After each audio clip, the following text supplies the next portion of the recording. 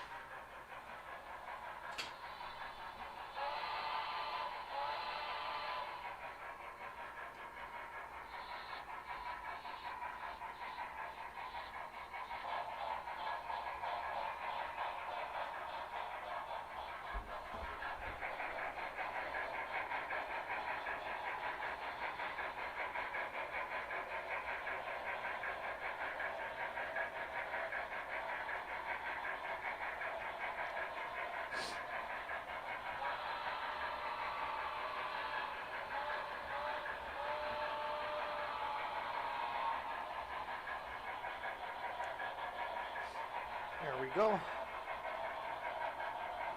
Now, I'm going to sit at the computer and eat.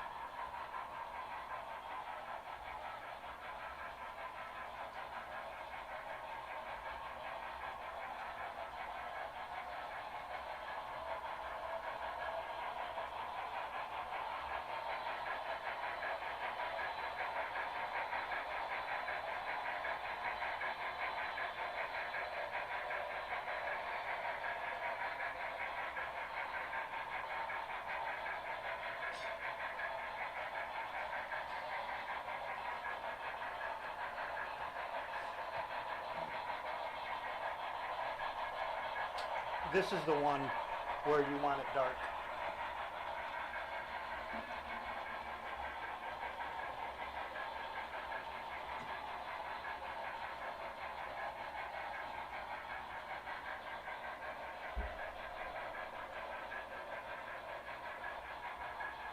Or I can always turn my green light on to make it black and white.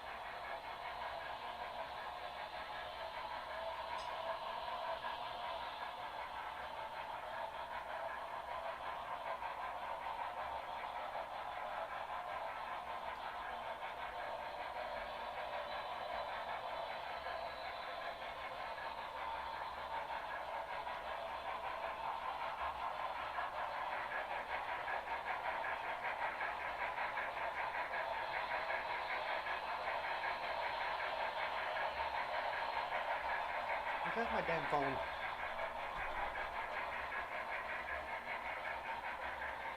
I'm hearing shit,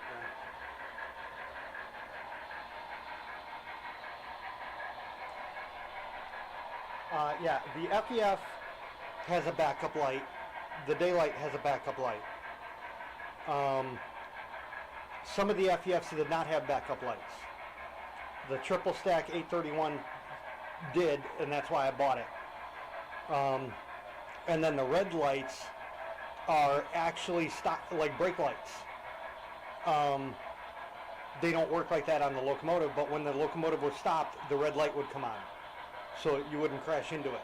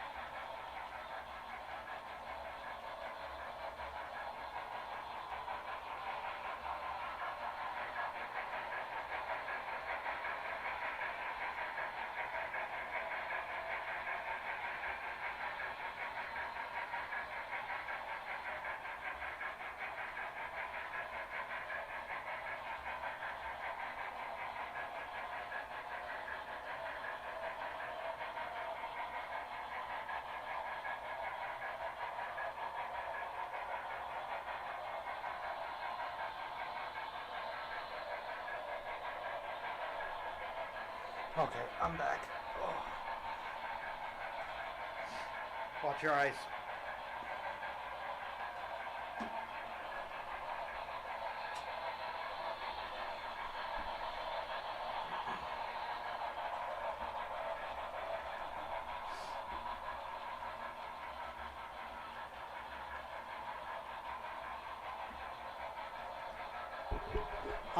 They're $300 a piece. I have two of them. They're called Phoenix planted 24/7 lights. These are fish tank lights for live plants and stuff like that. You get a remote. You can change colors. We'll go to green. Make it look black and white.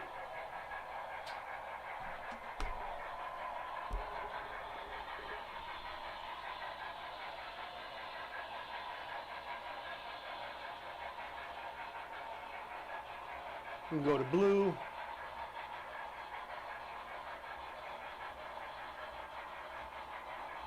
We can go red.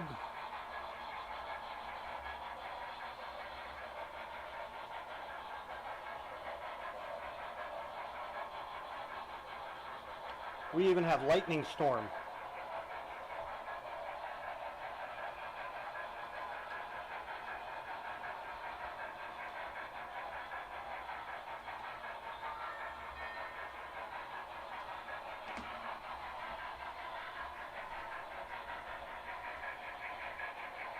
Oh, on the locomotives. Yeah, those are just stock BLI lights.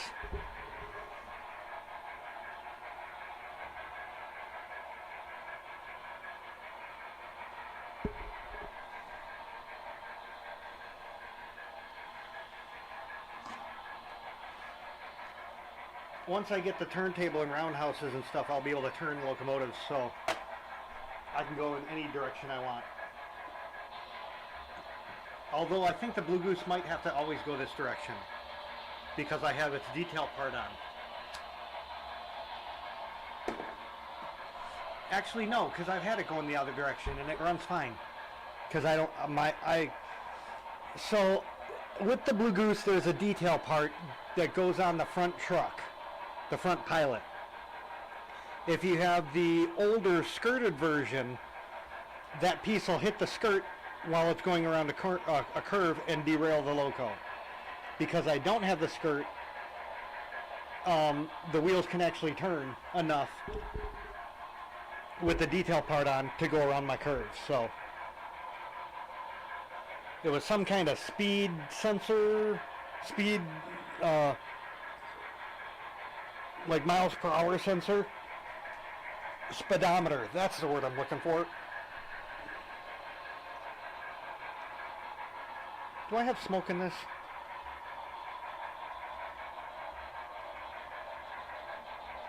Oh, a little bit. How are we on smoke on that?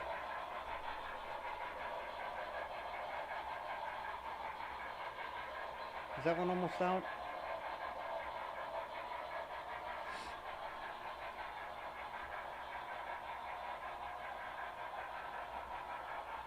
Kato. Oh, Kato. Kato. Kato truck. Hui. I still remember when that old Chinese dude yelled at me for that. I was actually in the Kato store in Schaumburg, and it just so happens the owner was there, and I made the mistake of saying Kato, and he walked up to me in his Japanese, and no, Kato. He sounded like Mr. Miyagi. Kato, not Kato. Kato. Oh, I forgot to turn that light on.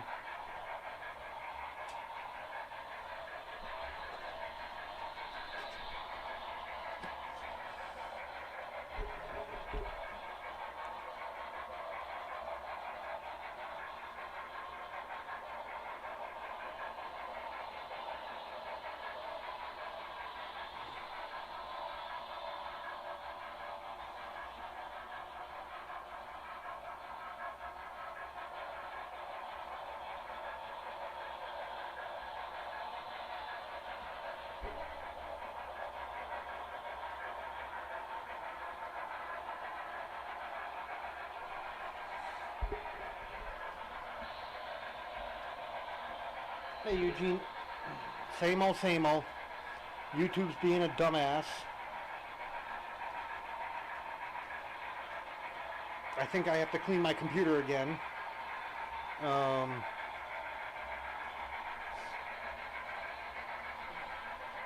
That's about it.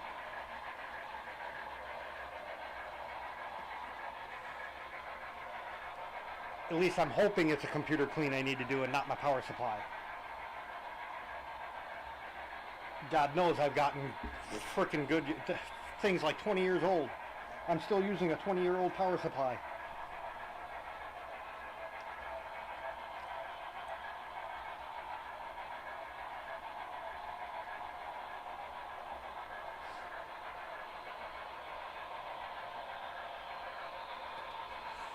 Holy crap, no, that really is over 20. Because I got that power supply in like 2001.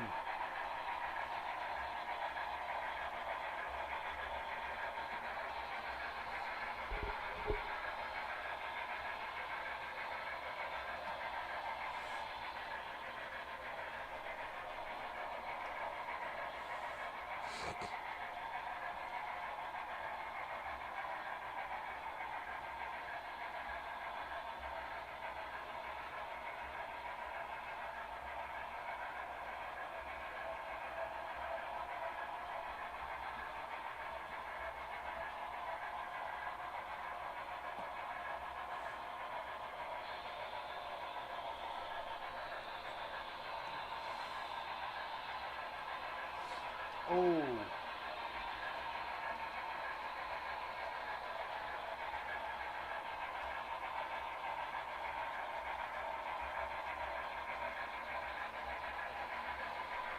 Start making a list if you need anything on Wednesday.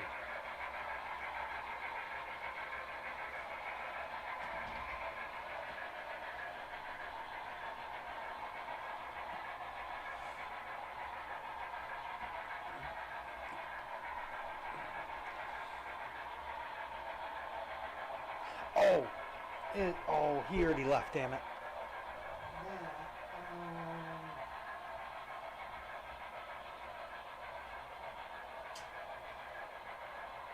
Do I want to do that?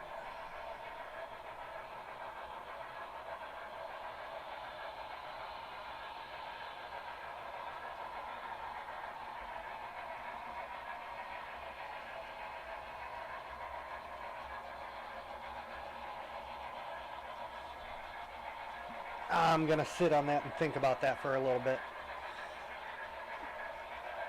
I don't know, do I want to turn the GS4 around so it's pointing the same direction as the Blue Goose?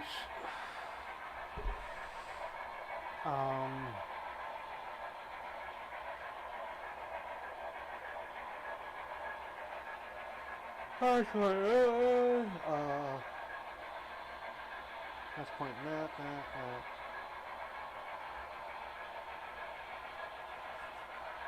I don't know. No, Walther's water tower. Eventually I do want to get one of the BLI water towers and have it over by the station.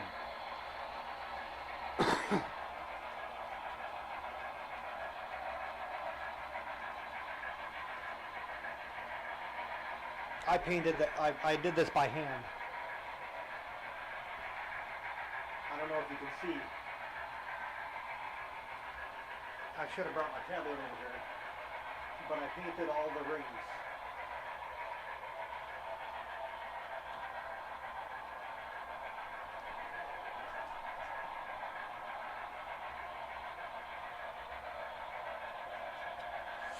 Walther's water tower, Walther's switch house.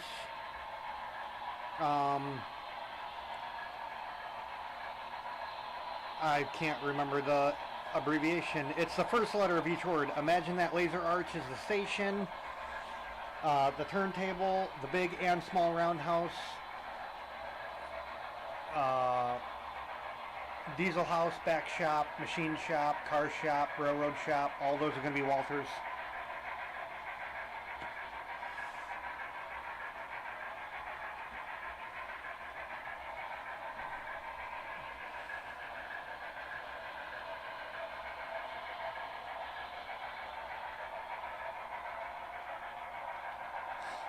The only thing I don't like about the Blue Goose is that cab tender light automatically comes on.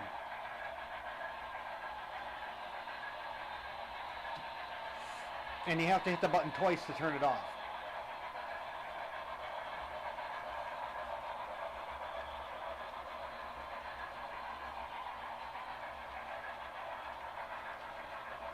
Have fun, Great Northern.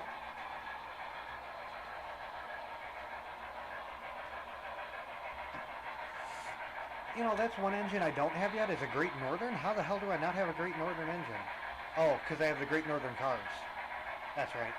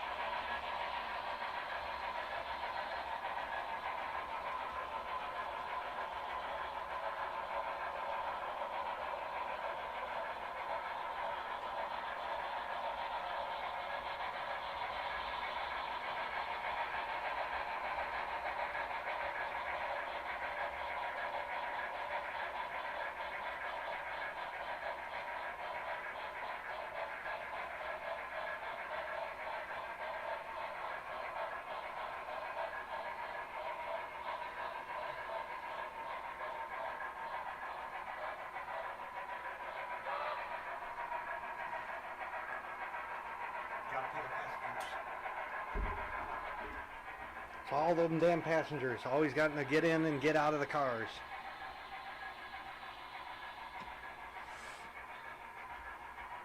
If we could just have them jump out and on while it's moving, it would go a lot faster.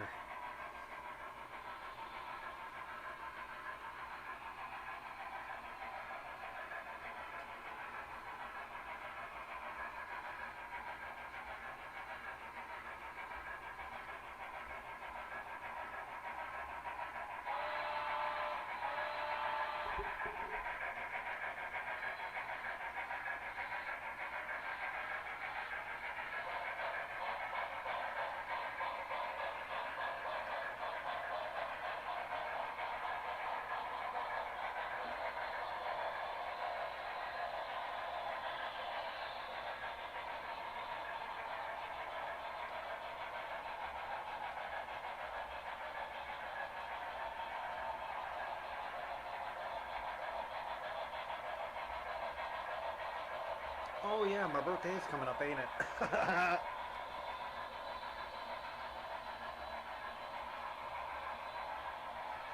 Wow. I totally forgot.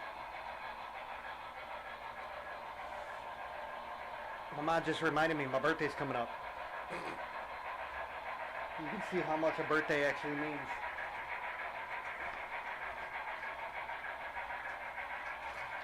Why is that slow? Oh, because I put it at 20.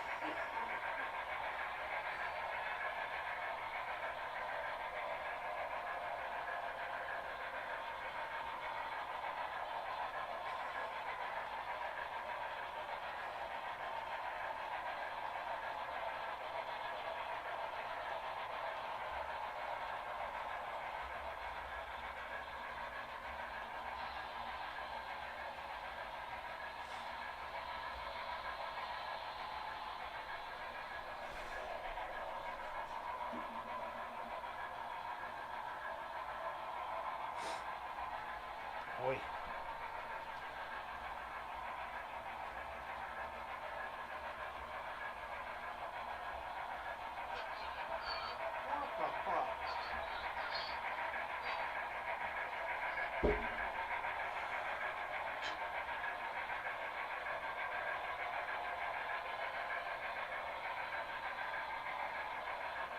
phone just got a brain of its own.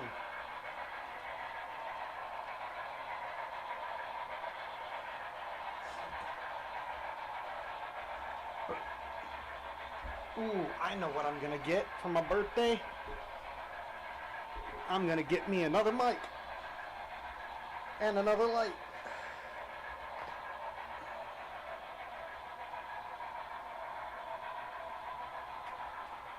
That's good because the 700 is in here. I'll put the 800 in the bedroom because that's a better mic anyway.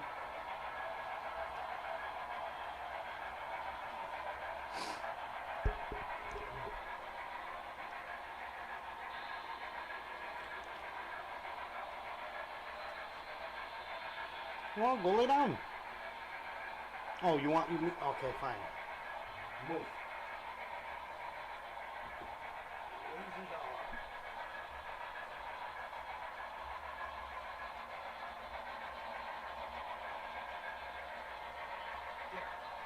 Here you go.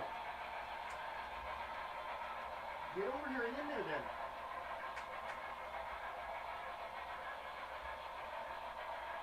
There.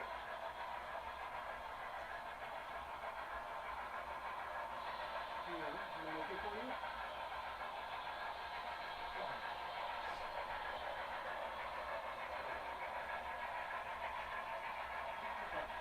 And get out. You're being a big old butthead today. God, does anyone want a dog? It's only slightly retarded.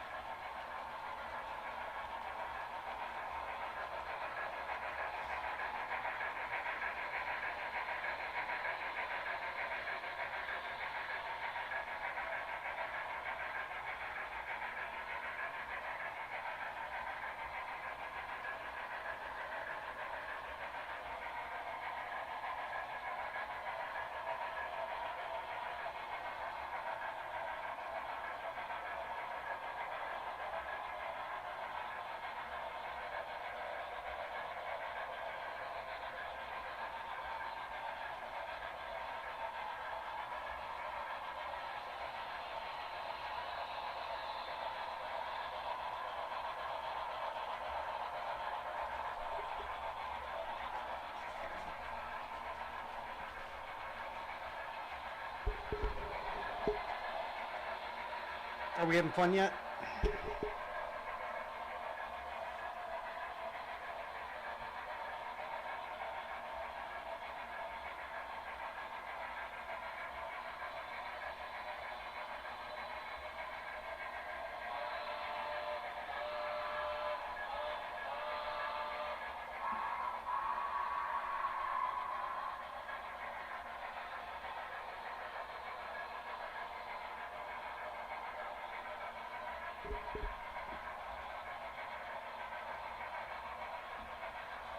No. Clintonville was, well, I'm sure there's a Clintonville in Ohio, but Clintonville used to be a town in Illinois, and they changed their name to South Elgin. The Clintonville, Chicago, Aurora, and Elgin substation and depot is still standing, and they just so happen since the 50s have had a model railroad club in there, and this is kind of based off of that mixed with Illinois Railroad Museum in Union, Illinois.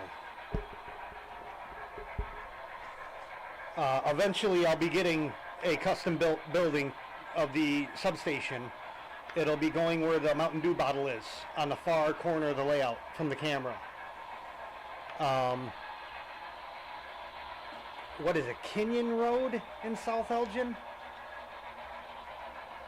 Canyon, something like that. Would be on the on the other side of the station. That would be the road. So pretty much, well, Mountain Dew used to be Mount Endew. I had a Mount Endew when I had the N scale, and it just I always did a Mount Endew.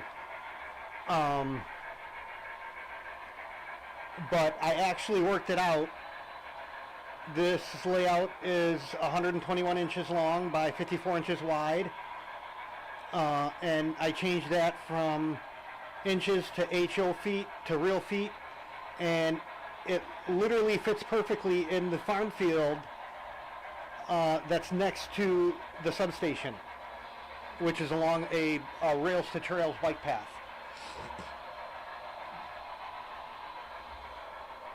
If you want to look at it.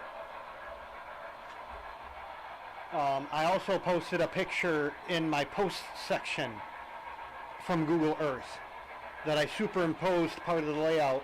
You can see the turntable and roundhouse and stuff over Google Earth where the station is and stuff. But this is the what if scenario of the Model Railroad Club took off and bought the land and built a layout, and the Blue Goose was never scrapped. There is no 844, 4014, 3985 in my universe. I'm sad to say there's a 4449 in my universe. I wanted a 4444, but oh well. Beggars can't be choosers. I wanted a daylight. That was the only one I could get.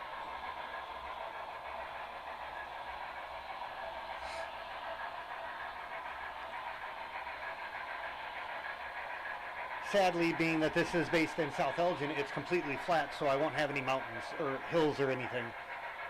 So I can't really do a Mount Endew anymore.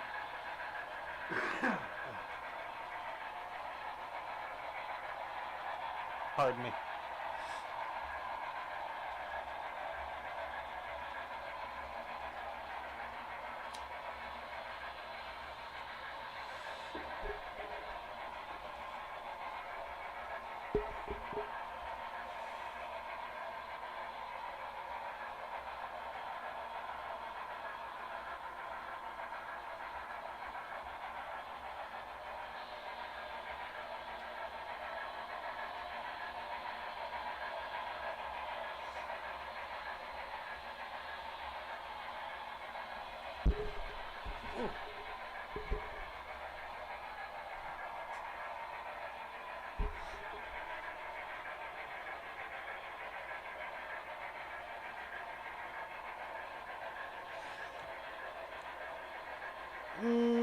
Actually, even when it was dirty, it still stayed blue. This is the Santa Fe Blue Goose. Honestly, hands down, the most beautiful locomotive in America ever built, and they sadly scrapped her. She was one of a kind. Her sister, 3463, is on static display in Kansas. I know it's in static display. I don't quite know where it is. 3460 was the only one to get the special paint job and the streamlining. Her sister, 3461, actually, oh my God, what the hell was that? I think someone just fell in this building. 3461 made a record from Chicago to San Francisco or LA or wherever the hell it went to. The chief train, the super chief train, went to in Canada or California. It made it there with only stops for water, fuel, and that's it. No maintenance stops.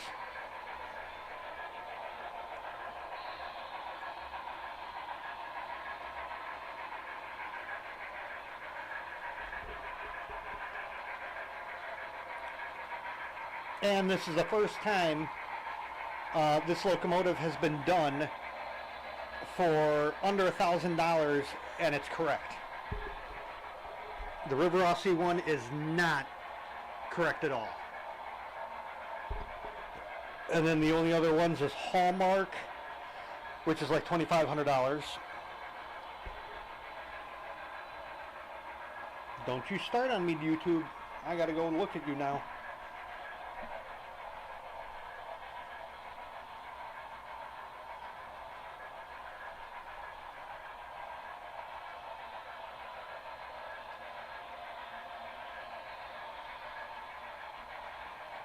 Nope, that was a pure YouTube glitch. That was not on my side at all, because I still have 0 drop frames. But yeah, honestly, the Blue Goose was my first true love. I was 8 years old. I saw the Hallmark brass model in HO at Hill's Hobby.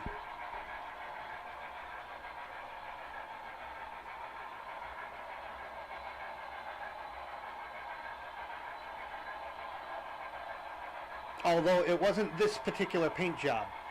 This is the 1951 to 53 paint job. The Hallmark model is the 1949, 1950. It had the dark blue. So in essence, instead of two-tone blue, it was tri-tone blue. It was the same dark blue as these cars.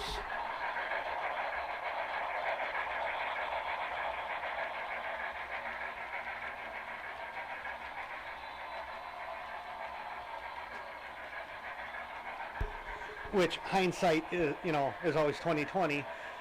To match the cars, I should have got the version previous to this, but I wanted the earliest version. Although I thought it was correct, although it's not correct either. I actually sent them a picture after I bought this loco. I was going through my files and I actually found a picture of this locomotive on the line waiting to be scrapped. And it showed that how do I say this? The center of the drive rods were blue.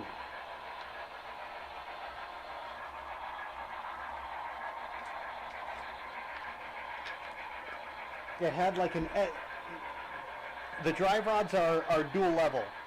They concave in the middle. They're like an I-beam shape type thing. The centers were painted blue, the outsides were left the bare metal.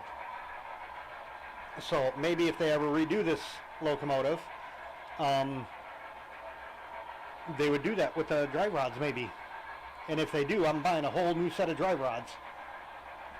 Actually, no, I'm not. I'm sending the. No, I don't want to do that either. I don't know. Maybe I'll go on vacation to Florida and take the locomotive down there myself. I got a big car. I can sleep in the back seat. I don't have to have a hotel room.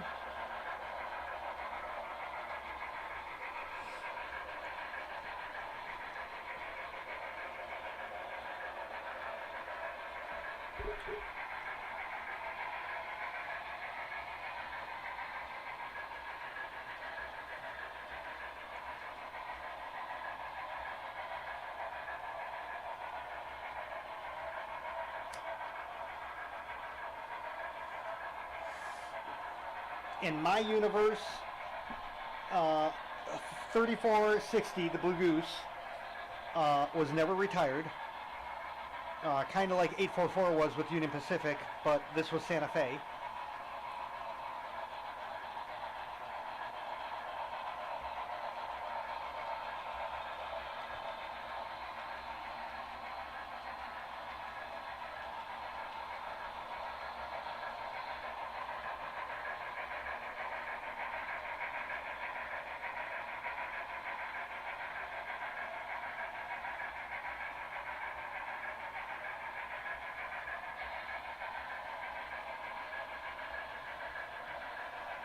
Why does my tablet keep lagging?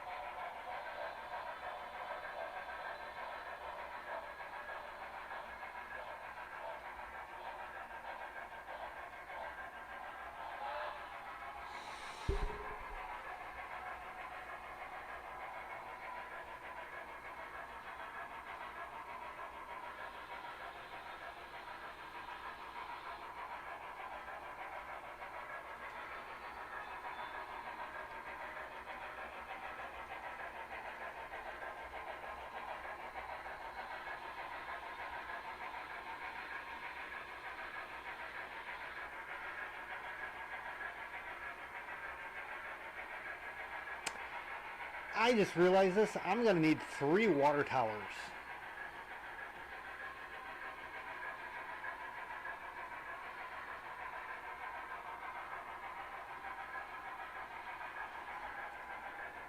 I want one by the station. I want one where one is now on the inside coming out of the turntable. And technically I want one on the inside line too. Because right now I'm pretending I have a nuclear train, I guess. I don't know. It never has to stop for oil or water.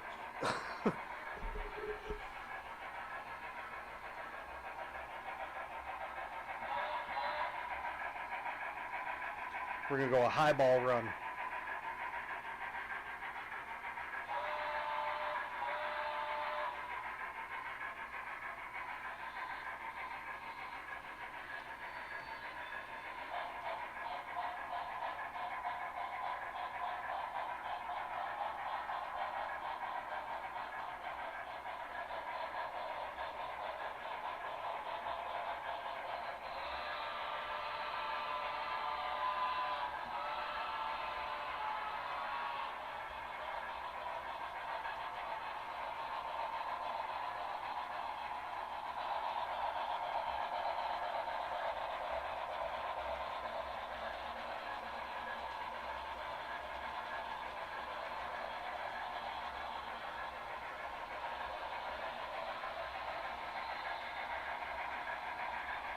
Hey, Anthony.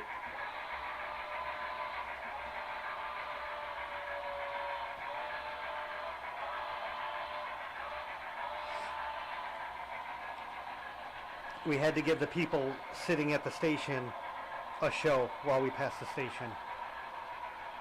They all had their their HO scale video cameras going.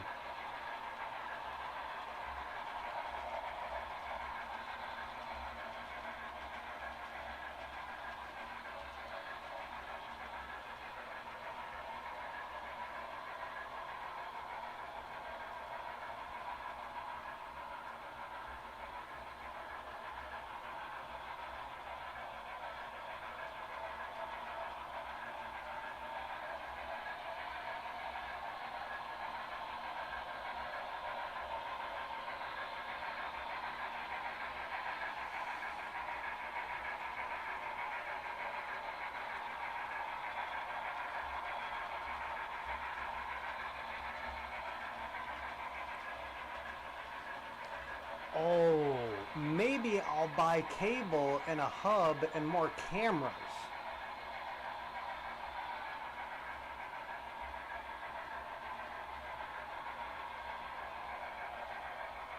Maybe that's what I'll do.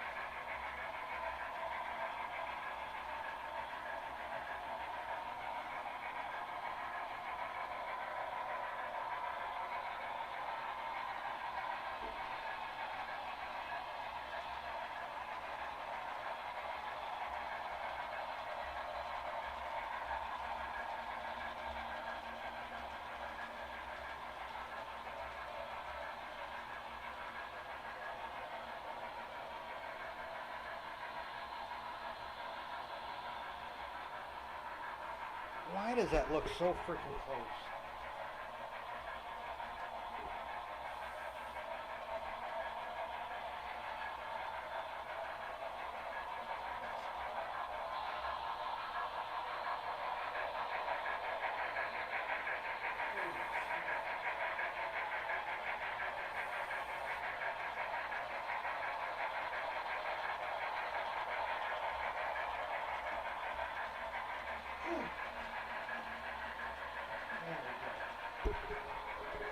I gotta tack some more of my truck down.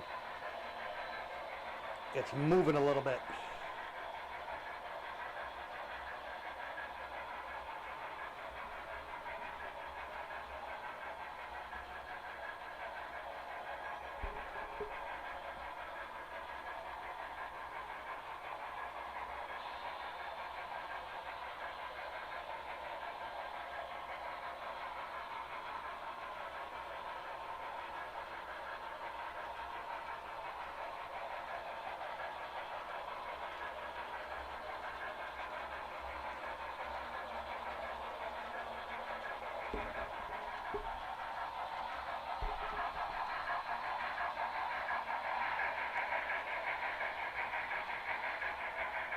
I love the fact that the FEF picks up my dip in my track. This is a low spot here. And it actually changes the chug sound.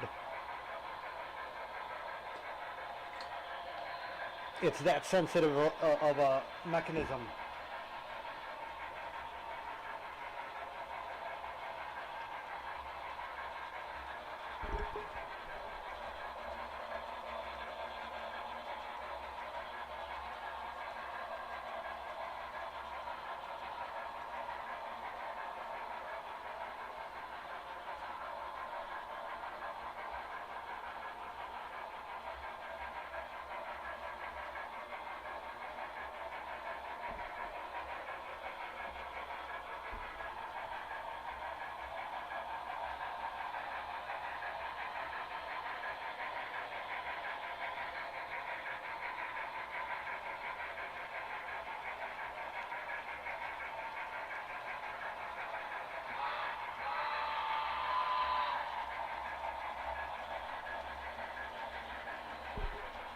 Oh no, there's a dog on the track.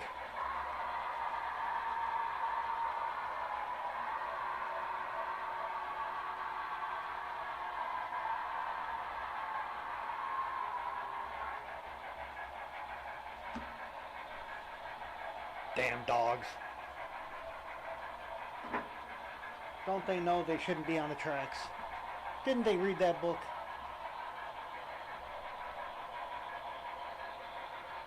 It would have been funny if it was a cow.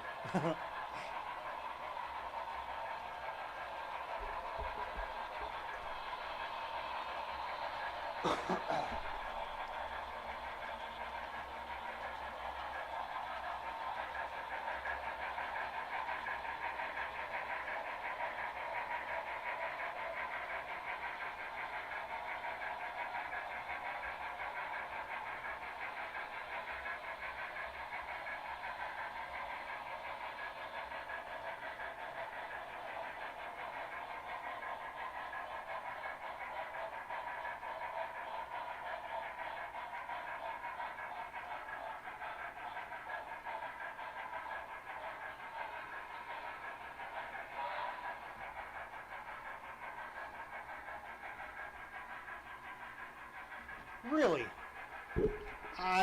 Well, I mean, yeah, it is. I mean, I don't know about Germany, but a lot of the rails in the UK and stuff are in the middle of nowhere, and pastures, I guess you would call them. Pasture, not pastor.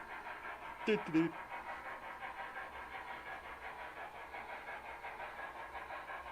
I don't think we have any like wild cows in America anymore.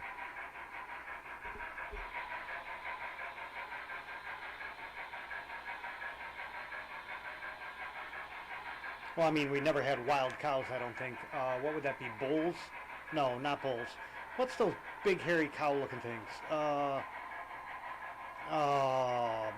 buffalo. That's what it is. Bison. That too.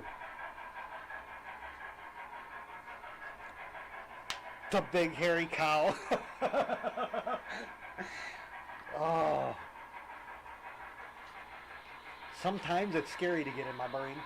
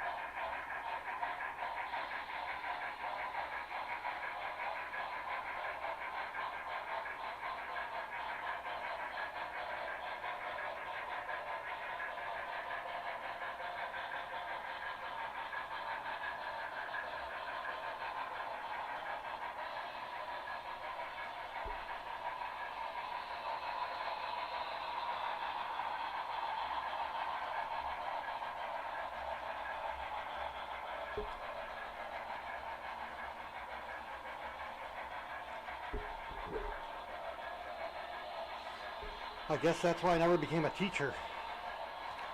God, can you imagine me as a teacher? Yeah, the big hairy cows. God. Ever since the heart attack, I lose words. I like fried my brain or something. And what did we learn? Well, we learned when we're having a heart attack, we don't go down and take a nap. That's what we learned.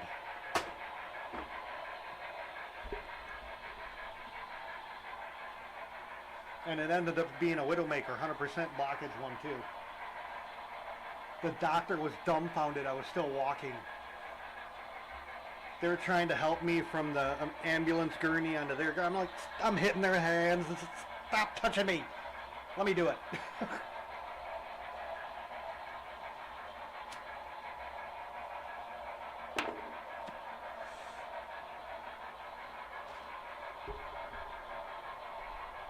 I actually remember hearing the doctor go, how is he still talking?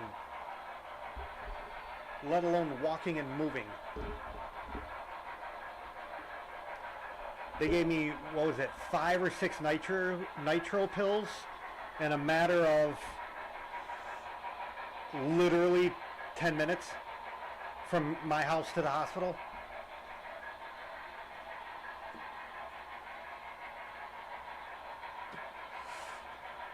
It's probably even shorter than that because I can make it there in my car stopping at the stoplights in 15 minutes. And that's with hitting each and every light.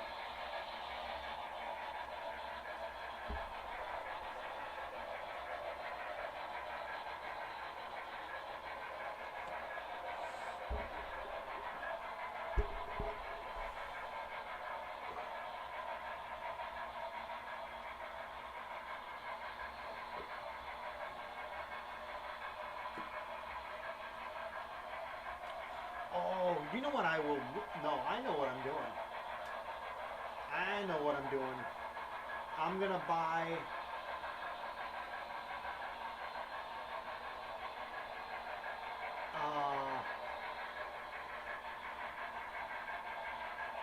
trucks.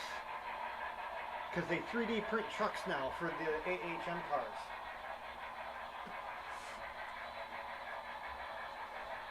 I'm going to get some, a bunch of trucks and a bunch of the non-damaging coupler coupler bars that I found. That's what I'm going to do.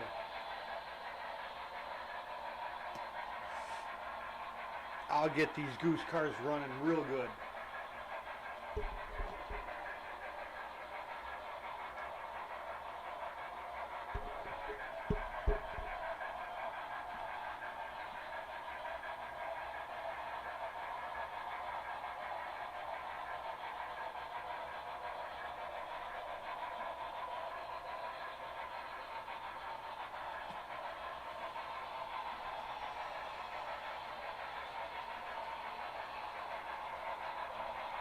Oh wait,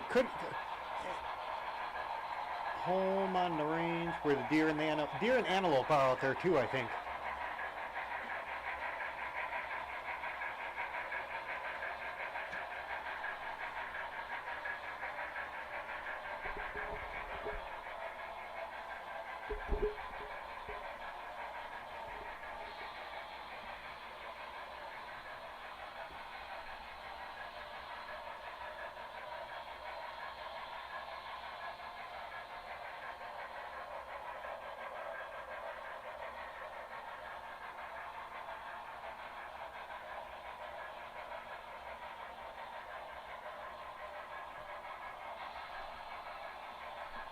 Okay, we're still sitting pretty.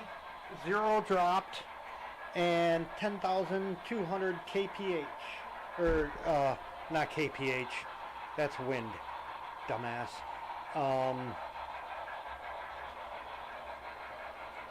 kbps. That's what it is.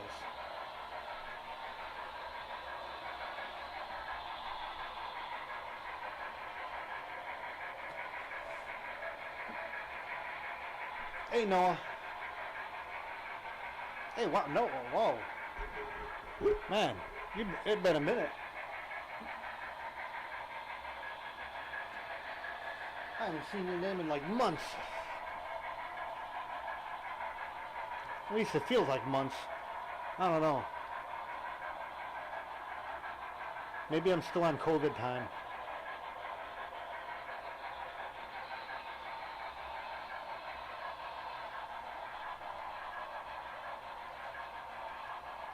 Sweet.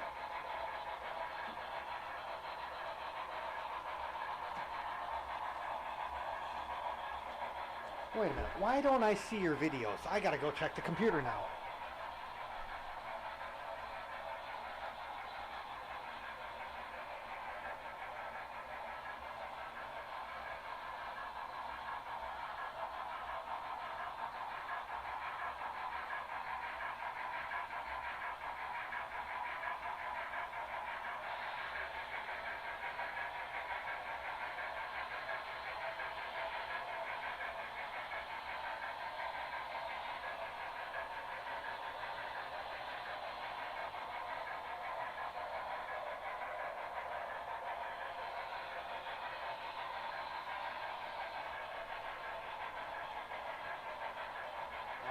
see your videos now. 663.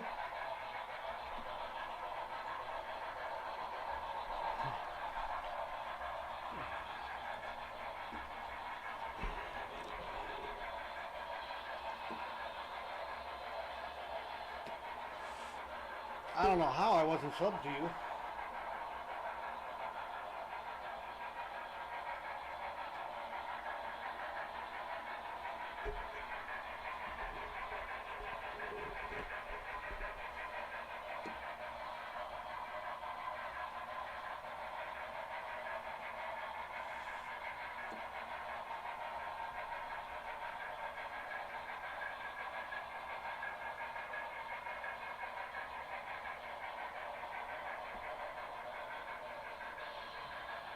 Wait a minute, what time is it?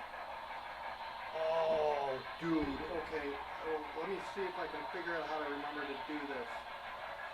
9 p.m.? No, go ahead and hit this first. There. 9 p.m. 9 p.m.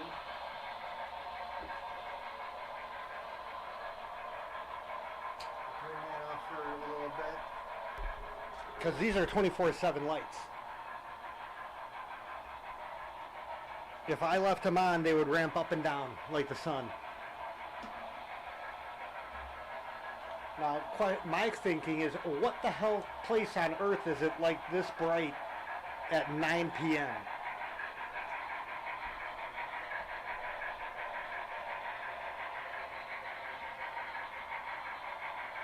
Greeley. Why do I know Greeley?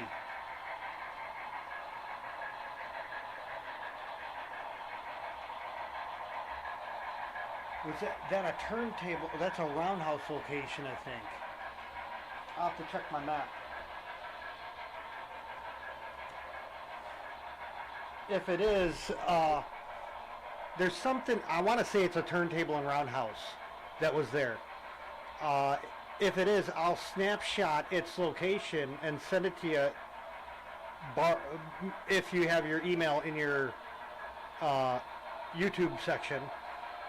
So you can see, you can go and check it out and see if you can see anything on the ground. Man, even 9 o'clock light, that's pretty nice, I think.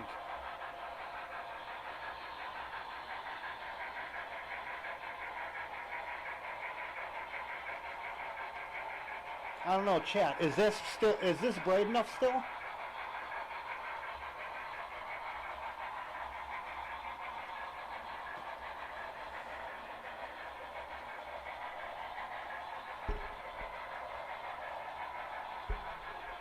Now I'm freaking curious. I gotta go open up Google Earth. Greeley, Colorado.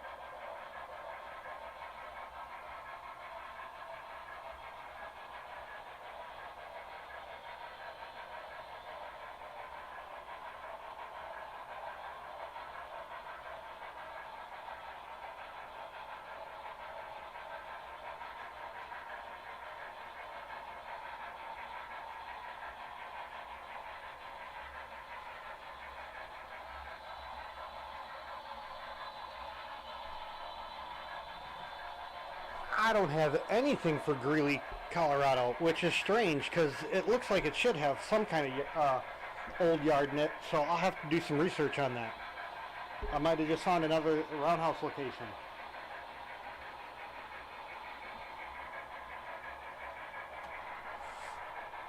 Maybe that's where I know it from, the museum. I know Altoona has roundhouse remnants. One of them being out in the woods in the old yard.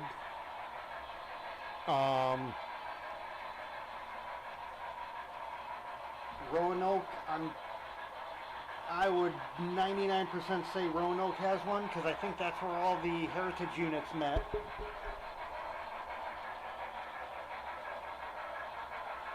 St. Louis has a couple. In fact, St. Louis has a really cool one. Turntable, old. I'm guessing it was hand turned. Old wooden turntable at the corner of the road intersection, like underneath a billboard sign. It's just in the weeds there. They just left it there. Unless I'm getting that confused. I have over 3,000 locations. So I might get towns mixed up. But I'm pretty sure that was just west, like in the suburbs of St. Louis.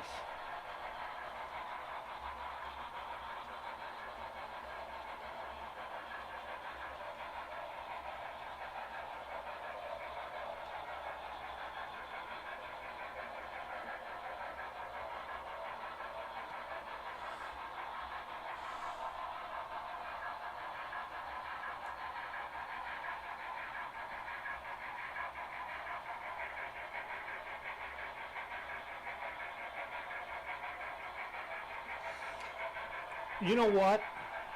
Look up on Google Wes, W-E-S, you know what? I'll just go type it.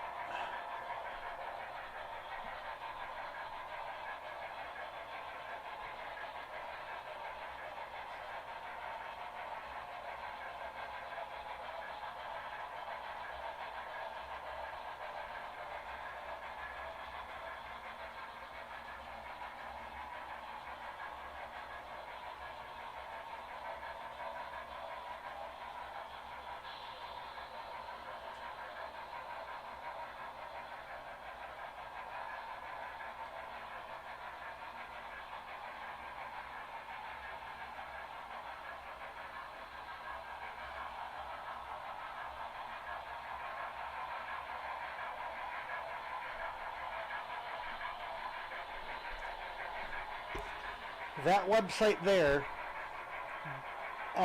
it's a really great Steam site, but that particular link takes you to the Surviving Roundhouses section. And it's anything that you can see from either ground or satellite, whether it be a foundation ring, full foundation, full standing roundhouse, full working roundhouse. It's all those. The extinct ones are not on his list. Those are on my list and another guy's list.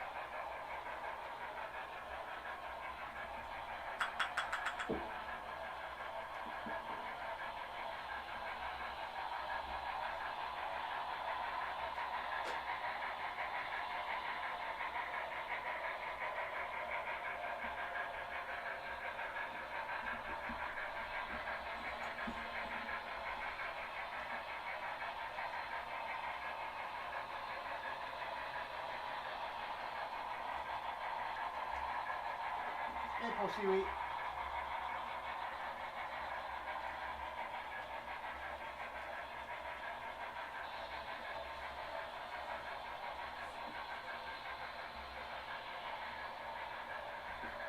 How's the lighting, Posiwi? Because right now I've switched to 24/7 mode, 9 p.m. setting.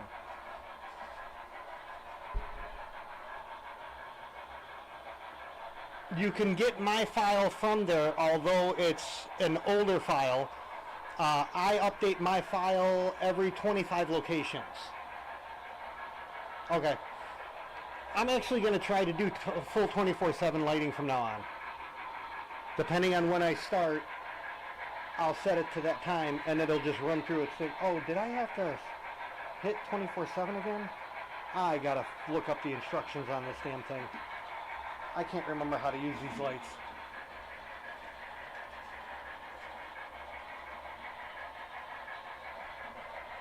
Yeah, because I go that way. Hold on. 3. Da-da. Yeah, I was probably supposed to do that.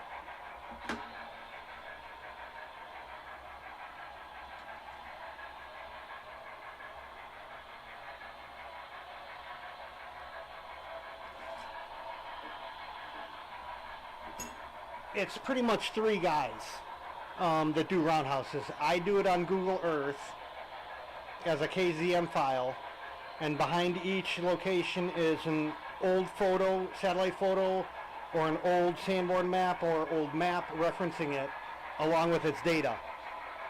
The other guy, I do turntables also. The other guy just does roundhouses. And then Wes Barn does only surviving roundhouses. He might do surviving turntables, I'm not sure. Honestly, I've been out of it for a while. I've been doing rail maps of towns.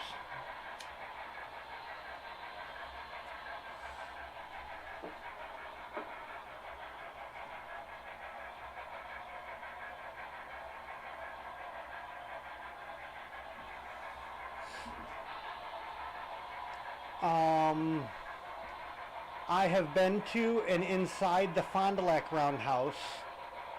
The Wisconsin Central used one, which would be, I want to say it's the Chicago Northwestern. I actually got to drive a locomotive out of it onto the turntable and then off the turntable when I was like 8. That was back when you could do shit like that. I've been to pretty much all the Chicagoland ones. Manufacturers Junction, gone. Bensonville, gone.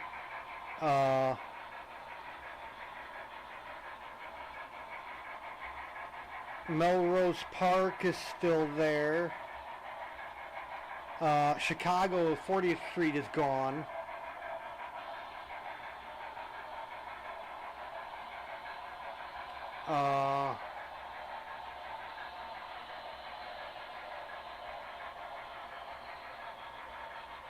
Yes, Chicago Northwest.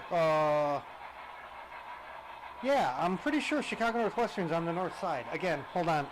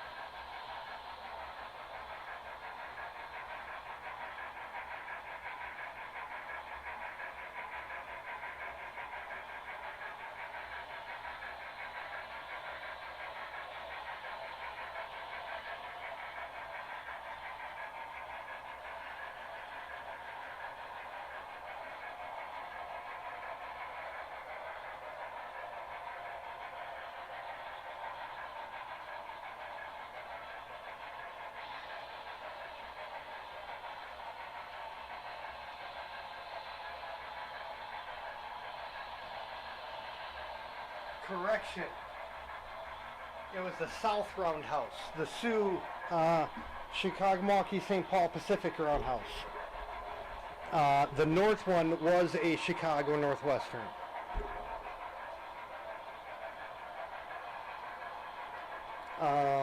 I've also been to a New York Central in or around Shannonville, Ohio.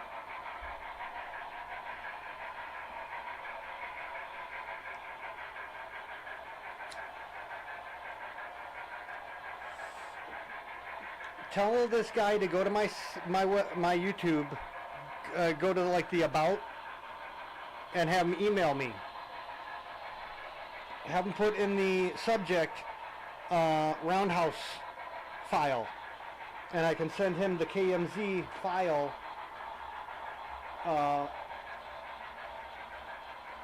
that you open up in Google Earth, not Google Maps, Google Earth. I don't know if it works in Maps. I started it in Earth, and I've always done it in Earth. Did I freeze up again? God damn it. Oh, I gotta check this again.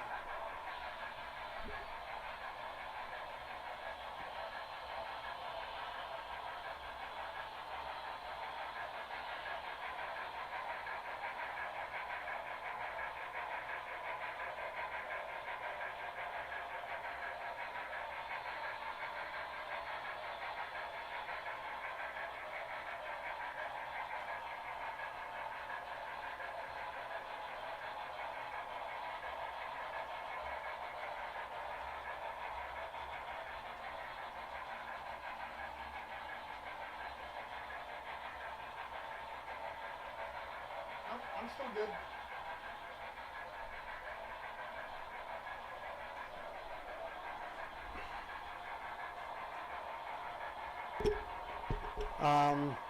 But I do a roundhouse file. I do a rail line file. I do a traction file, which is like the streetcars. And then I do a special file, which is like everything that doesn't go in, museums would be in that, armory, the rail lines that were in the armory, you know, old armories were in that, stuff like that, zoo railroads, that's all in the special file.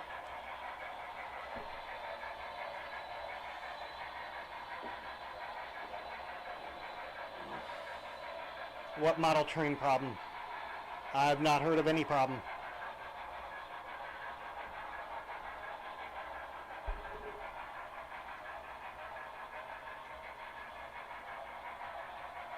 I wonder if these still have my custom settings in it.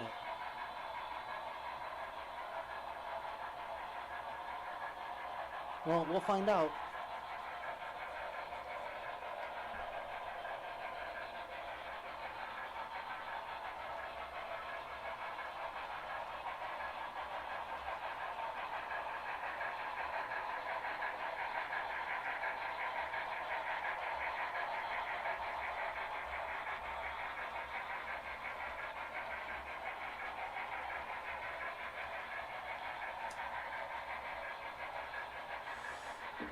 The only problem I know about is that damn hobby time bullshit that they're pulling.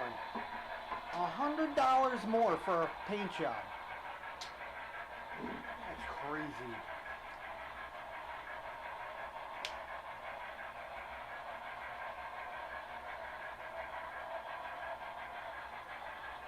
Oh, I don't deal with scale trains at all anymore. I think scale trains is a pile of crap.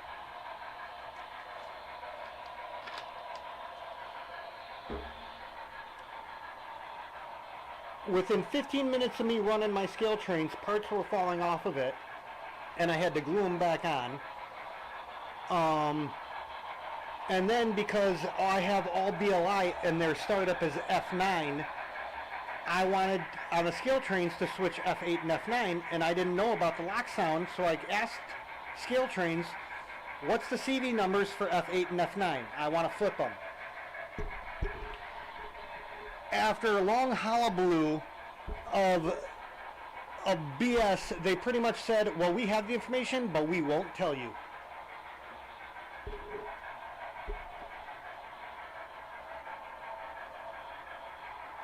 I want some of the water tenders, but I'm not buying scale turns. I heard, do you got the silver ones or the yellow ones? Because I heard the silver ones, they don't even go around the track. They're more for you put them up on a shelf and look at them.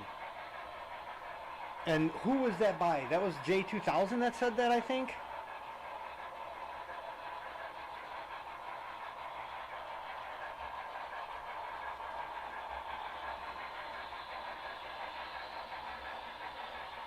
I don't know. After the customer service that I had, I ended up, the company itself said I can take the locomotive back to where I bought it from, and that's what I did.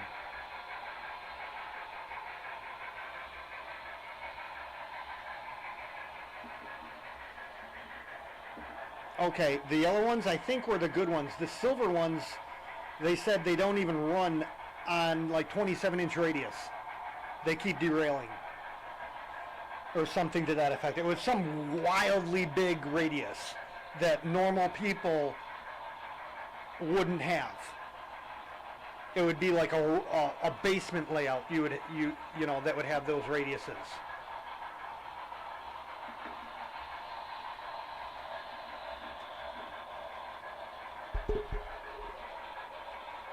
I would love to get a set of yellow water tenders because I have the FEF here. I would also love to get the flag baggage car.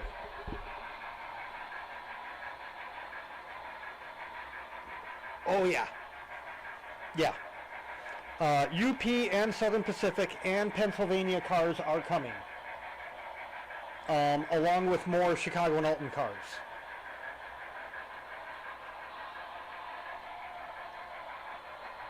And they're all going to be old AHMs.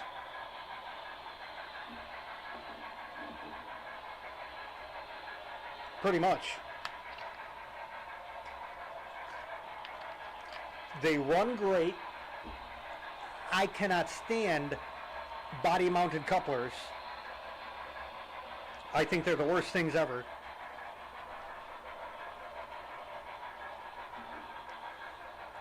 My Blue Goose cars are truck-mounted couplers, and I can couple them even on the curves. You can't do that with a body mount coupler. You got to have it on the straight to do it. And they're great-looking cars. AHM, IHC, and River Rossi. Any of those three. They're pretty much all the same company anyway.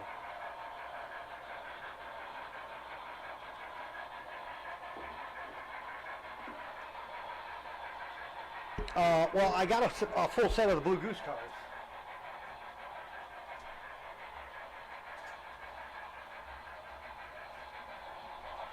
I'm still working on them. Some of them run fine, some of them are kind of wonky because the trucks are a little wonky. My AHM Chicago and Alton cars, beautiful. Go around the curves, no problem. Some of the Blue Goose cars, not so much. But they're also, you know, shit. 1960 to 70 to 80, that's 20. 90 to 2000 to 2010, that's another 20, that's 40. They're 50 years old or something?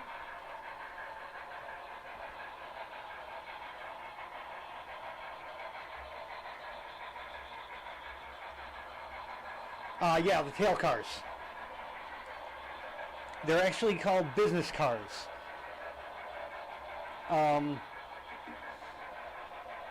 It gets kind of observation, tail, and business car are all kind of interchangeable.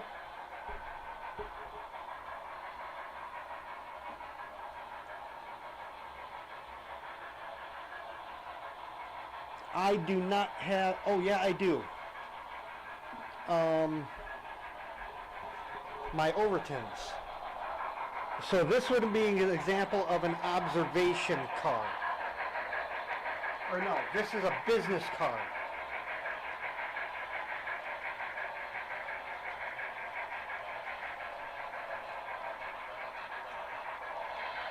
This is an example of just a tail car. Where'd you go? Right there.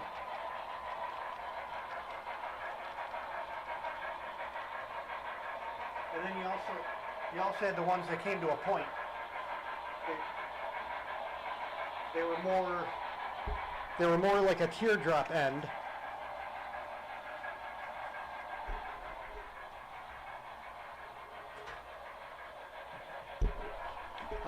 The UP cars that BLI is doing, those would be I would say those are more business car.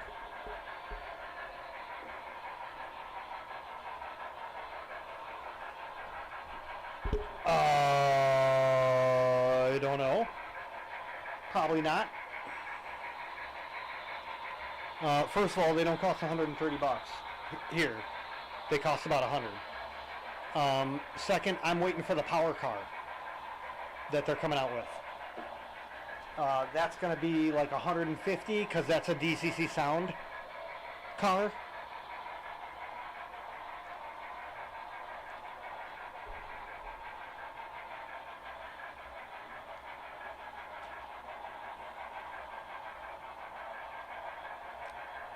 If I wasn't picking up the B6 later next month, I would probably be getting one of their car sets. It's like a 5-car set that they're doing.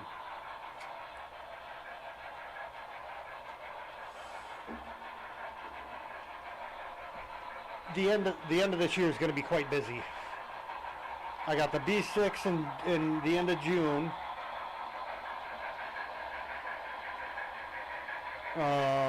Well, not as busy as I have been. I got the B6 in the end of June. I got the Shay in October. I got the Club Loco and the Power Car by December.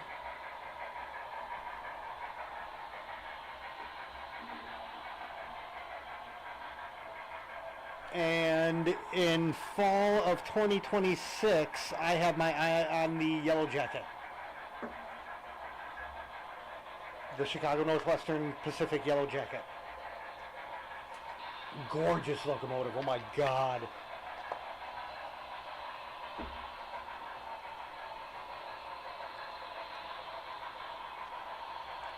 I don't think it'll be as gorgeous as a Blue Goose, but it'll be damn near close.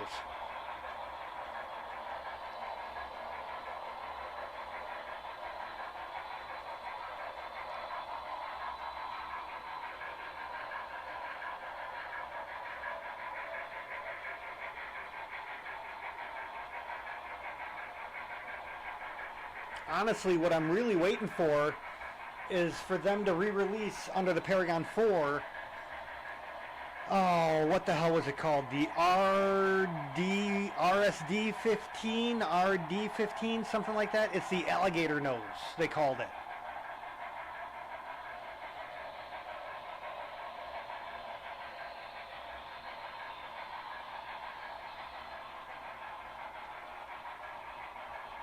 And I would love a yellow bonnet Santa Fe F unit with steam generator. The problem is all these companies don't put steam generators in the locos anymore. In the F unit, none of these F units that I'm seeing have steam generators in them, which ticks me off because that means they're a freight locomotive. They're not a passenger locomotive.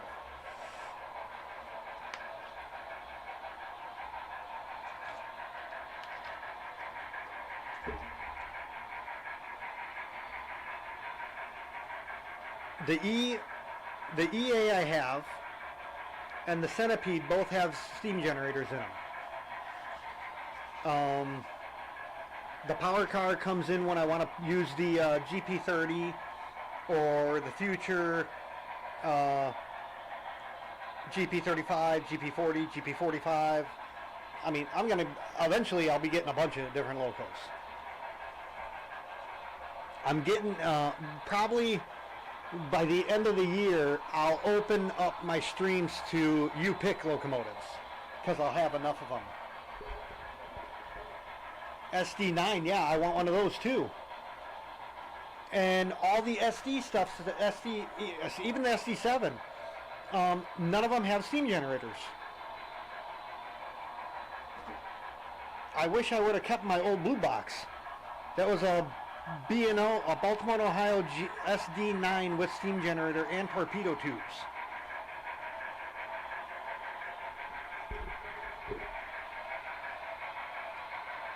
But it wouldn't be BLI.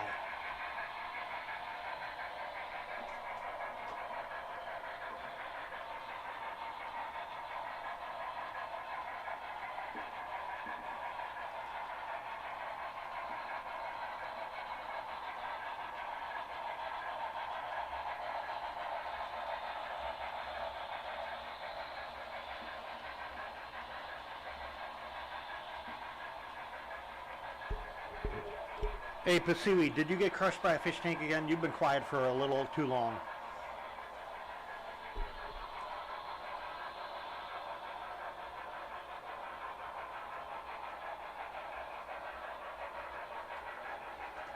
I do not think I set this stuff up right, because this should be... Well, what time is it? Oh.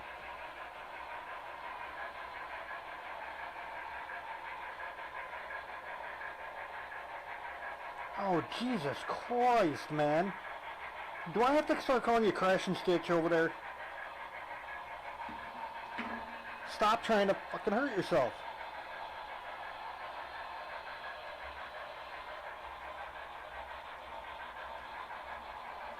No, it's just a day is a day is a day. I'm getting yelled at because I forgot my birthday's coming.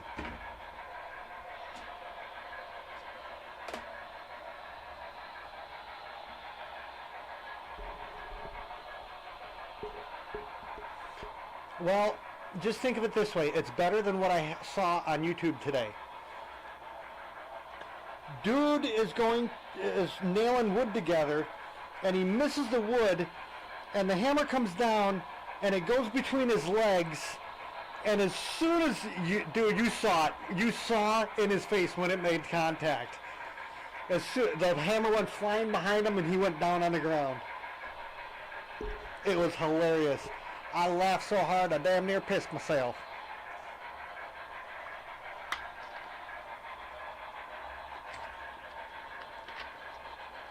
Then I said, damn it, Bobby, what the hell?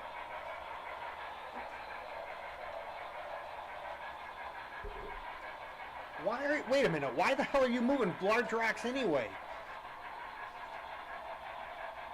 You shouldn't be moving stuff like that.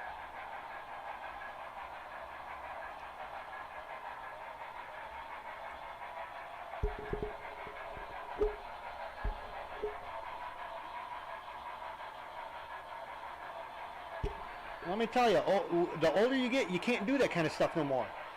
And I'm not saying that to make fun of you. I'm saying that from experience. Because I'm still suffering issues from walking into that forest looking for that Chicago Great Western turntable. What was that? Months ago. And I'm still having leg problems.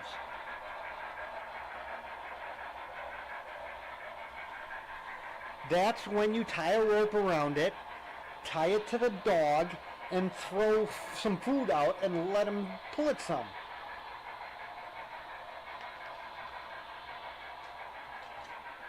Seriously, my hip, I don't know what I did. And I ain't going to a doctor for it because if whatever damage I did, it's probably like hard damage and not soft damage, being that it still hurts.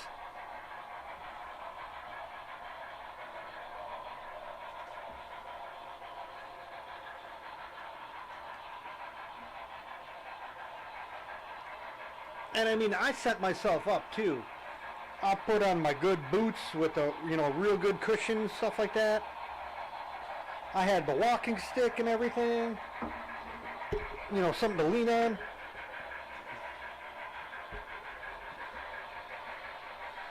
See, if that happened to me, I'd probably die because I would just bleed to death. So, there's your shiny lining or silver lining. You don't take blood thinners like I have to.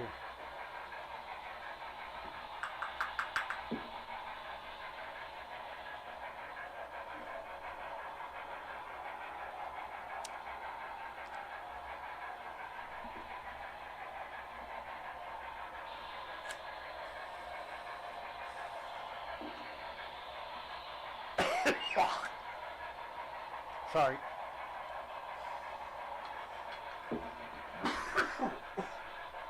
Wow, that was just dumb of me. I empty out my pipe.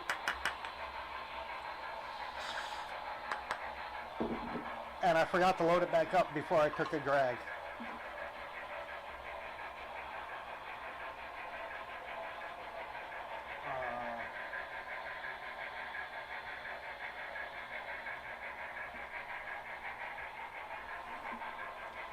Posiri, that's when you take a yardstick. No, don't take a yardstick. What you do is you get an old school desk, like a grade school desk, and make them sit down in it on the top of a set of stairs. Make sure it's on the top of a set of stairs. And start yelling at him. And then pull out the yardstick and start just cracking it over his head. He'll either get the message or he'll fall down the stairs, one of the two.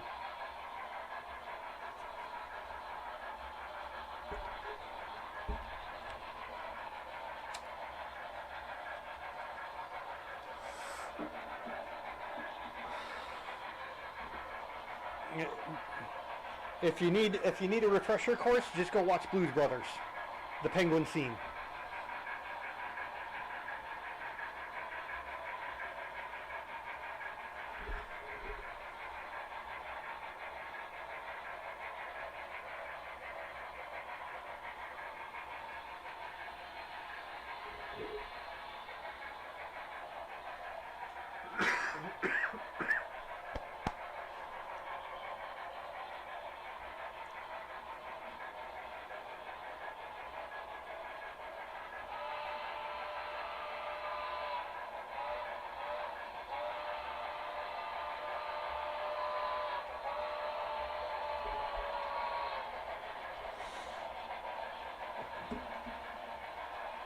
Damn stupid kids with their cameras standing too close to the tracks.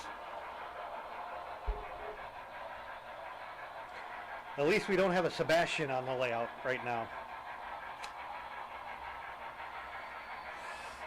Which reminds me, I really got to look up and see what the hell is happening with that case. Because if that dude doesn't go to jail, he needs his ass kicked.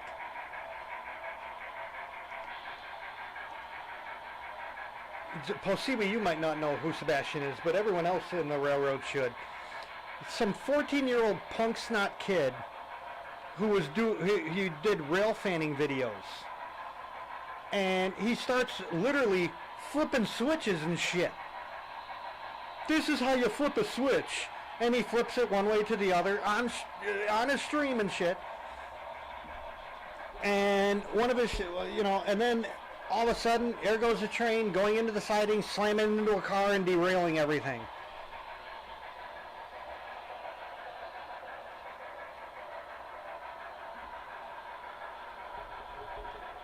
Hey Jeff, what's up?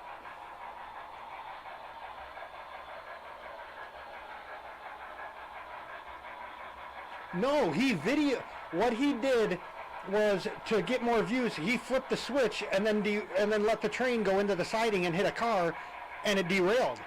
Derailed the car, derailed the train, derailed like 6 cars behind it, cost millions of dollars of damage. The local was all messed up. And of course he was there to video it, going, "Oh my God, I can't believe I got that." Well, you just videotaped your fucking crime, you dumb kid. This is why I don't think kids should be allowed in the world. You gotta be 18 to go out into the world.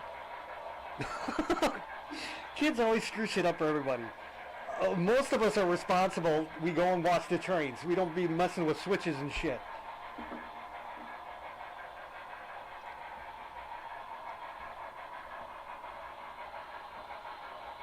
Dark History did a couple vids on him.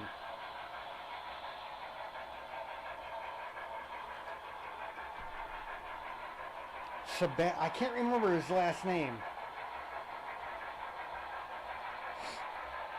Yep, that's where I would like the turntable to go.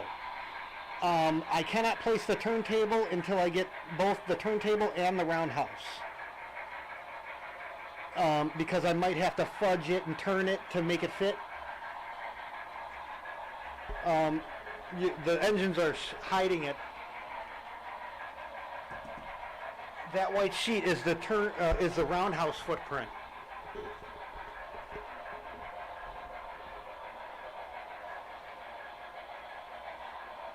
And like I said, I'd have to get both of those and then put them on there and, you know, kind of turn it back and forth to get it all to fit. Because I want a 3-stall big roundhouse and a 3-stall small roundhouse, both by Walthers.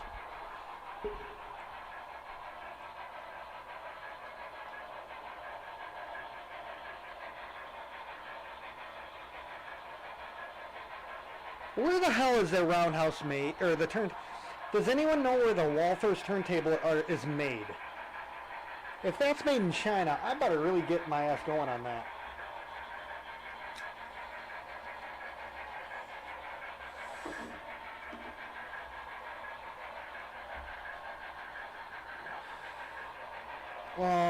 Why?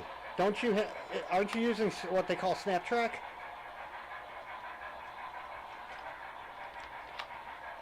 The pieces that go together, kind of like the Kato track?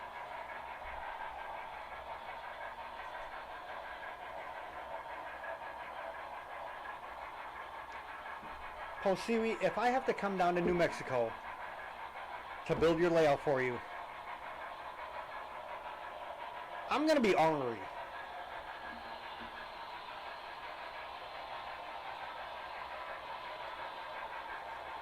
I don't think I've ever gone on vacation by myself. I've never gone on a trip by myself, I don't think. Let me think. No, I haven't. The last one was Pigeon Forge, and that I went with a family. How much trouble can I get into in Santa Fe? Not Santa Fe, New Mexico. I'm not going into Santa Fe. Although I might, because I want to go see that church with the Jesus stairs. I remember that.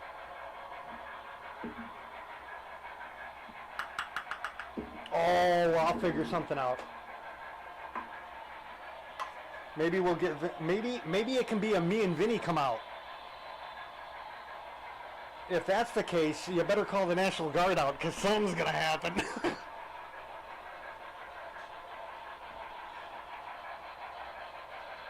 Yeah, see, Posiwi, no. Maybe you can tell that it's a church in Santa Fe that had a spiral staircase that had no framing or something to that effect. And some dude came in looking like Jesus, goatee, long hair and all that, carpenter, built the damn stairs and then left and never got, and wouldn't even take money. He just disappeared and never got paid for it or something to that effect.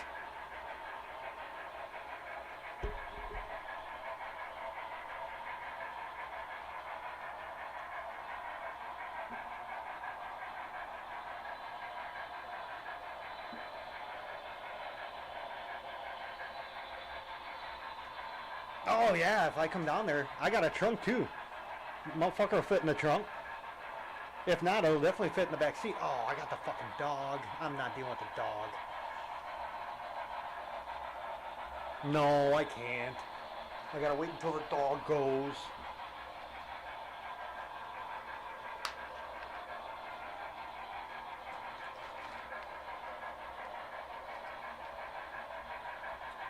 Is that the church thing? I'm not religious, but that church thing is freaking cool. Because I remember seeing that when I was a kid, and I know about, even back then I knew about construction enough to go, dude, that shouldn't even be, you shouldn't even be able to walk on that. And yet you can.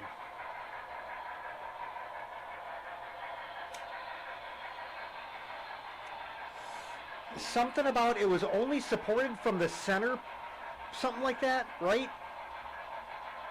Usually what I call a tornado staircase, the ones that spin, they're supported on the center piece, which is like a pole, and on the outside of the staircase. Well, this one is only done by the center pole, or something to that effect. And let me tell you, you go to Santa Fe, man, you get the coolest freaking blankets. They go out on the sidewalks, like the Indians and shit. And they sell their Indian blankets and stuff.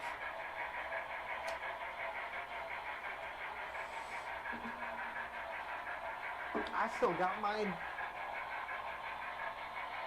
in my closet there.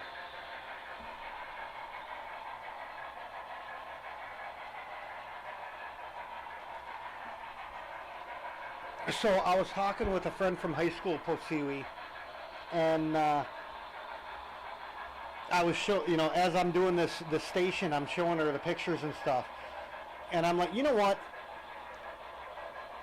Too bad you don't live closer, because I would give you some of this detail stuff to do, because she loves doing puzzles and coloring the adult, not the adult like over 18 coloring book, but the adult hardness coloring books. Of like the abstract pictures where there's like 1,000 different colors that you use in it. And she goes, yeah, she does something diamond painting. And I'm like, well, I don't even know what that is, but if you're painting diamonds, that's freaking cool. And she sent me a picture, and it was, to me, it looked more like,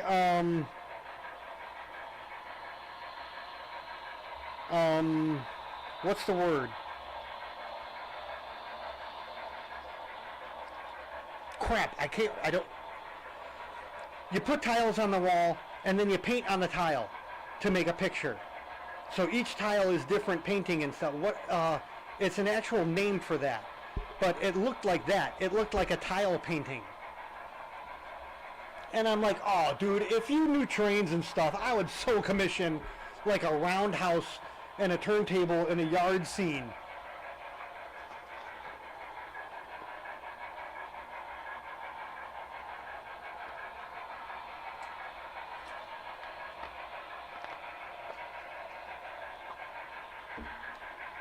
Mosaic. Thank you. God damn.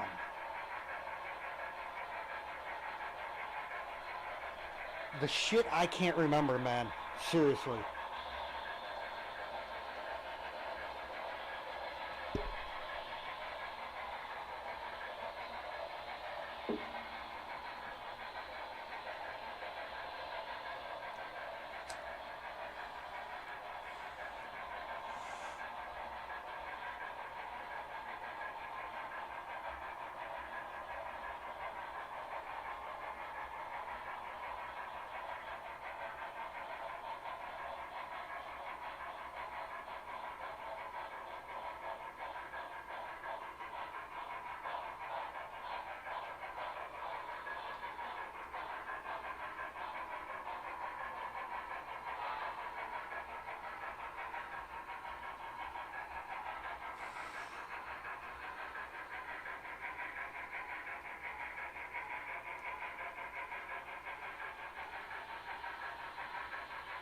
I actually think the coloring is better with the 9 o'clock lighting, 9 p.m. lighting, than it is with the Max. Oh, dude, I hate people, and I can just kill nature if I don't like it.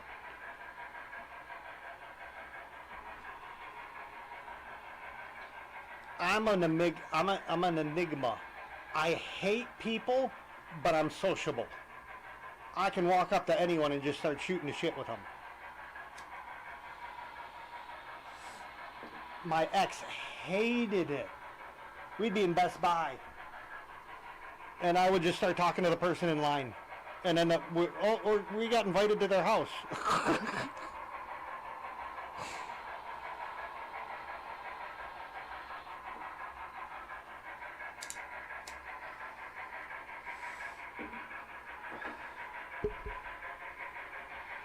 But I also hate people because, honestly, 90% of them are stupid.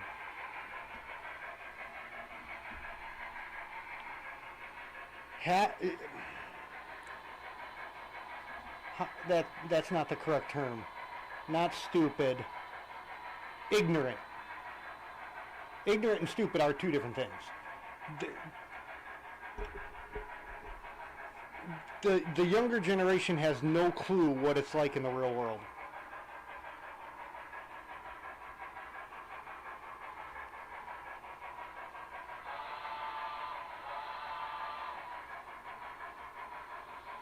I saw this one video of a lady telling a customer off, and then a couple days later, someone actually did a video on this. A couple days later, she posted again, "Oh, I got fired from my job, how dare they?" And she's crying. Like, dude, you got yourself fired, you dumbass.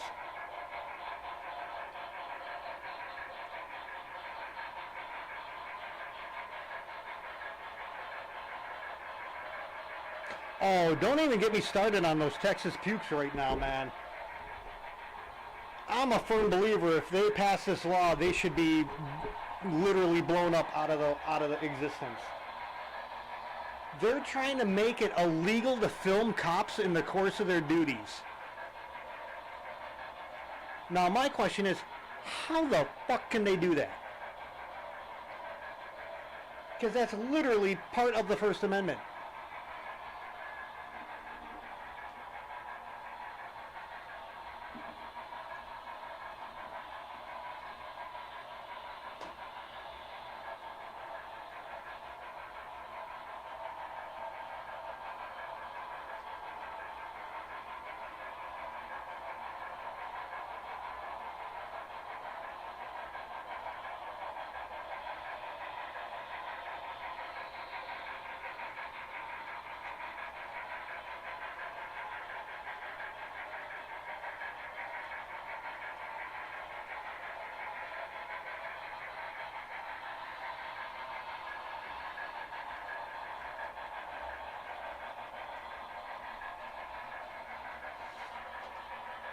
Oh, a lot of people do.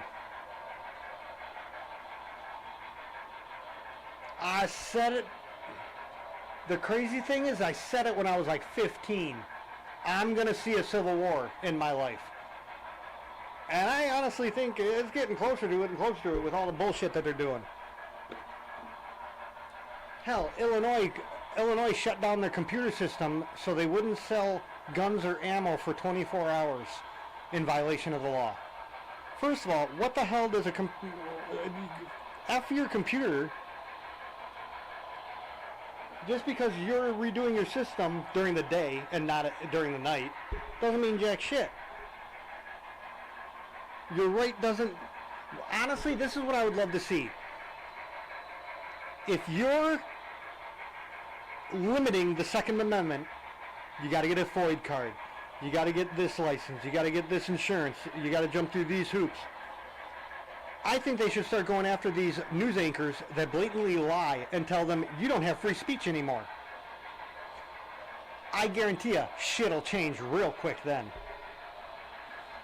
All of our rights would come back and say, "Hey man, Trump is great. I love Trump." It's a hell of a lot better than that fucking idiot we've had for the last 4 years. Lying to us all the time. And I, honestly, this is what I would love to see. I would love to see Biden's presidential doctor be charged and thrown in jail. Biden has been confirmed with prostate cancer that has been metastasized into the bone. That takes over 6 years for that to happen. Which means he's been sick for all 4 years of his presidency while the doctor is saying he was in perfect health.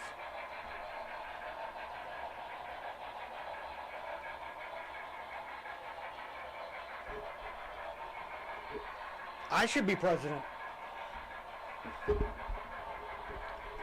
Screw the career politicians, screw rich people. I want a goddamn garbage man or a pizza delivery guy or something to that effect as a president.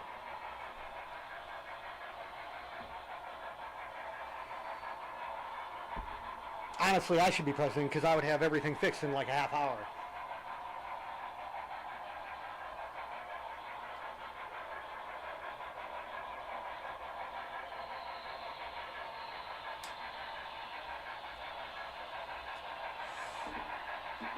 My first executive order, and this is how you get around Congress complaining. Congress hasn't. I would not make it a fact. I would open it up to a vote, a public vote. Term limits on Congress. That's my executive order. My executive order, my first one, would be a public vote to see if the public thinks Congress should have term limits. And that would fix 75% of our problem right off the bat. Second is fuck this lobbying shit. You make this amount of money. If you're coming up with more money, you better have hard proof of how you made it. And it better not be no insider trading bullshit like they do now.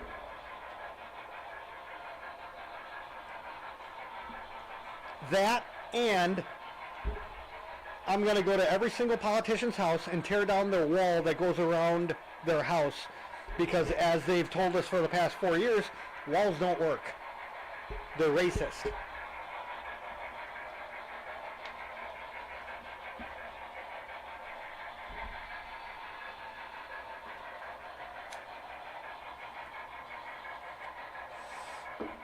Another thing I would do is get rid of the what would that be? Property tax? Because I think that's illegal. You cannot charge me tax on something I already paid tax for. Hey, Russell.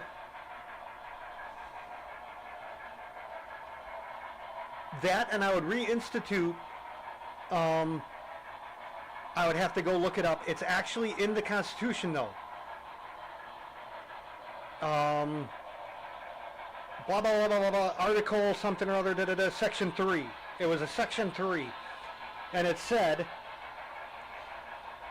if something comes from a state into another state, you cannot charge tax on it.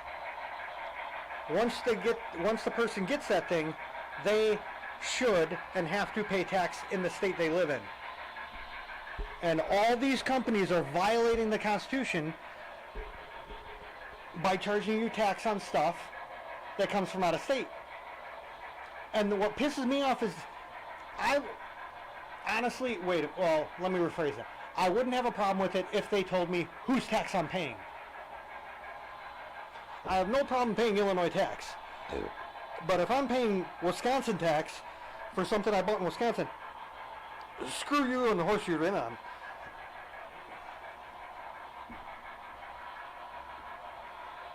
Oh, sweet. G-scale.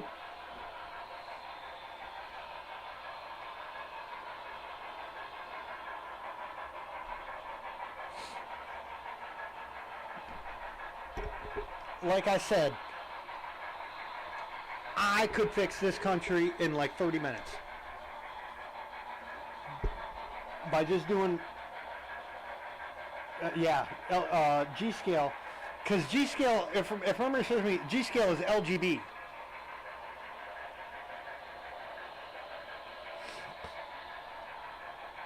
No, you should send it to me. Send me all your stuff. I'll just display it on track.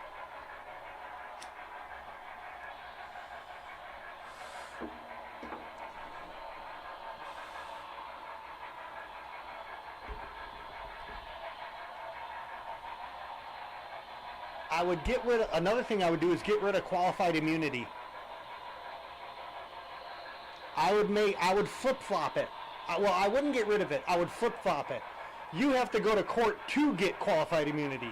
If you're so sure of what you're doing is right, There you go.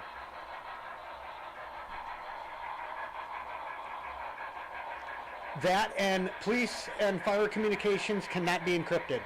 That's another thing.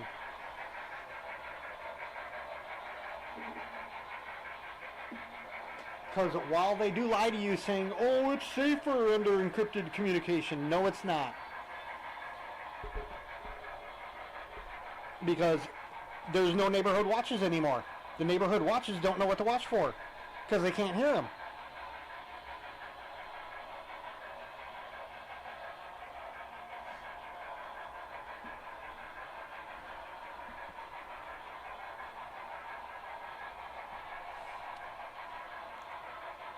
Your TAC channels can be, obviously, like your SWAT channels and stuff, your tactical channels can be encrypted. But to say you need encryption when every single officer has a cell phone that is unscannable and encrypted, pick which one you want. Do you want encrypted radios or do you want your cell phones? Because you don't need both. There's some more money to be saved right there.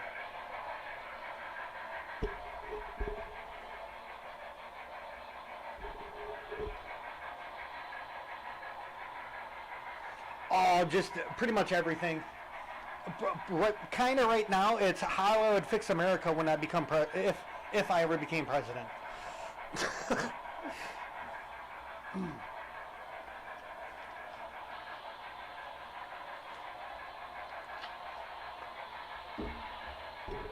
I'll even go this far. You can have encrypted communications, but you're not a public service anymore then, so you don't get federal money. And this whole thing of getting cars every 2 years, bullshit. You don't need cars every 2 years. They didn't get cars every 2 years back in the 80s. Man, I remember our police department was driving around 1982 Crown Vics in like 1989 still.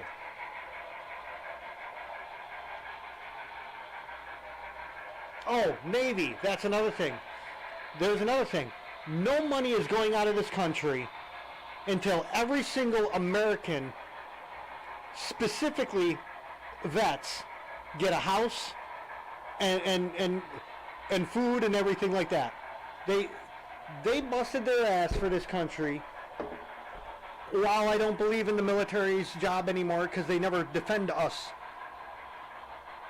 they defend other countries. They're never here fighting. They're always fighting in some other country for oil or some shit like that. When they come home, because they were overseas or fighting or whatever, they get a house and honestly, here's another thing. Every United States citizen gets an American flag made in America.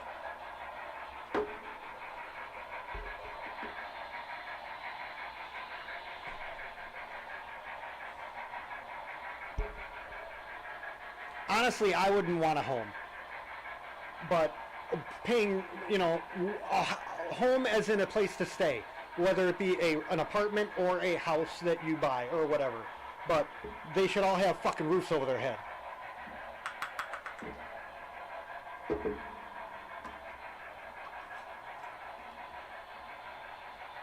I'm very controversial when it comes to the whole military because I don't like what they're doing, but I will also support them. Again, the military's job is to protect the American people. My thinking is, how the hell can they protect an American person when they're in Afghanistan?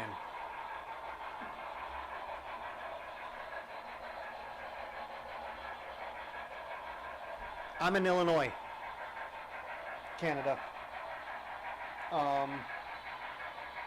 As of the actual layout,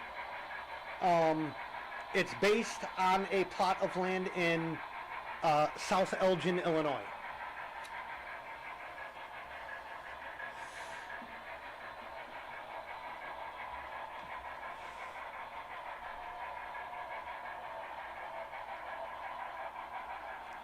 Hence the term Clintonville.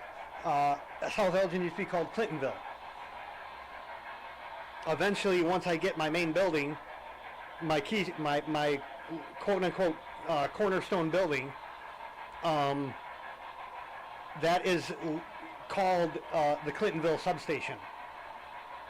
That was used for the old Chicago and Elgin trolley line, aka the Great Third Rail.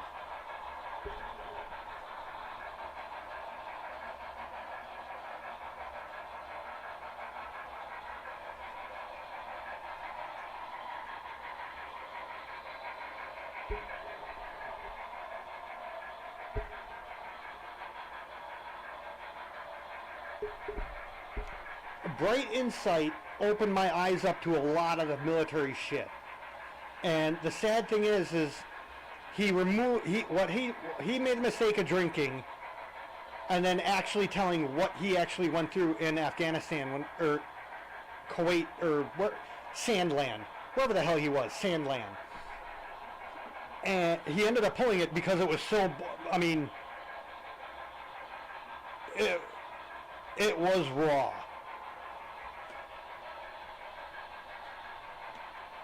It was like totally unplugged, no censoring, no nothing, and he went off. Because even when he was there, he realized this has nothing to do with about safety or anything. It's all about the oil that they had.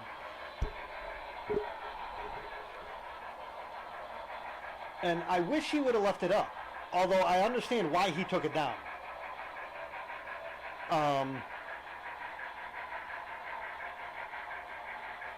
But yeah, he explained how he watched his best friend get blown up and shit. It was like raw like that, but I don't know.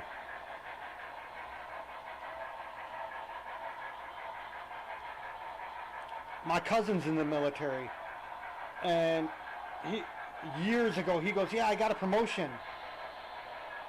I'm like, oh, cool, congratulations. I went from driving the Humvee to the guy standing up in the back of it with the gun. I'm like, wait a minute, how the hell is that a promotion?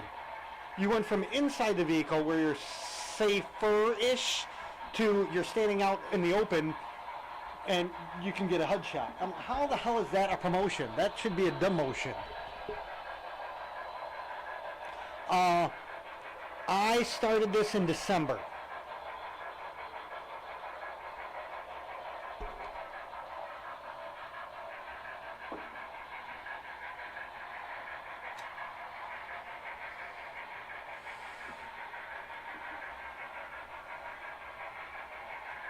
I had the HV5 set, which was the inside oval, but not as long. I then got an HV2 set, which was a passing siding, and it got to about the length it had. Then I slowly started working out and got the outside loop and everything like that, along with all the engines and cars and pretty much everything you see.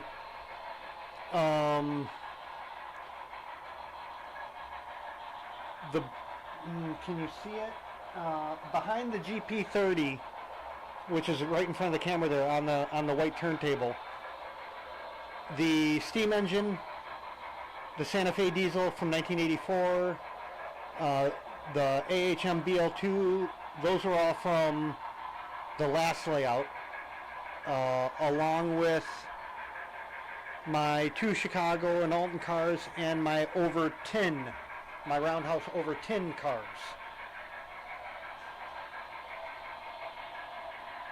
Oh, and the 50-foot. Okay, Pussy, the 50-foot overlands from Concord.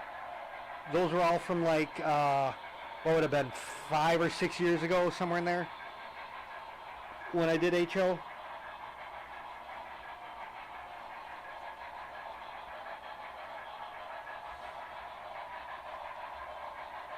Yeah, but I paid for it.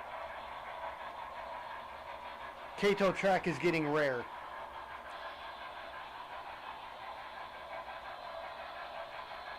At least the switches are. The number 6 switches are virtually sold out everywhere, I think now. I literally got the last one I could find, and I had to get that from Japan.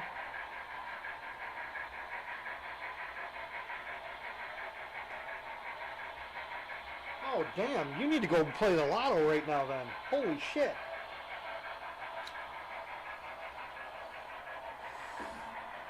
That's the exact opposite of me. I paid $1,000 for my $750 locomotive.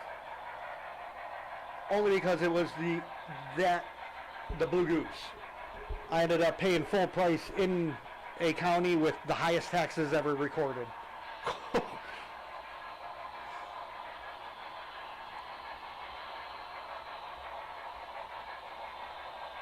Because at the time I bought that, no one had this version. And now everyone has this version again. I was kind of pissed. Are you walking again?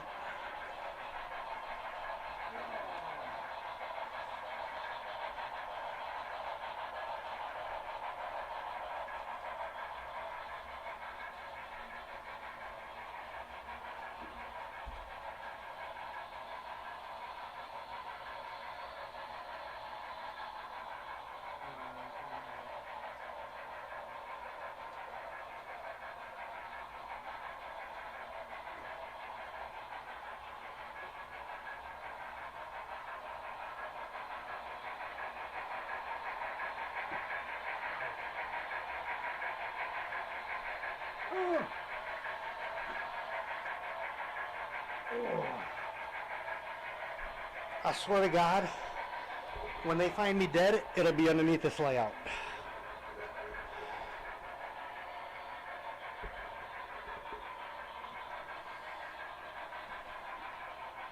I don't have anyone close that's in the trains.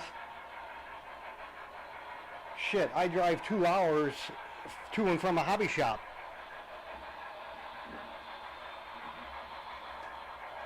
At least 2 hours. Sometimes 3, depending on what shop I go to. Lombard is about 3. B&G is about 2.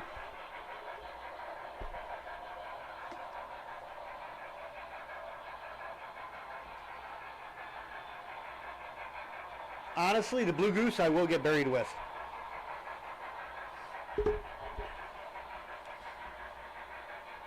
It's the most I've ever spent for an engine in my life, and if 15-year-old me knew I did this, he would kick my ass.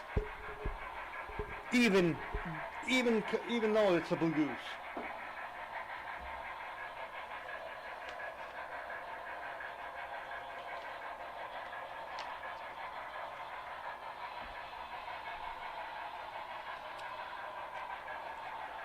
It only took me like 40 years to get it.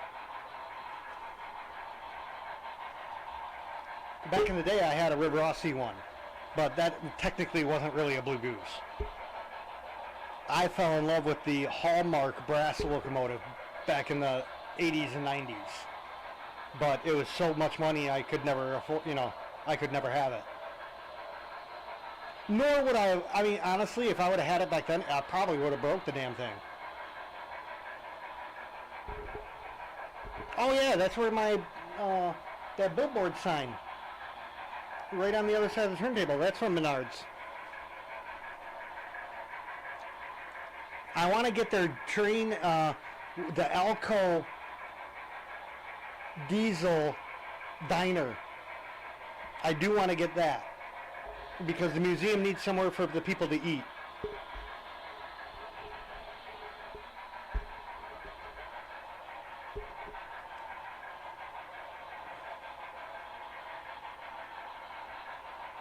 I will say this for one thing. Menards, if you have Lionel, Menards is the place to go to buy track. Because they sell the old, all metal Lionel track. They don't sell this. The Lionel now makes their track that looks like Kato, and it's shit from what I understand.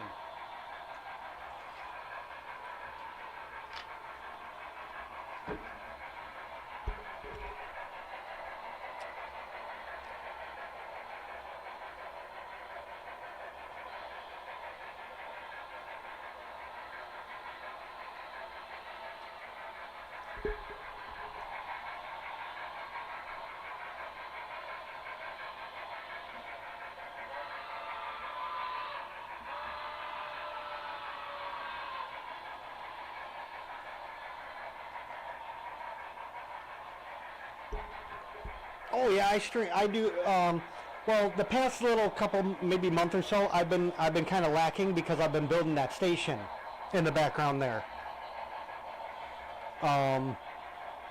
Funnest damn model I've ever built. Oh my god.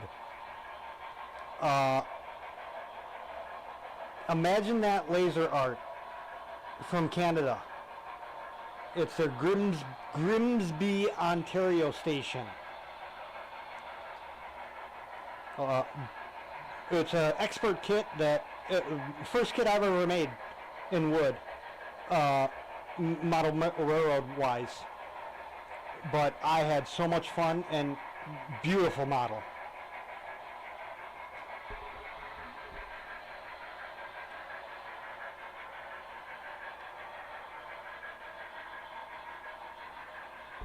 I'm actually buying an extension for it, an add-on for it, and another building. I shouldn't say that. A custom extension, a custom add-on, and a two-story like switch tower looking building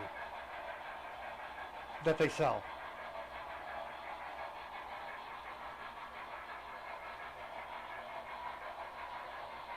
I might scratch build a roundhouse.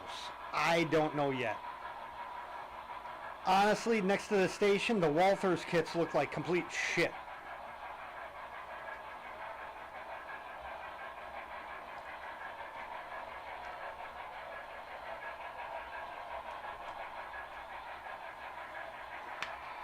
I've already asked him to build me the custom substation, which I thought he would be great at, but he said no. Like, that kind of irked me, but because he says he does custom stuff. I went to him with a custom thing, he wouldn't do it. So I got to find someone to do it.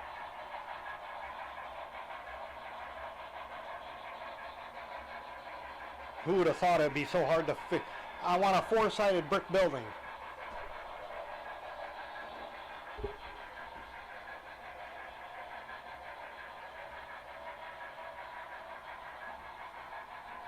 Oh, that's cool. A zoo?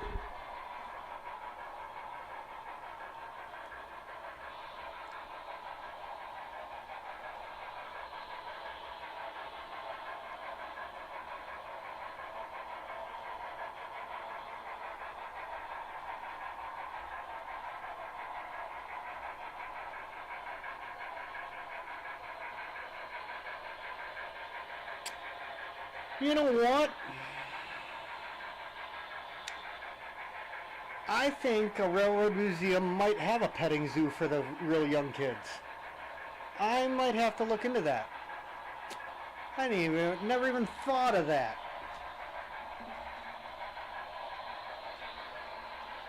I could model it after the one that used to be in Elgin. They had a city petting zoo. Well, no, it wasn't a petting zoo. Because they had a bear and shit like that. But they had a park that they did a city zoo in. And Elgin is right next to South Elgin, obviously, which used to be Clintonville.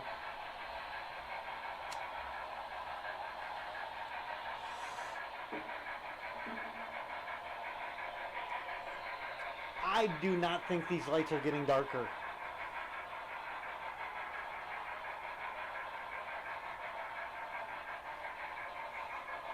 Oh, you give me a good Starship model, I'm there. Same with a warship. Love my warships.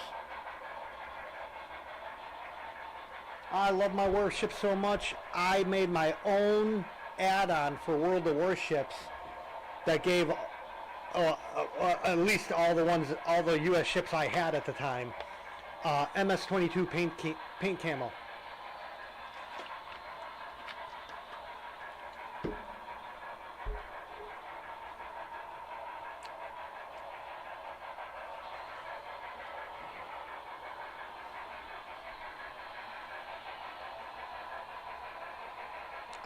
I love my 1/2500 scale Star Trek. I like those. I got a whole drawer of them right now. I bought the, oh man, I don't even know what sets I have the Galaxy from the old original Erdl 3-piece set, which was the TOS, TMP, and TNG version. I have the Enterprise E. Actually, I don't know what sets I have anymore, man.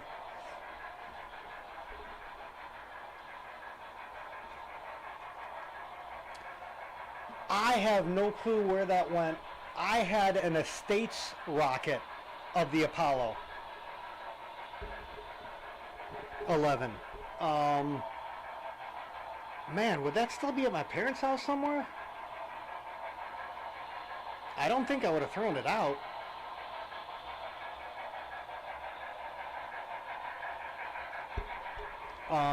Guy couple doors down from my best friend in elementary school was having a garage sale, and he was selling Estate rockets for like $1 a box. Man, I went in there with like 30 bucks. I had the SR-71, I had the Apollo 11, I had a Phoenix missile, the Phoenix war missile thing that used to go on like the F-14 Tomcats. That was a rocket. I had a shit ton of rockets. Man, the first time I ever set off a rocket, it was just a little chitty rocket, maybe 3 feet tall. Put it all together, painted it. Okay, good to go. Let's test it out. Shot off perfectly, and it goes up and up and up and up, and I see a poof. I'm like, okay, and then it just noses down and just lawn darts right into the field like 300 feet away. I'm like, oh, okay, well, that was a failure. At least I still have the rocket, though.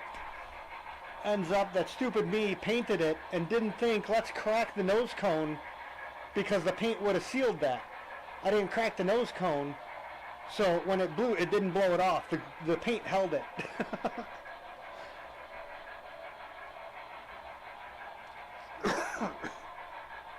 Arr, you matey. Which pirate ship did you buy?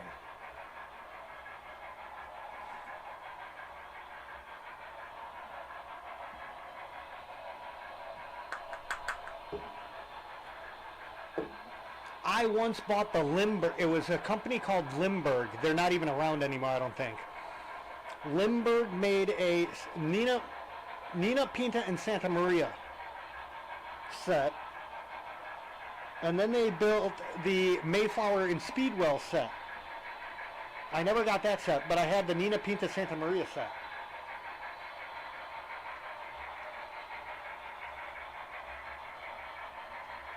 Oh, nice.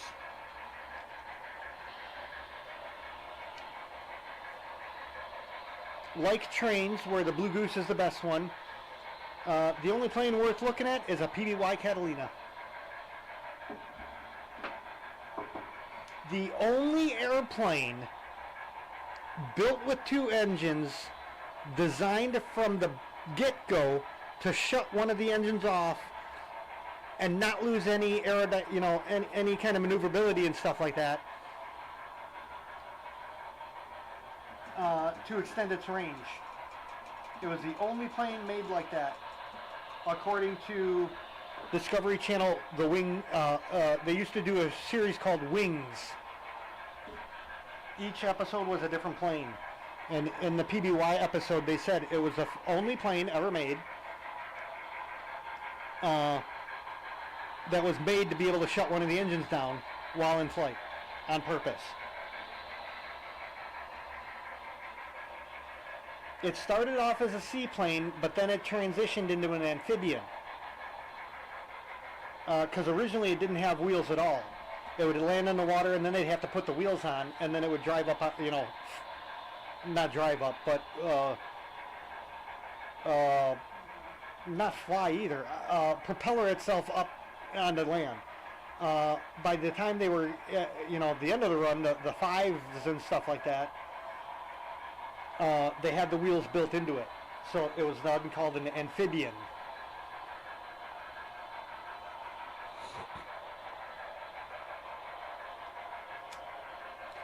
Yes, a rescue / surveillance. Because remember, you had the Black Cats, which were pure surveillance planes. Wait, were they called the Black Cats? I'm pretty sure they were. It was pretty much a PBY Catalina with like 18 different Yagi antennas on it.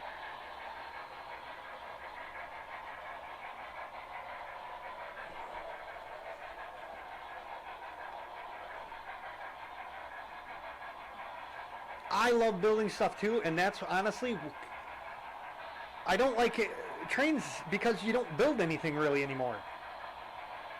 I remember you used to buy the kits, caboose kits and boxcar kits, and you just have to do something to be, I built this, I put it together, so on and so forth. Now it's all pre-built crap. Hey, August.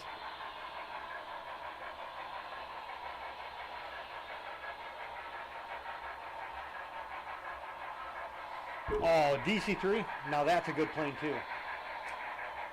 No. What the hell was it called? C-47?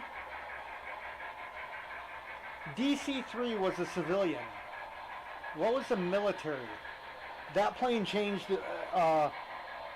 aviation like 100%.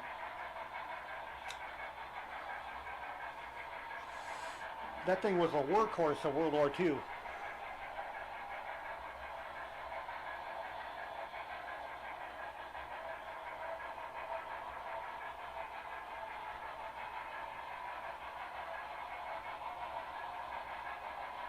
Okay, I'm curious. I gotta check this. Where the hell did my remote go? Okay.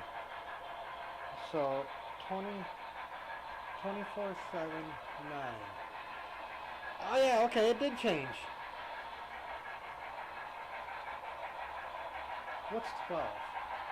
Oh, 12 is still on. Okay. So 3 is off. Okay, so it didn't keep my settings.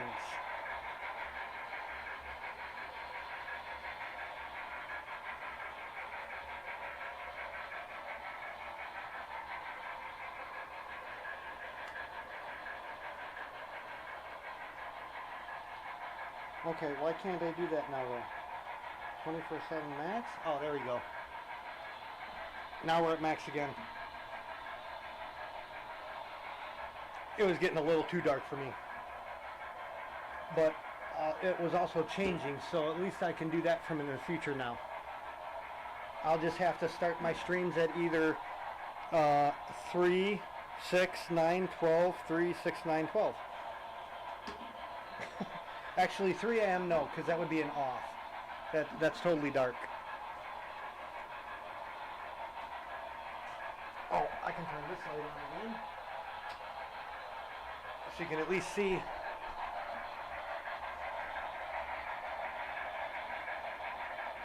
Oh, it was a convert? Okay. So, okay, you're into planes. What do you think about this whole bullshit that everyone's saying about this plane that they're going to give to the United States?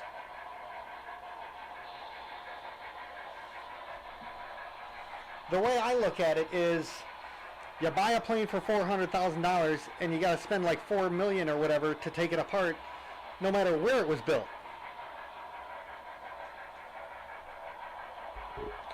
They're bitching about, oh, they're giving Trump a plane. No, they're not giving Trump a plane. They're giving the U.S. Air Force the plane. They're going to take the free plane, take it apart,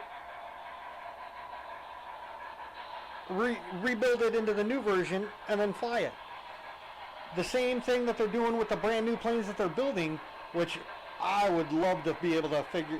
That's another thing I would change. Why are you building a civilian plane for Air Force One and then taking that civilian plane, gutting it, and changing it into the Air Force One version? Why not just build the plane as the Air Force One version to begin with?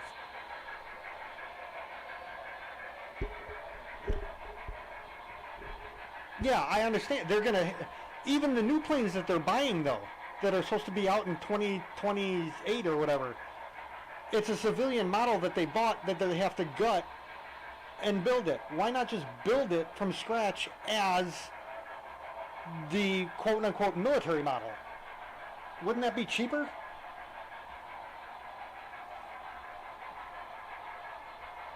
And the funny thing is Biden was trying to buy that plane when he was president, and no one had a problem with it. Now we're getting the plane for free. Seems like everybody has a problem with it.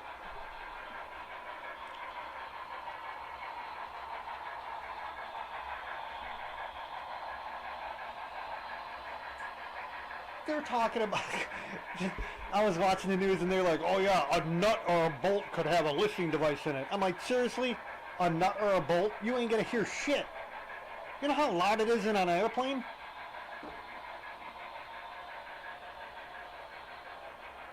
This is what you would hear from a nut or a bolt. That's it.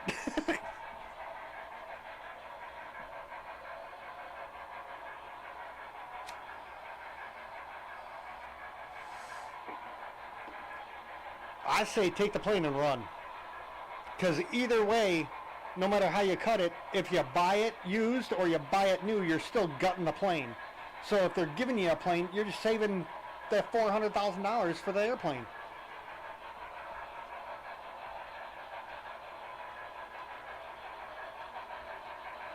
Ooh, nice.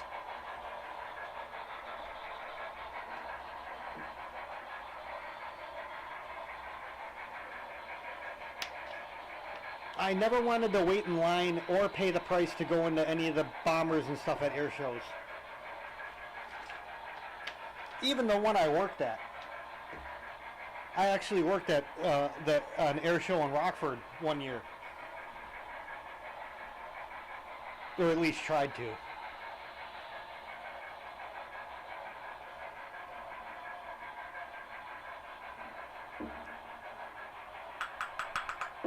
They gave me a special shirt and all that crap. And we got to see, as we were setting up like the day before, we got to see all the practicing and shit. It was great.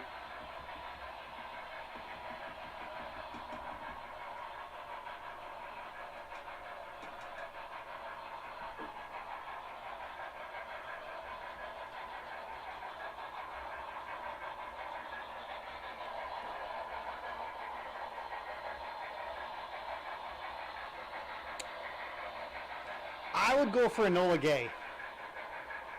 I would.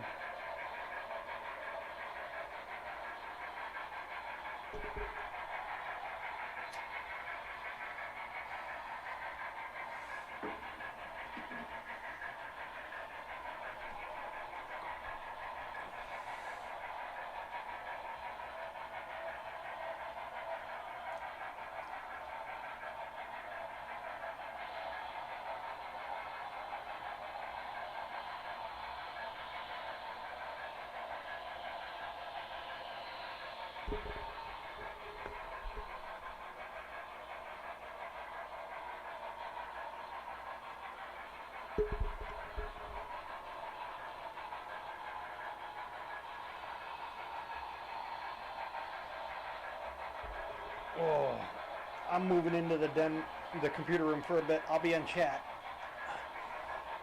Oh, I think I just broke my ass sitting in this chair. Damn it. Oh.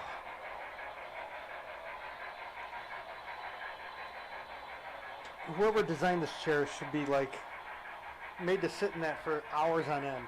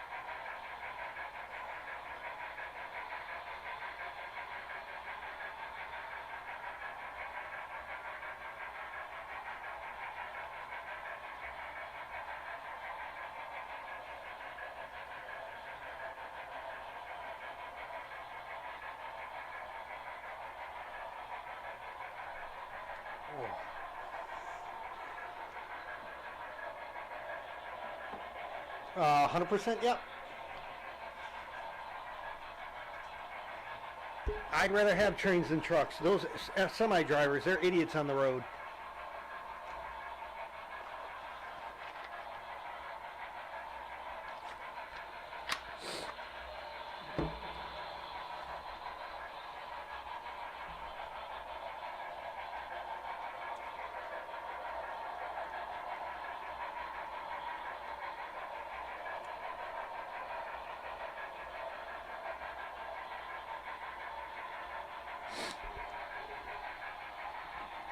So I'm thinking I'm passing about 35 miles worth of running on the Blue Goose now.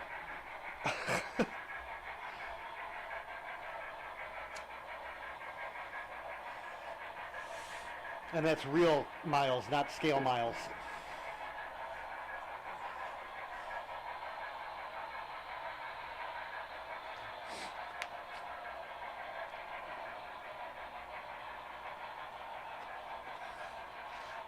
Oh, that's another thing. I don't think the train tracks should cross a road.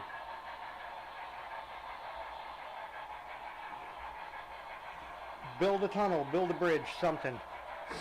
Give people jobs.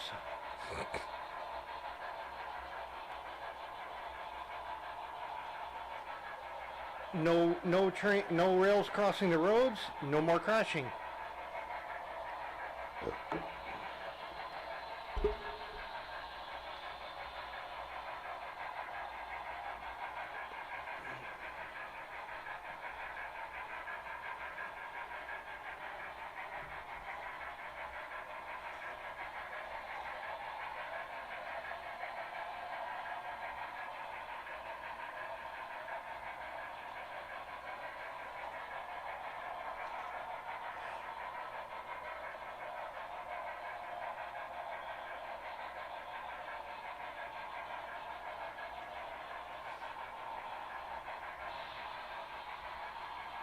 speed this guy up a little bit.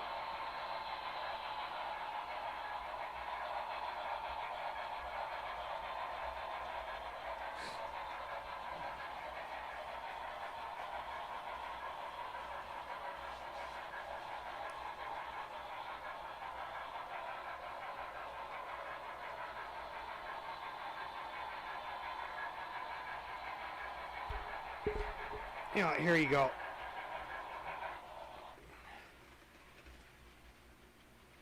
Everyone with sound engines always runs the sounds. This is how quiet BLI locos are.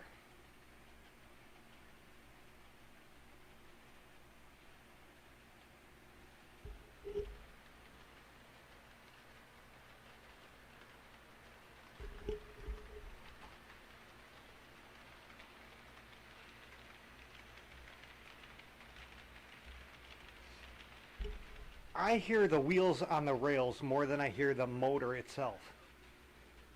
If it wasn't for the wheels turning, I would think they were like just floating, you know?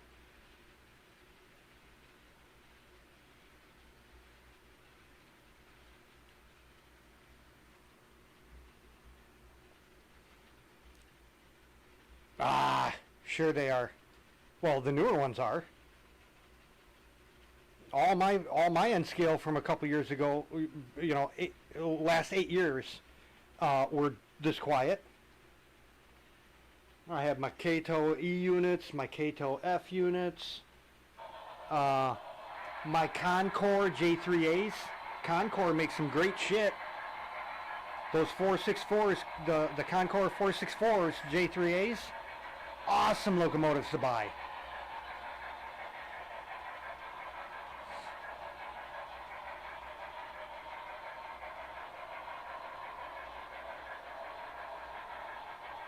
Yeah, the sound of just the track.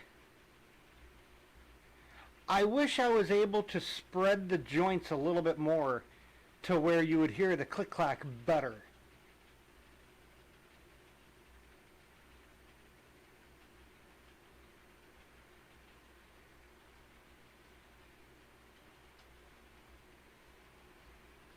I remember what was it, the second day I had the Blue Goose? I was running like this. It was like 1 o'clock in the morning I was up until. And I ended up falling asleep. And it just ran all night. I woke up still running.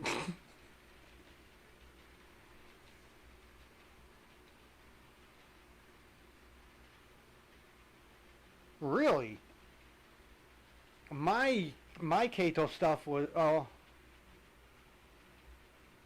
Well, go back through my list, because I've posted a couple videos of my old N-scale stuff already. I don't think they were loud. I would have to go watch it again.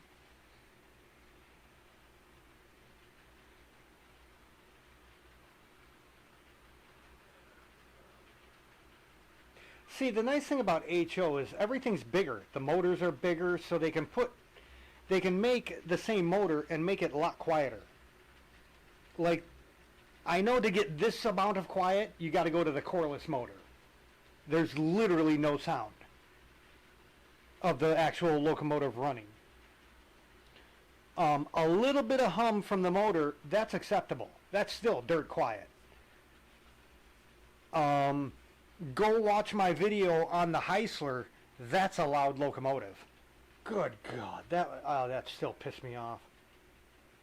Hornby fucking sucks.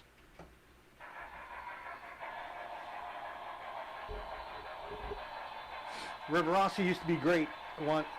I bought a River Rossi through Hornby because Hornby owns them now. I ended up sending it back.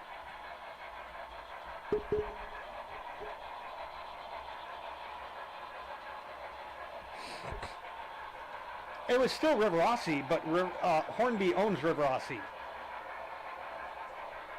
And it was the same locomotive, you know, the Heisler. They made those back in the 90s and even before. I had a 90s version. But man, a box of rocks or a bag of rocks in a washing machine, in a dryer. I mean, that's what it sounded like.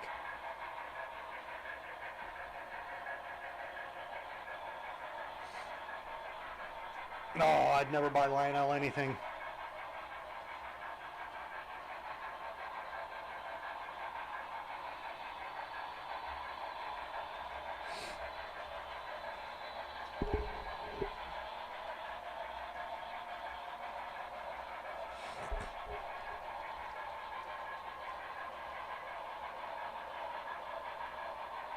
Oh, nice.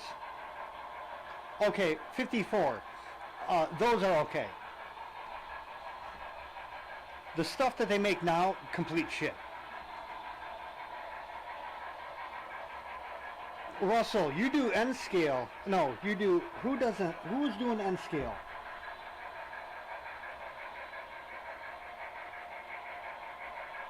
Whoever was doing N scale, look up spookshow.net. That's the website, spookshow.net. It's the N-scale encyclopedia of locomotives. They go through and list the locomotives and the runs, and they grade them and all that stuff. Like some of the locomotives were made in China and in Japan. The Japan ones were good, but the China ones sucked, or vice versa, or, you know, to that effect. That's how I bought all my locomotives. If it didn't have an A in there, it didn't even go on my layout. The majority, out of all my N scale, I would probably say Concorde J3A was the majority. I had like 4 different ones. They were that good of an engine.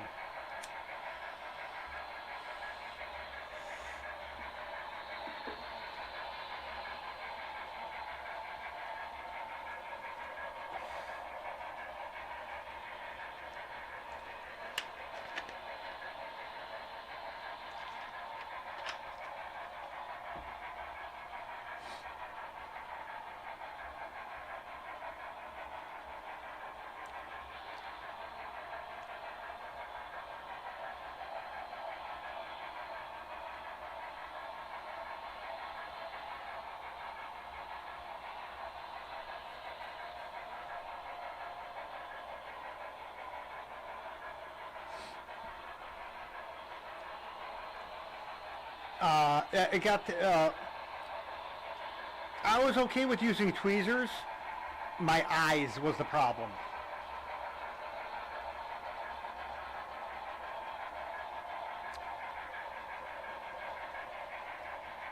Like, in here, with these lights I have here, N scale would have been no problem to work on.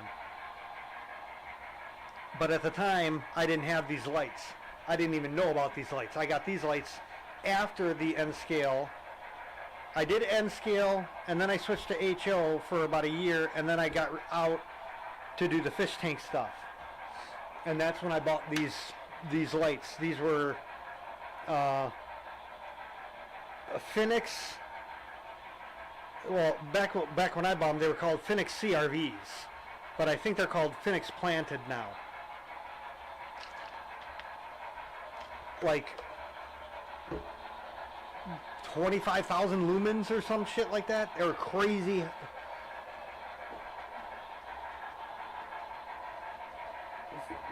Fish lights are different than most other lights because what it is you want the light to get to the bottom of the tank, and water surprisingly sucks out a lot of light. So you got to have really powerful lights.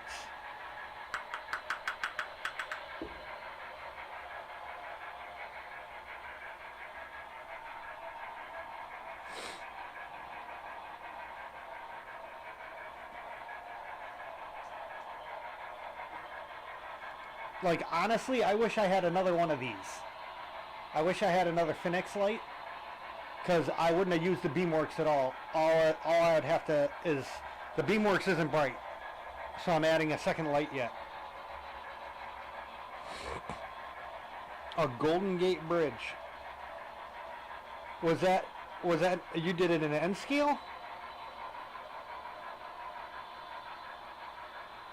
have been huge.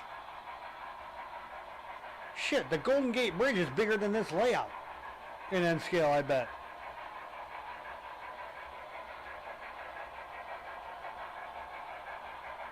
Oh, HO, Jesus Christ. That would have been like 30 feet long. That's bigger than my whole house.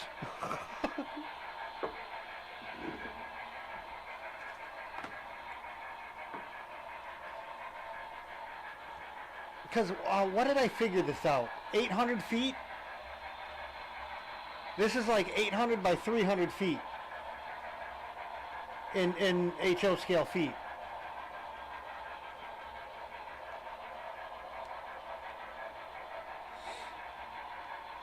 I'm actually toying with the idea of putting another line on this layout. But get this. It'll be like here.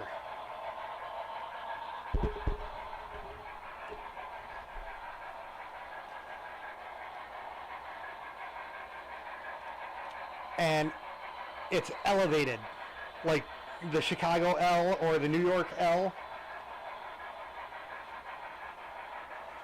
I found a place that actually sells stations and elevated, all the stuff. All you do is put the track on it. And I would do like a trolley car or something. I don't know.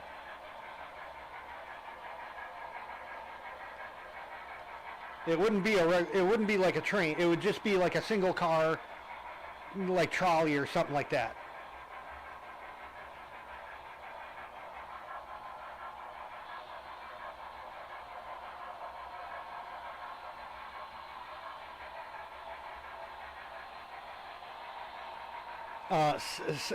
From the same company as the station is. The same company that did the station makes those elevated tracks. Oh, I think I got it. ITLA? ITLA, imagine that. Yeah, ITLA. I finally got it right. It only took me like, what, a month?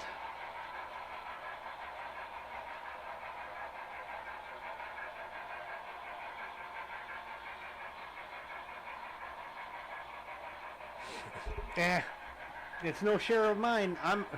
I figure I'm running. I might as well give a place to hang out. If people, you know, the people want to hang out and talk civilized and shit. No, Posiwi, you gotta say it the right way, damn it. I'm a cornucopia of worthless knowledge. You know how hard it is in this day and age to fit in cornucopia into a coherent sentence?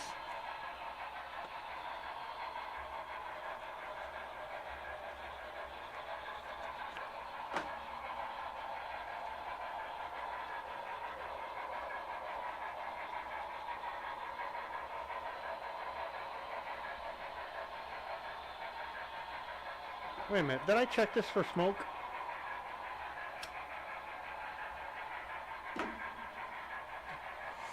Oh, I think I see something. Yep, I see smoke coming out. That still has smoke.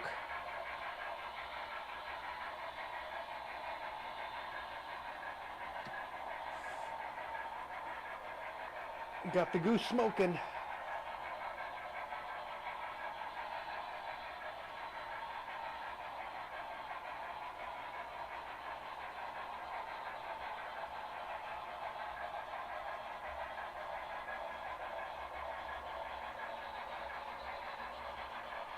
Green smoke? What? They don't make colored smoke. You can't color mineral oil, can you? And wouldn't that mess up the heating element? Because it would vaporize the oil, but not the coloring.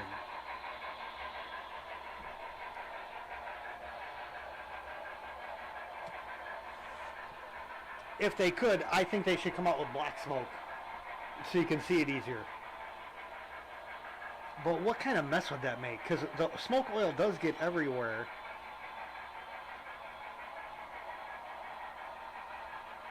Would that, oh, that might like really mess up walls and stuff.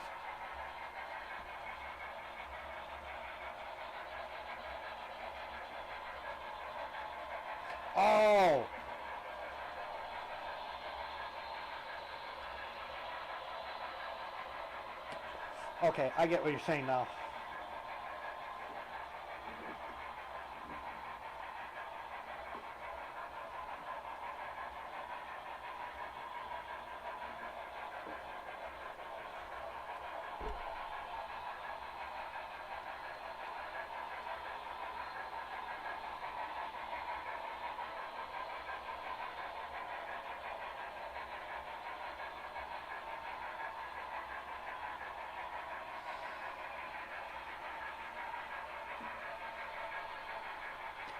That's what they call I'm a little T-spot. I'm a blah blah blah blah. Damn it, brother, what the hell? I'm a little teapot smoke.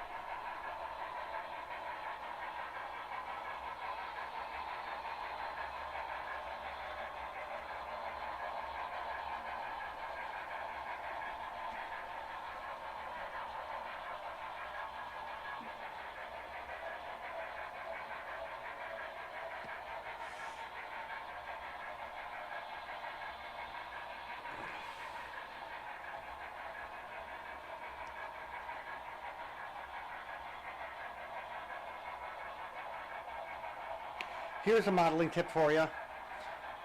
If you need to clean your track and you don't have anything, go get a brown paper bag. Brown paper bag acts as a very, very, very, very, very fine grit sandpaper and will not damage your tracks like normal sandpaper would.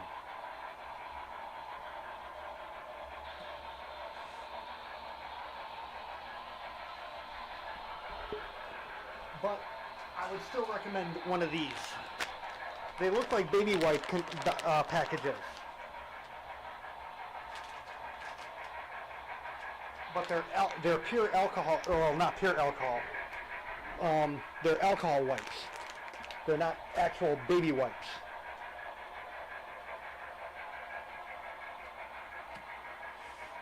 I would not use baby wipes per se because they have fragrances and stuff in them and lotions that I think would be bad for the track. I think it would cause more dirt. The fragrances and the lotion oils and stuff, you know, because obviously you're not taking pure alcohol wipe, even 75%, to a baby's butt, or at least I wouldn't.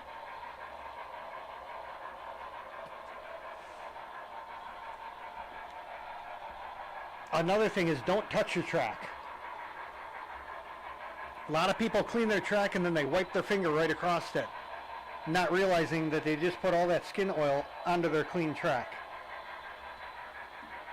Yeah, Russell, can you imagine a baby with diaper rash and you're using an oh my God, my ears hurt just thinking about that.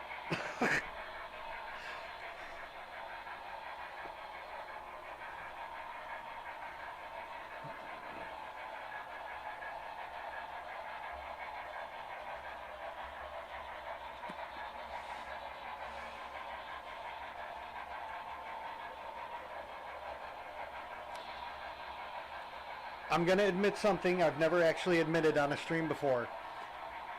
Back when I had the kid, me and the ex, we ended up getting Domino's, and we got food poisoning from it. And it was so bad we ended up running out of toilet paper, and I thought, okay, get the baby wipes, because we got plenty of those. Well, years later, I had food poisoning again. And I didn't have baby wipes, but I had alcohol wipes. And let me tell you, you don't want to do that. Holy cow. Talk about turning myself into Michael Jackson. Woo!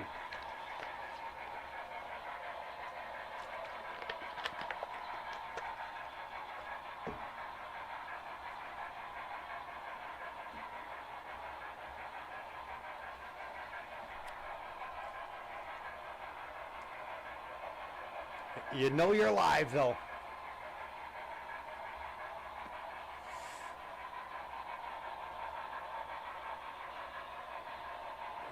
More like jumping into the sink slash tub as fast as I can.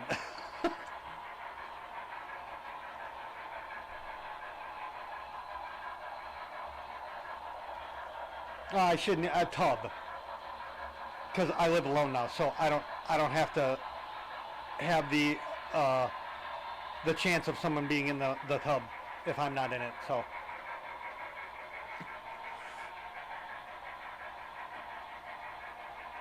Yeah, what it was remember those old Preparation H commercials, the pad that they would like put the match out with it? It was pretty much that. But in reverse.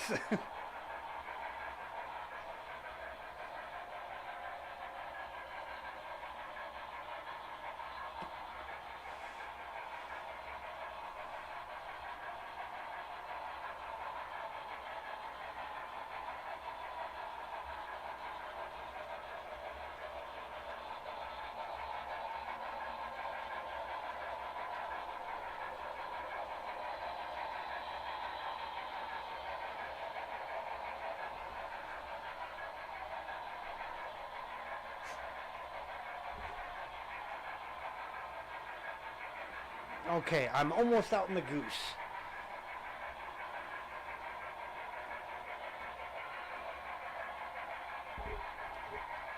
You know when your dog rubs his butt across the carpet?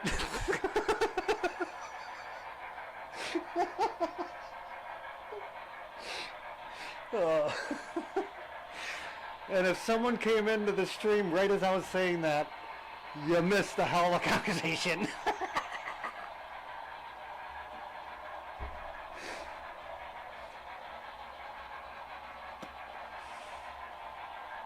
Yeah. That's the point of being human, though, is to be gross.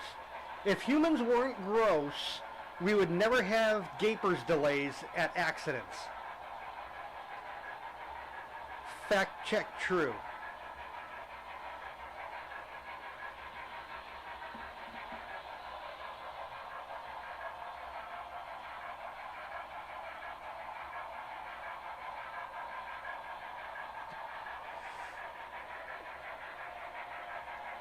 I speak sternly to him when I find him doing that, but I can't really blame him because he does have like a cancer.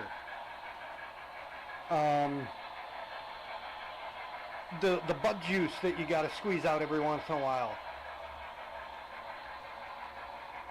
of the dog. The last time I was at the vet's like, you got a problem here.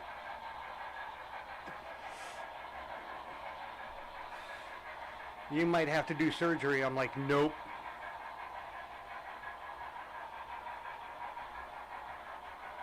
I got a carpet cleaner. I'll clean the carpet every day if I have to.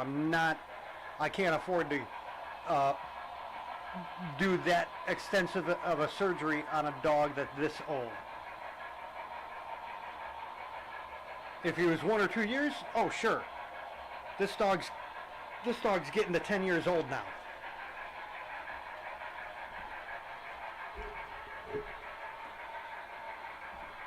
And honestly,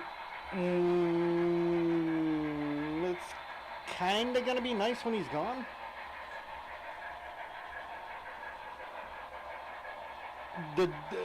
My dog is not really my dog. It was a friend's dog that was dropped off here to watch for a month, and it was abandoned. And it's a very eccentric, retarded dog.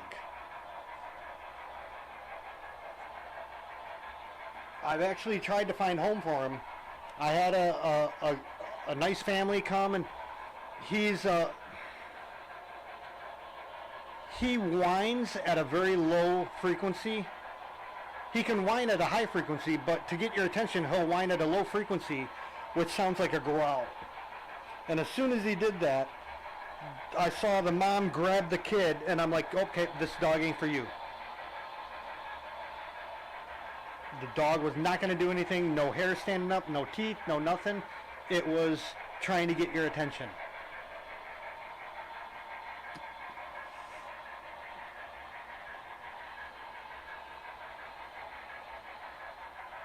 And the fact that it's a bait, it was recovered bait, was a bait dog. It's not a bait dog anymore, it was, but it still is a bait dog because it happened to him. He can't be around other dogs.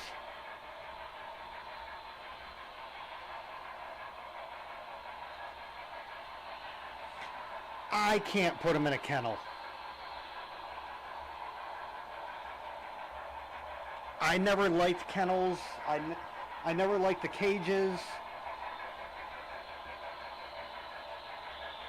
Have a good one, August.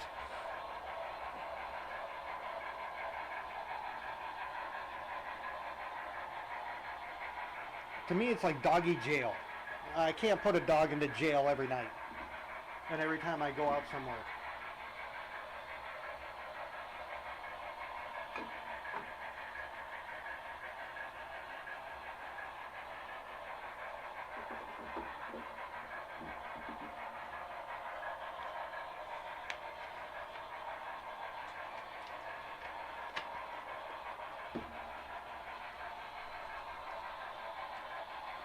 He's a very plus now he's kind of deaf, so that adds another layer of complexity to it. You might hear me scream at him every once in a while. It's because he's deaf. I can literally be standing right behind him and talking, and he doesn't even realize I'm there until I like put my arms over so he can see my arm, and then he'll snap his head back like, what the hell is this? Oh, August, I hate you. I hope you choke on that wonderful fucking burger of yours. God.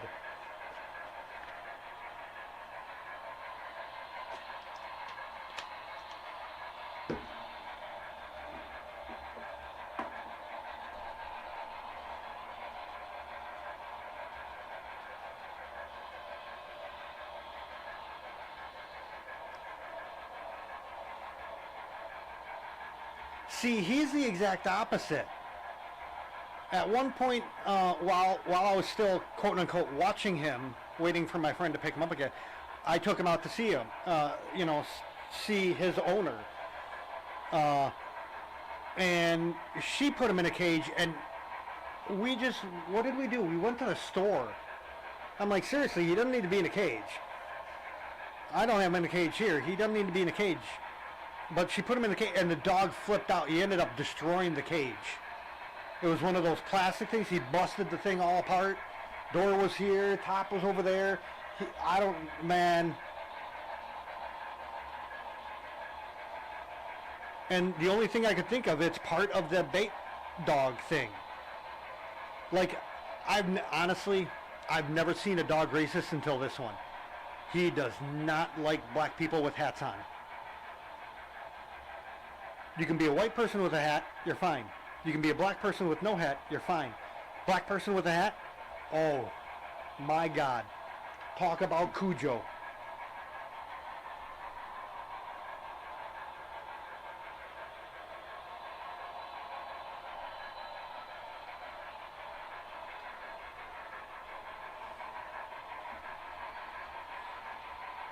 Plus, in my neighborhood, if someone breaks in, I want my dog to bite the motherfucker. I don't want him in a cage.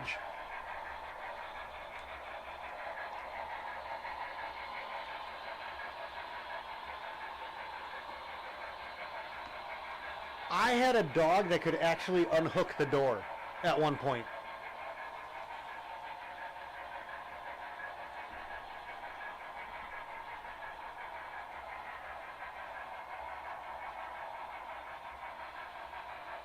Yeah, see, I don't even think they make a cage big enough.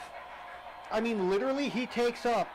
I have a twin mattress on the floor, my old Tempur-Pedic, and he literally takes up half of that. He has leg problems and stuff. He likes to keep his legs straight. He doesn't like to, like, you know, put them underneath him and stuff like that.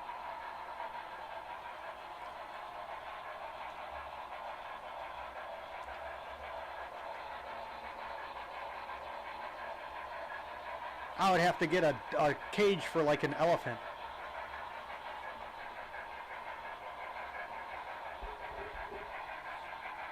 Yeah, but cages are high, not wide. I would literally need like a 3 foot wide by 6 foot, or a 3 foot by 4 foot wide and long. And then another, what would it be, 4 foot tall, 5 foot tall? No, 4 foot tall. No. What's that? 3 foot tall. And that's just, you're looking at like $300-400 for that nowadays. They don't sell them $50 cages no more.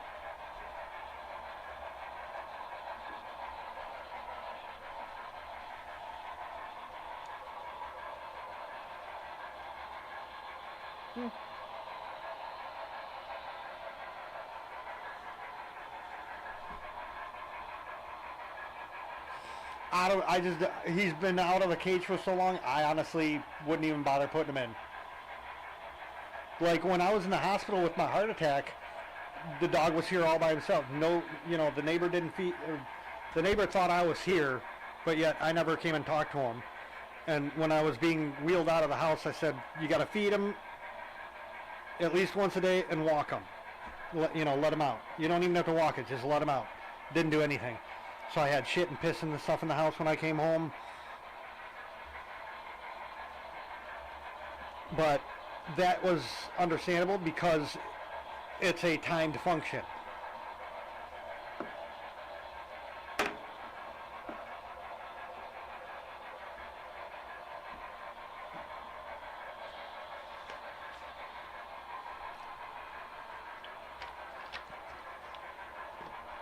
Well, I mean, the nurses wouldn't be going into your apartment. They'd be going into her apartment. I would tell my landlord, I'll do what the hell I want in my apartment while I pay for it. But that's the law here in Illinois. If you pay rent, it's almost like you own the part that you're paying rent for.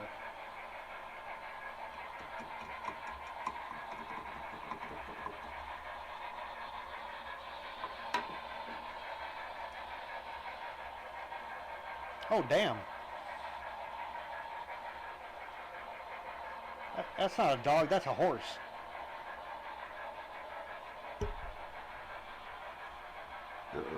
At that point, I would just get a saddle and sell my car.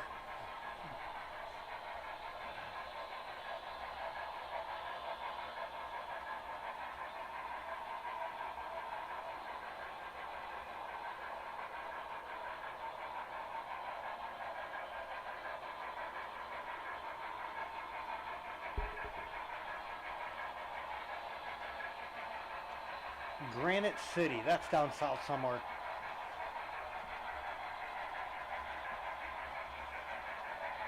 I'm roughly in the middle of the state above Chicago.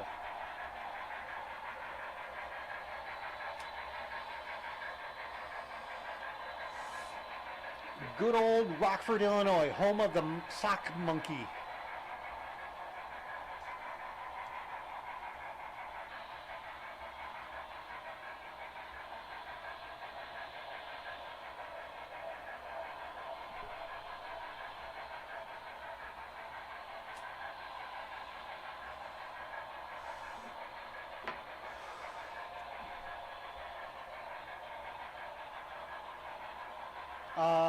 North and west. Rockford, to be precise.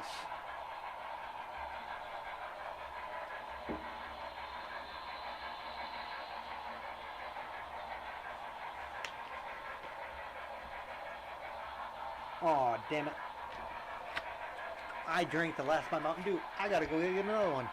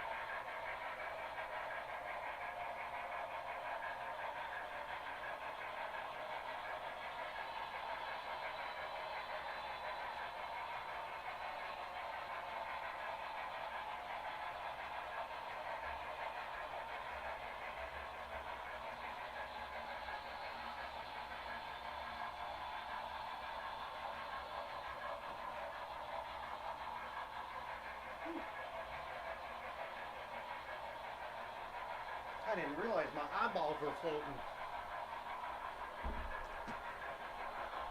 Thank God I bought 4 2-liters today. I'm set for the next at least 3 days.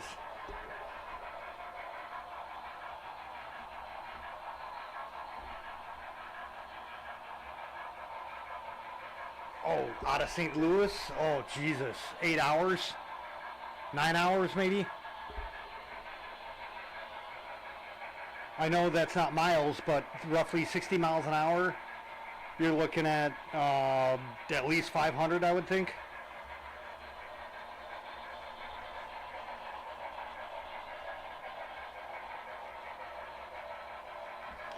A 2-liter of Mountain Dew a day keeps the doctor away.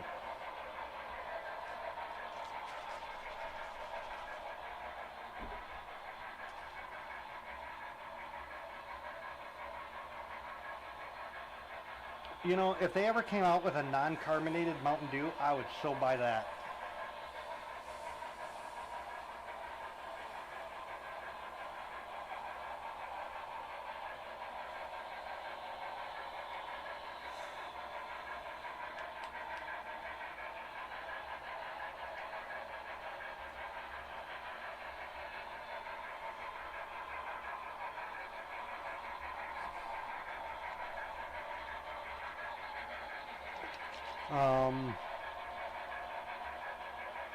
No scale. I don't follow no scale you have. Ow.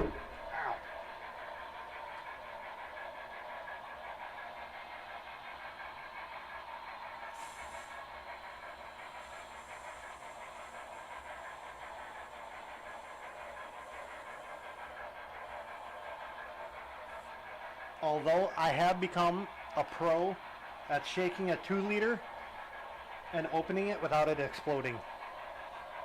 Because again, I don't like carbonation.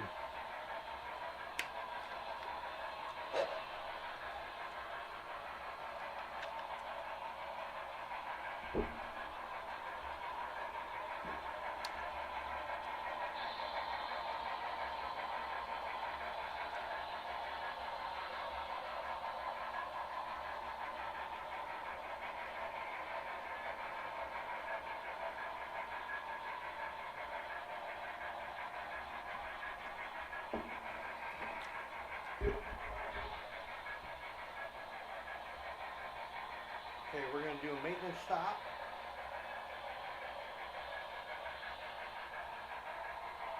Fill both these suckers up.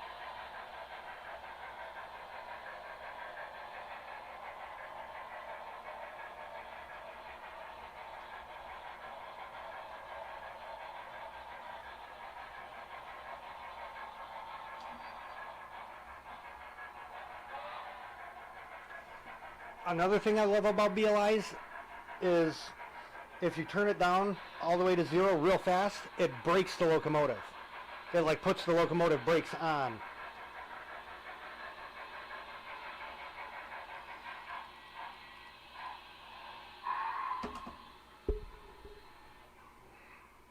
I think I need more smoke in my little container here.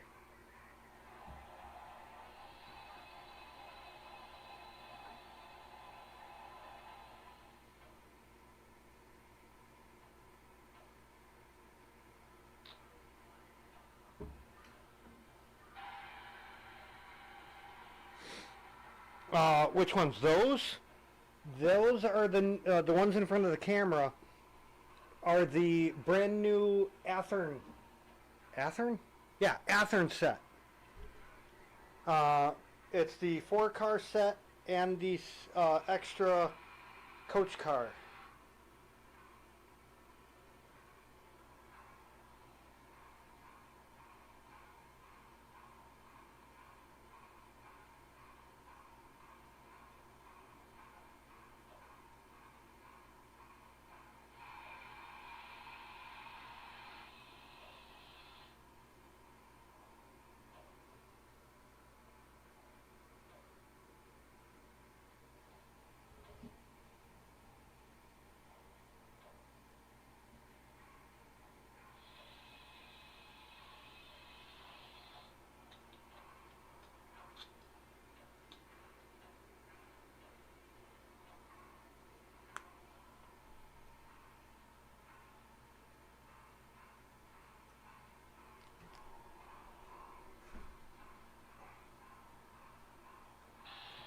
Closed.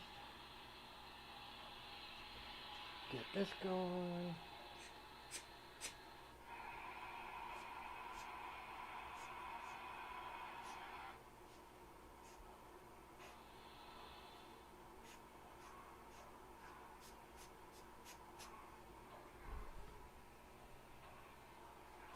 Okay, I think that's good.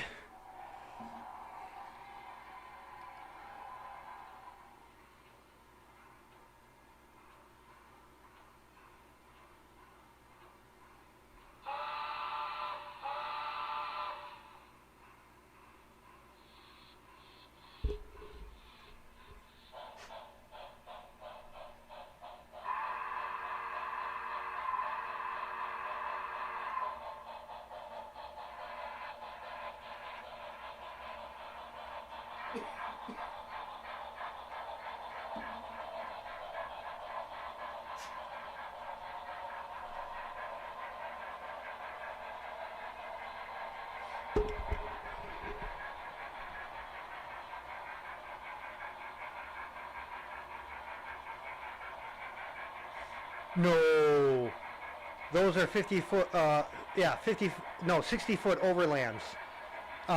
They used the 80 foot Pullman. They were more like this car.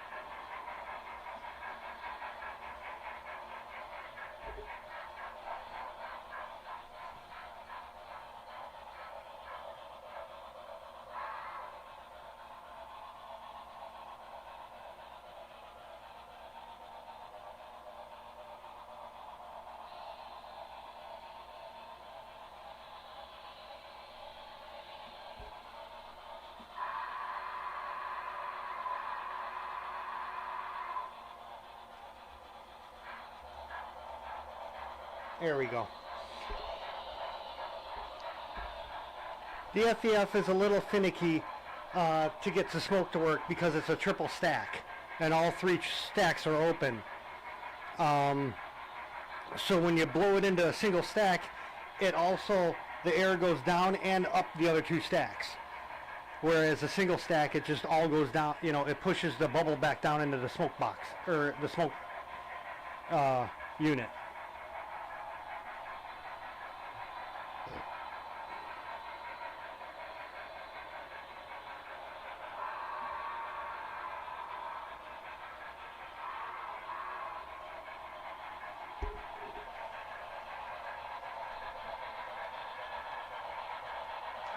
You'd be surprised. I jacked my smoke units up.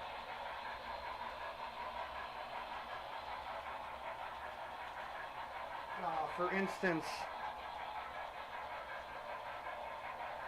the stock smoke is 60. I have it at 80. That's the normal smoke. The loaded smoke is 80, and I have it at 100. I have upped all my settings for the smoke to make more smoke so you can see it on the camera better. But it goes through the smoke a lot faster.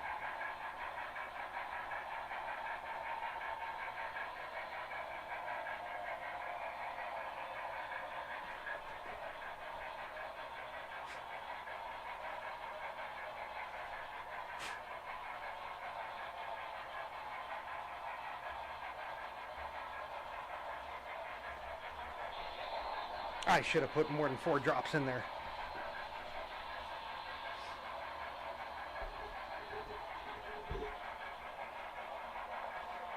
Yeah, it does. The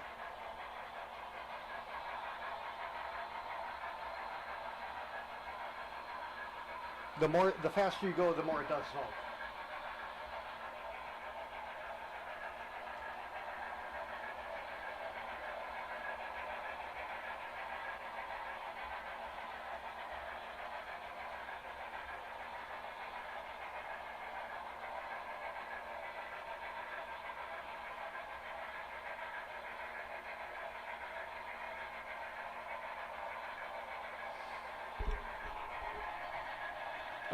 One problem is the setting is so high,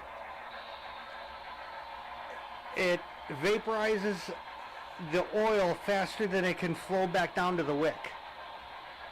So like I could turn, right now the Blue Goose is barely smoking. I can turn that off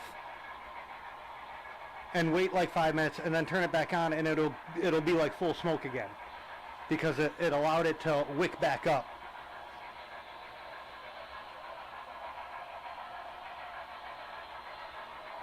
Plus I have a fan on in the room.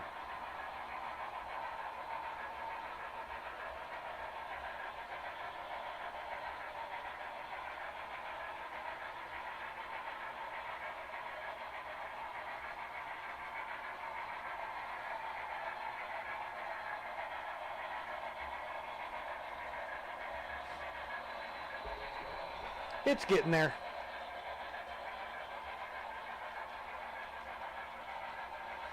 The only full set of cars I wanted was the Blue Goose cars. The other passenger set I would have would be a mixture between UP, Southern Pacific, Pennsylvania, and the Chicago and Alton. Because obviously you don't always have matching cars in a museum. In fact, you never do. Because some cars are, you know, some cars get scrapped, some cars get saved.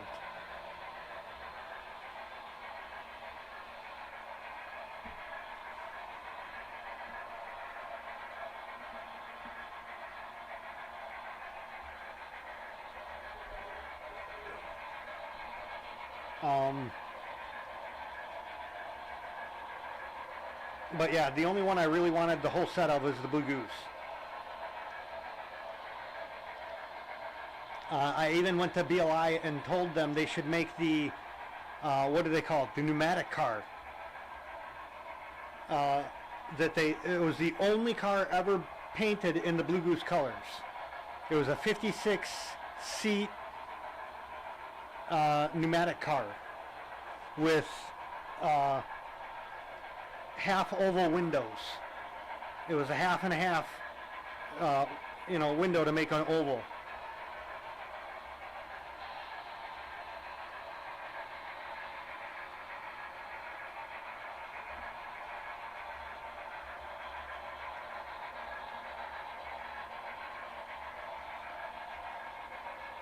Ah, age means nothing.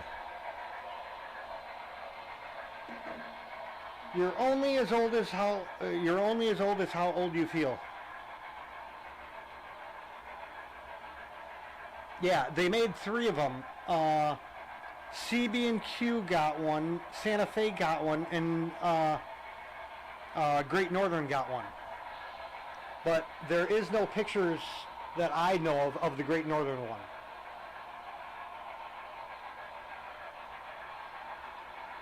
The CB&Q was all silver. The Santa Fe one was the Blue Goose color. Although, and the funny thing is that Blue Goose car never ran with the Blue Goose, which was a shame.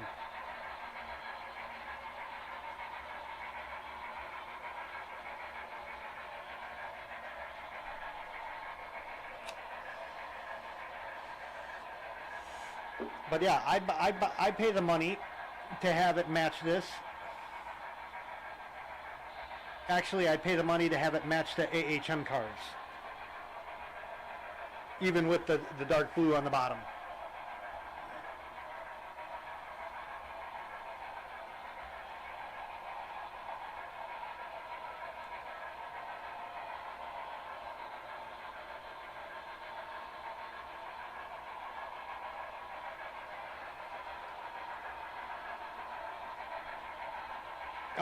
An ABBA F unit or an AA E unit. I don't know if they use the E. Oh, yeah, they would have had to use E units because they had EAs at one point. In fact, BLI makes the EA Santa Fe right now, which is the one that started the whole E series. That's the. This is an EA.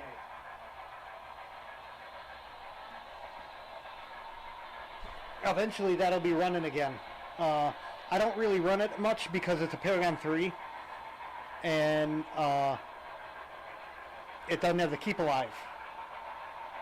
And because of all the switches, yeah, I definitely need to keep alive.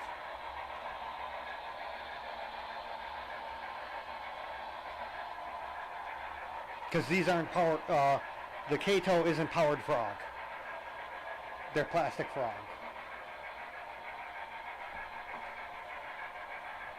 And there's spots where I have too many switches in line where it like stalls out a little bit.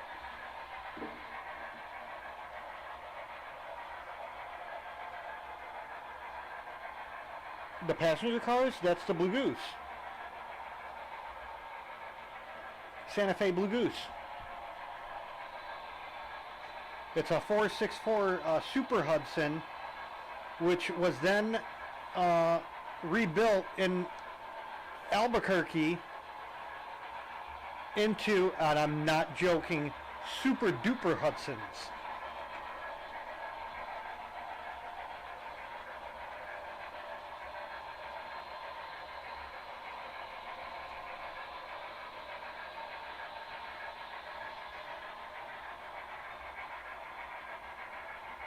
Well, it's the blue engine right there.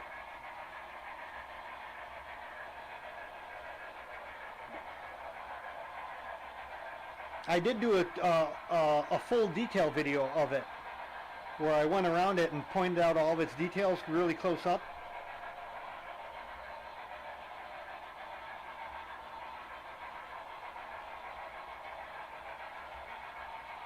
This is the 1951 to 53 version. Oh, okay. I'll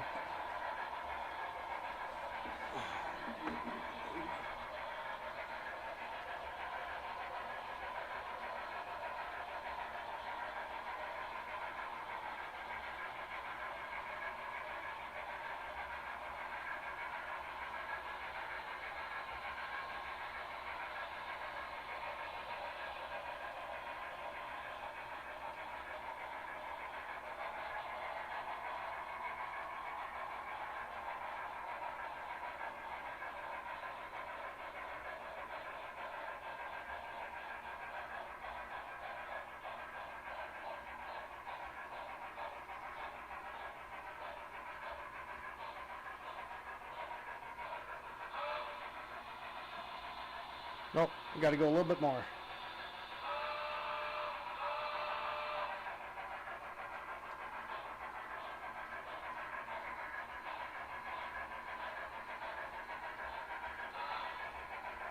How's that?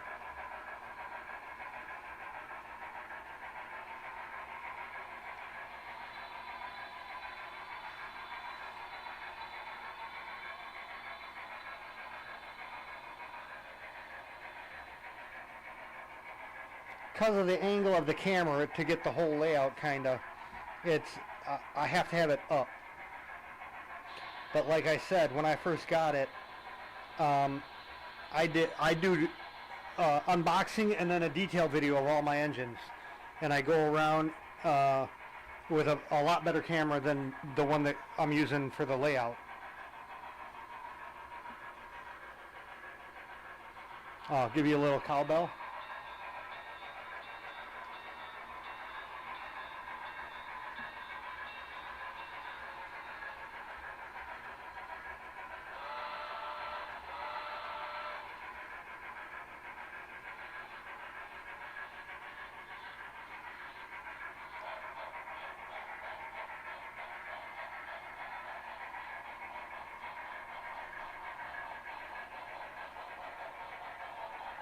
Yeah, BLI made a bunch of different ones. They made two different as delivereds, one with number and one without number. They say on the tender, but from what it looks like, it's the number above the driver wheels that's it either has or it doesn't. And those are both skirted. They made an unskirted with the dark blue wheels.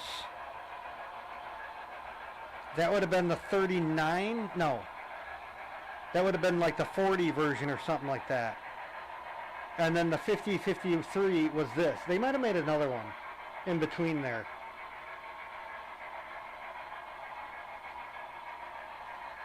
Yeah, one had the skirts, one had shortened skirts, one had no skirts, and then one had no dark blue.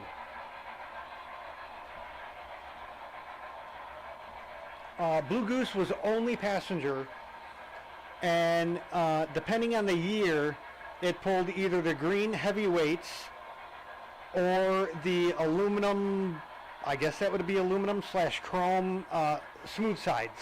But they weren't really smooth sides because they were corrugated sides. In my world, again, the Blue Goose has the history of 844 where it was never retired, and in like 1950, 8 and 9 and stuff, they actually did Blue Goose colored cars.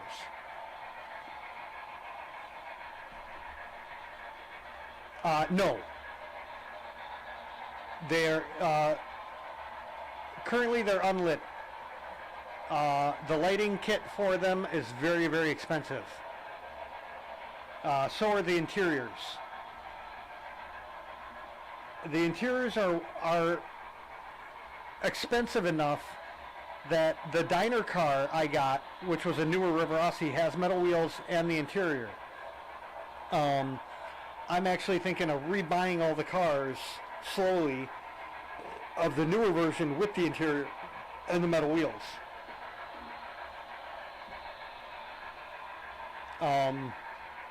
As for lighting, I will eventually DC light these because the when I'm not using them, they'll be on their siding, and I'll power out the switch for the passenger cars.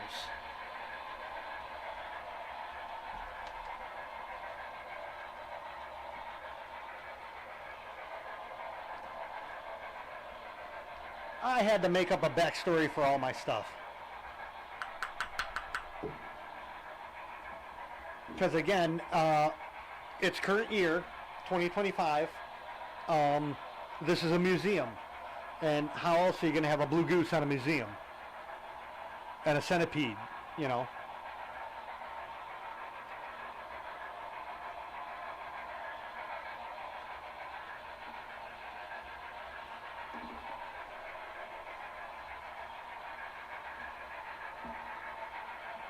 Same with the Chicago and Alton EA.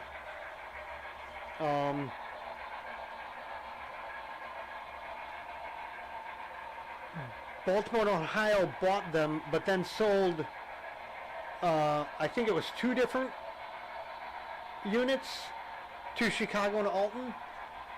And at some point, Chicago and Alton was rebranded Golf Mobile in Ohio or something like that.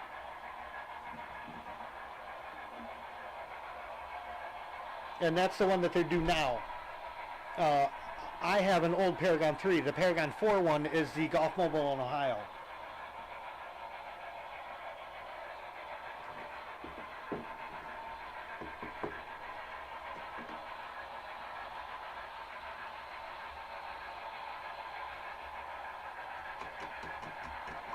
You already asked that.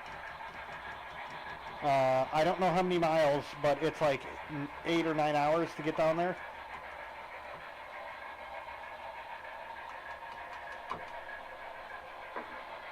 It's a day trip.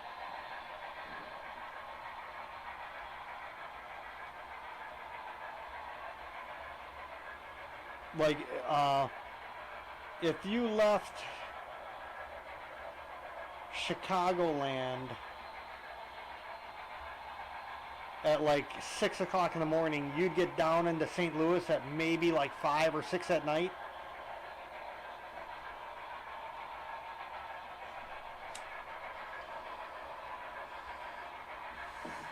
I don't know. I'm not MapQuest, damn it.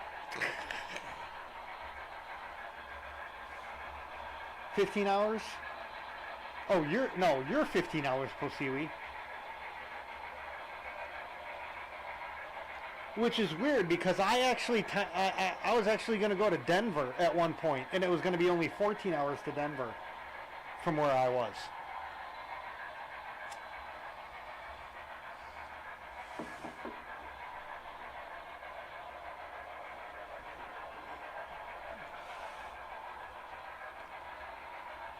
She's roughly Santa Fe. Or, no. Santa Fe or Albuquerque? She's New Mexico for sure. She lives out in like the desert.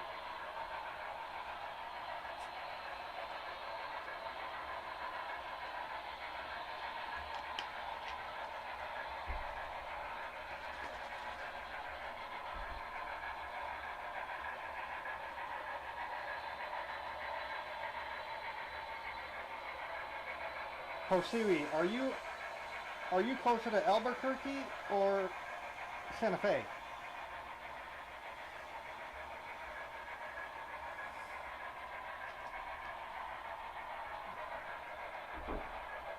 I want to say Santa Fe because we were just talking about the church.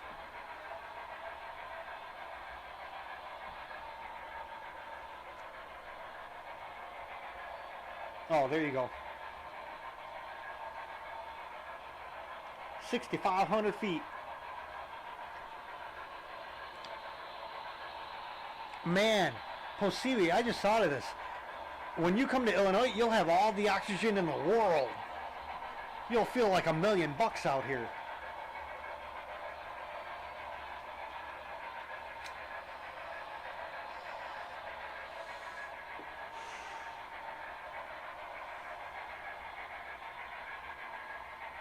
Yeah, she's up in a mountain.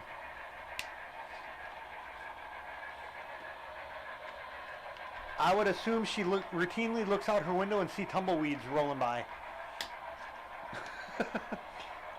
Maybe a roadrunner and a coyote running after each other.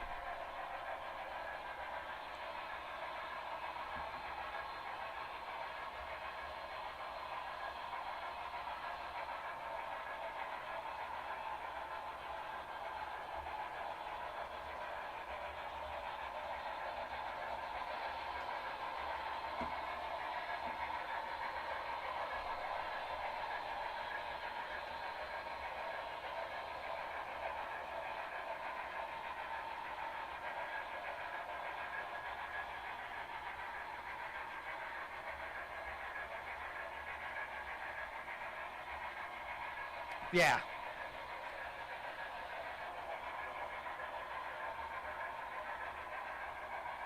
Definitely cactus.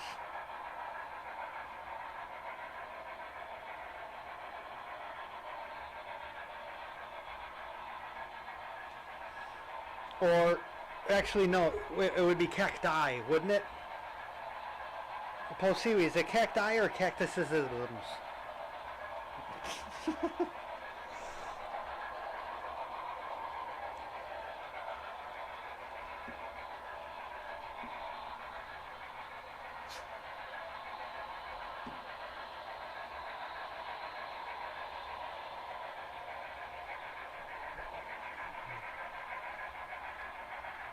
I gotta check my settings on the FTI.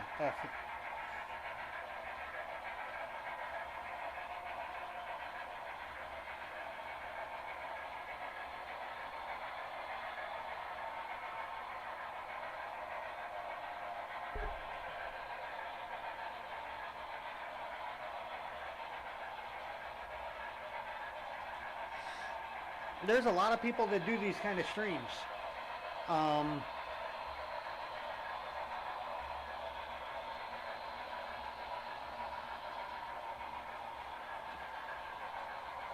Oh, then you're in the poor person desert. You don't even have cacti? Man, get out of here.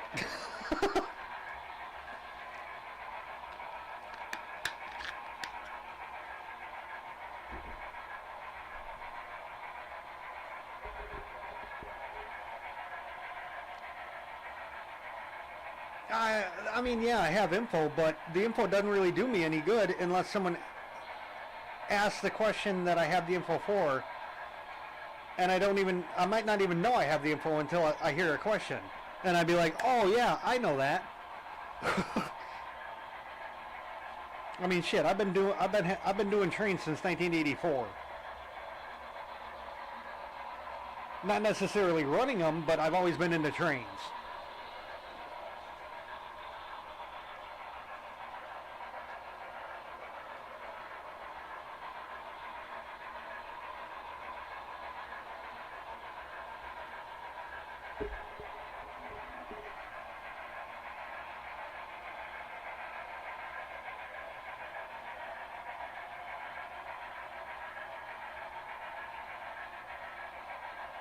For yours? No, yours is a freight locomotive. Passewi. I don't think they use that locomotive for passenger at all, honestly.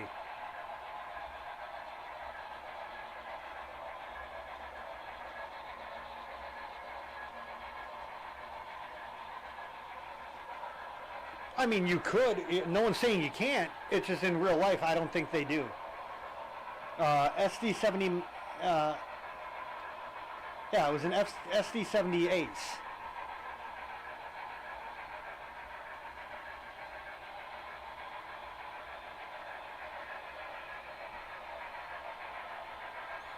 Alrighty. I'm probably still going to be here. I don't know.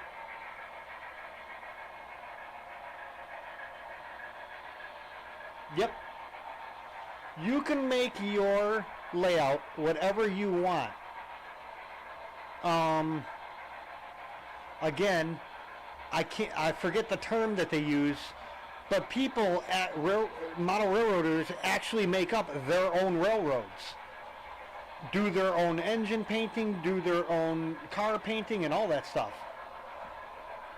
Like you could have Posee and Leo's railroad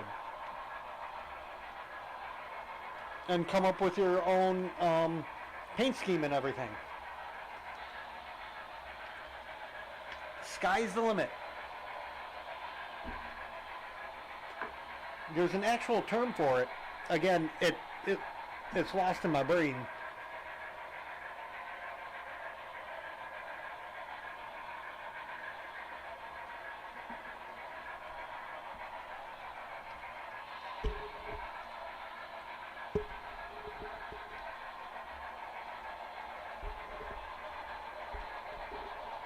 I mean, they make up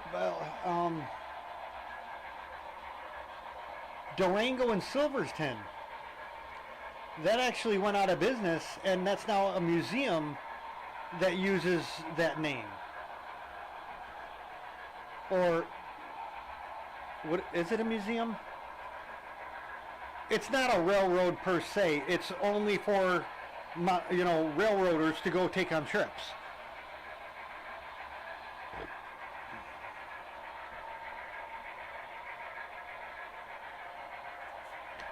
Yep.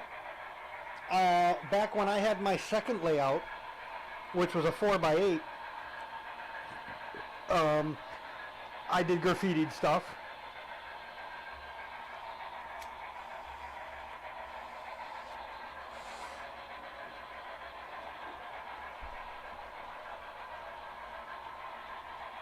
You can also weather your own cars. You can buy them weathered sometimes.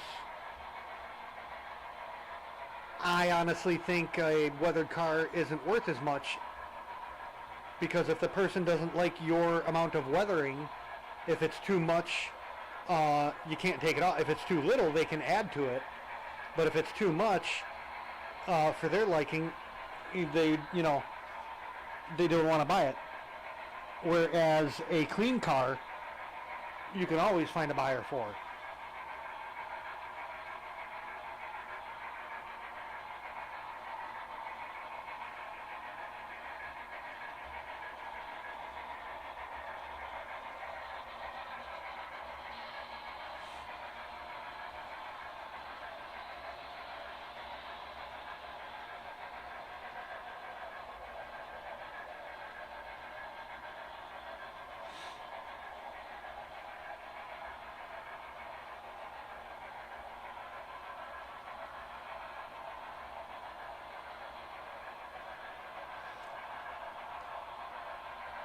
The only time I would sell something I have here is if they came out with something better.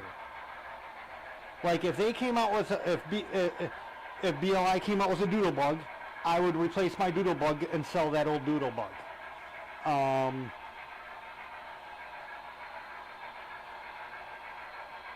If BLI came out with a load of Blue Goose cars, I would start buying those and replace the actual AHM cars. And then I would sell the older, the stuff I wouldn't be using anymore.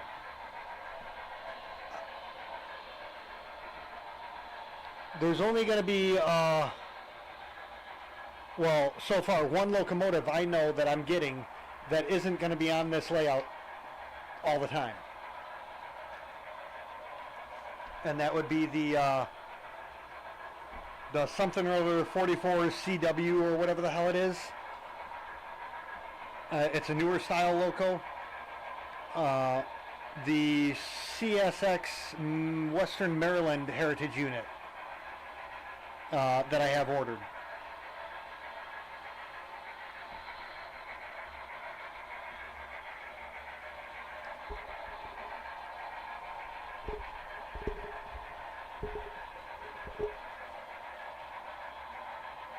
They just wanna.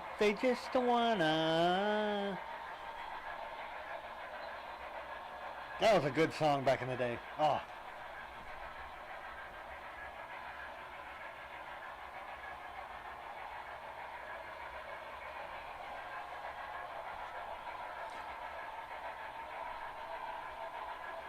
Yeah, I mean, detail, I'll give you detail. How much detail do you see on the bottom of your car? How much detail do you actually see while it's on the track 5 feet from you? Detail only goes as far as what you can see, in my mind.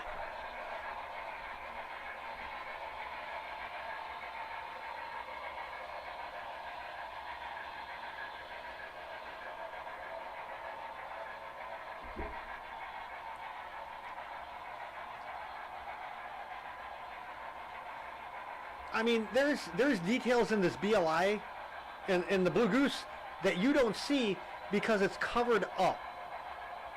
The only way to see it is if you turn the locomotive upside down and look.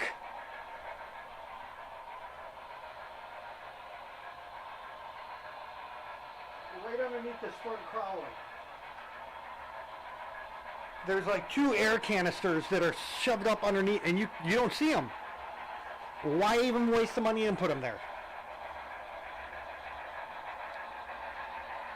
I mean, they gotta make it a detailed enough for the price, but you know, $150. The cabooses that just came out. I don't know who the hell made them. They're like the old Centralia Car Shop ones, the CE ones and sixes and stuff. $150. Has all these lights on the back of it and on the front of it. No lights inside. It's a great looking model, sure. When you come out with a non-lighted version, I'll be happy to buy one. I don't want all the lights on it, because then all the other cabooses I have will look like crap. I mean, as for the engines, yeah, I'll put money into engines.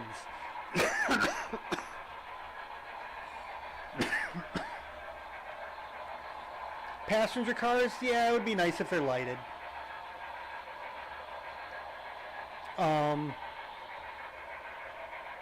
But that's pretty much it. I wouldn't even light a caboose.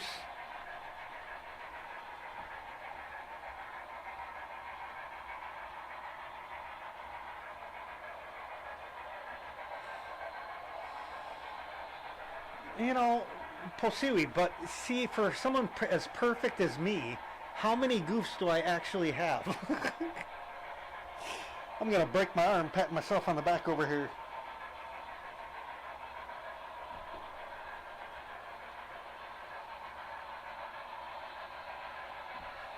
Oh wow.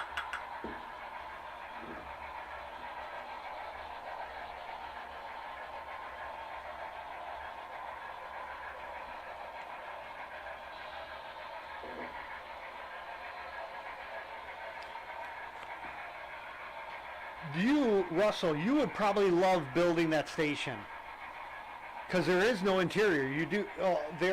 The only interior I have for that station was the little freight room that you can glue inside. As for like desks and stuff for the dispatcher's office, it's all just open inside.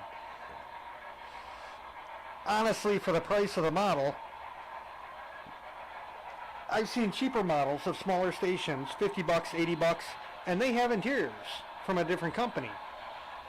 For the price I paid for this model, I would have liked to seen an interior, but being it's all the way on the other side of the layout, you don't really see it anyway, so.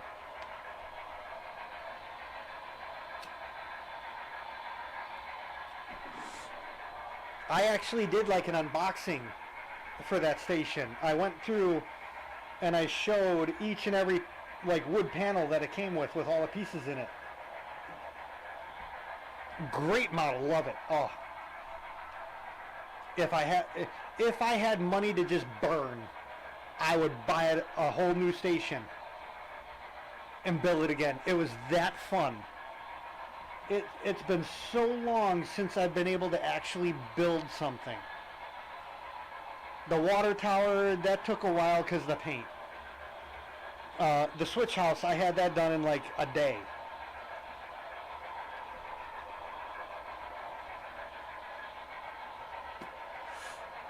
That I'm not gonna move that right now.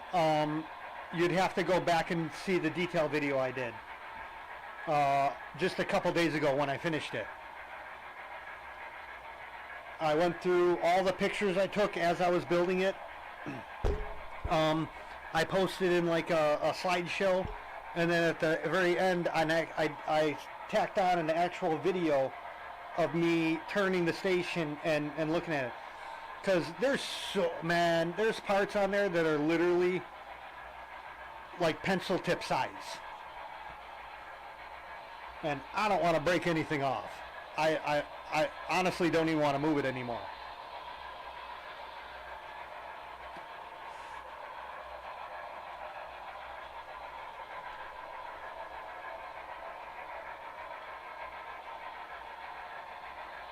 The only thing that didn't turn out as good as everything else was the eyebrow windows. But I got it to work. I had to fill in the gaps with glue, and then I painted it.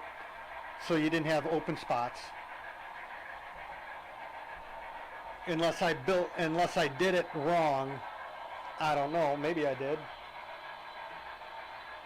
I did what they said. The roof goes into boiling water to get it soft. You rubber band it around a bottle to give it the curve. You glue it onto the windows and put it onto the station.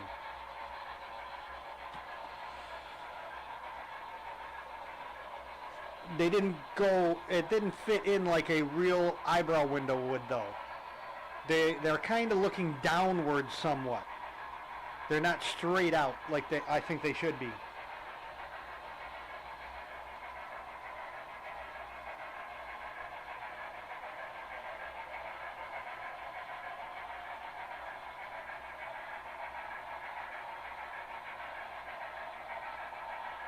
I need longer passenger outside hangar bay.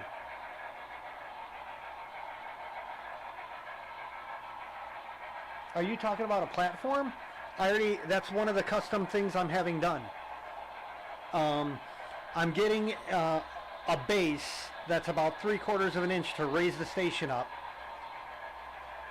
And I'm getting about 2 foot of platform, again, with the raise to bring it up so it, when the train pulls on the track,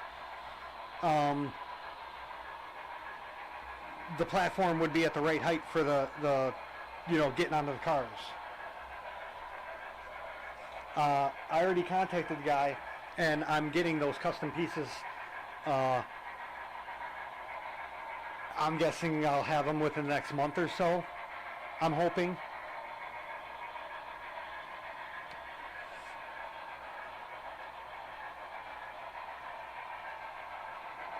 I talked to him. I kind of ordered it last week, and he said he's really busy. It'll take him about a week to get to. That he would send me a invoice for all the stuff I'm buying, because I'm buying another building on top of it. A little 2-story like switch tower looking building.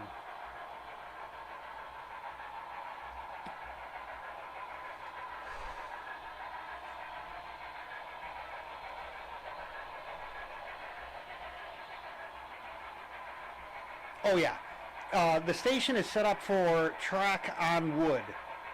It's not set up for ballasted track.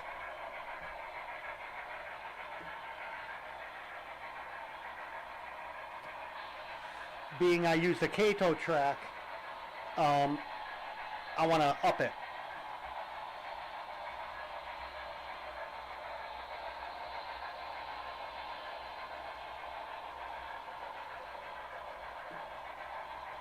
But it's all laser etched wood stuff. Detail is phenomenal. The platform bottom where they walk, gorgeous. I did a light coat of gray paint on it, and it was done on the wood planking.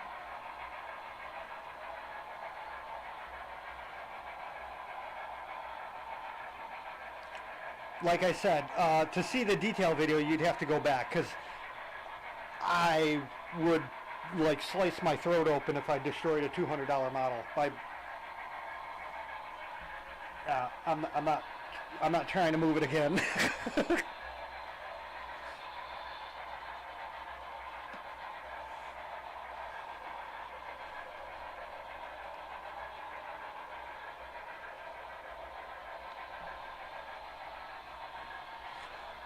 Eventually, I do want to get a bi-level, specifically Chicago Northwestern, at some point.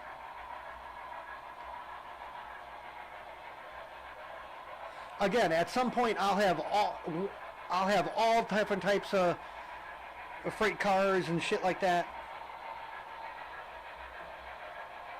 I mean, hell, it's a museum, so.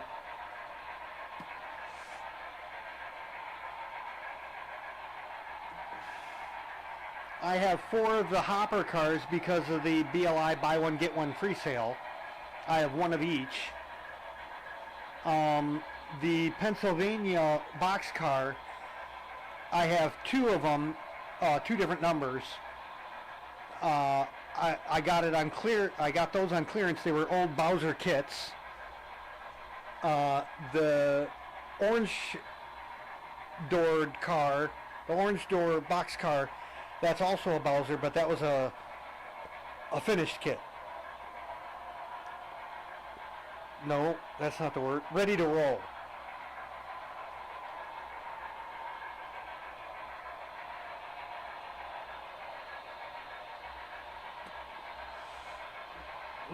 Okay.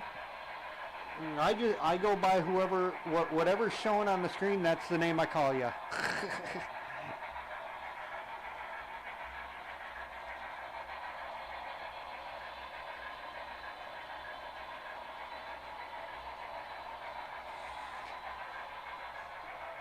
I have too much stuff in my head to try to remember people's names that aren't,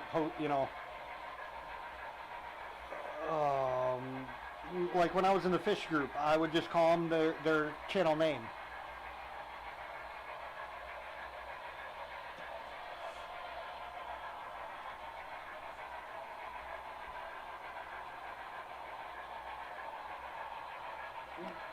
Oh yeah, I mean this layout ain't done nowhere. Everything in the inside is getting redone yet. Turntable, roundhouses, back shop, car shop, diesel shop, all that's going in here.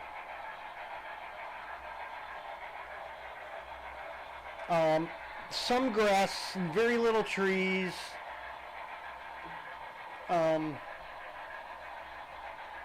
Again, because they would have cleared most of it for, equipment and stuff. Majority of it's going to be track. Whether it be active working track or deadline track. At some point, I'll start buying old DC locomotives to just set on the track like they've been sitting there for 10 years or whatever,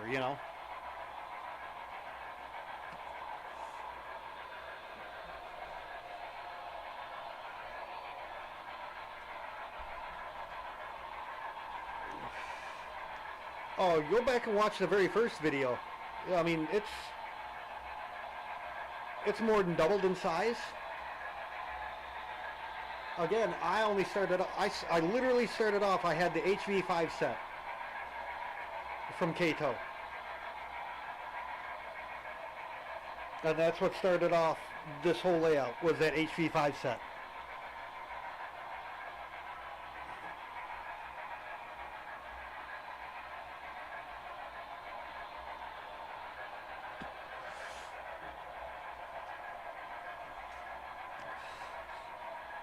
Running wise locomotives, I'm only running BLI.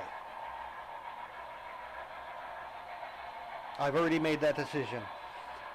There's only a couple locomotives that I have earmarked that aren't BLI, but they might get replaced by BLI a locomotive.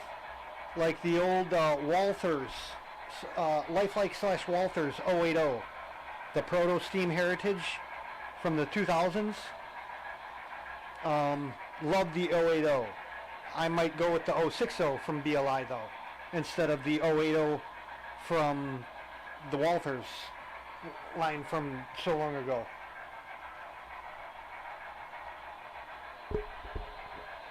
Yeah, you already said that. Dude, okay. I'm confused. Oh yeah, you're going to be doing a lot of screening and plaster of Paris and stuff, Lucy.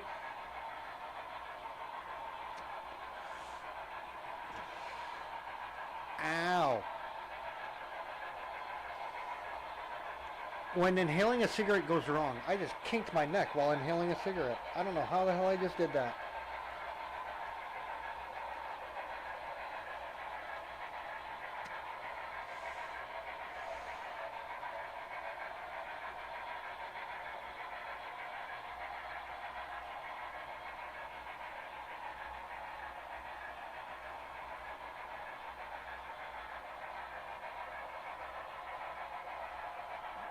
Styrofoam, yeah. You go the new way. You don't want to be classic about it.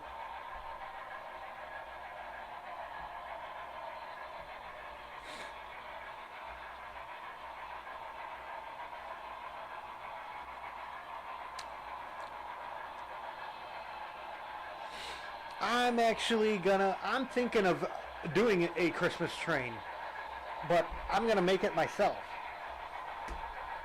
Because in my travels and hobby wise, I became years ago. They're called micro bulbs. They look like Christmas lights, but they're little dinky bulbs that would be like HO size.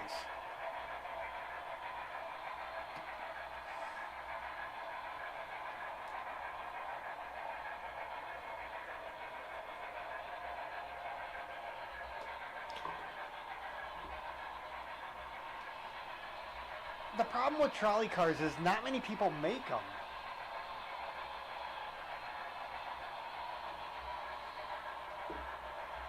You got Bachman that made a line. Bowser made a line.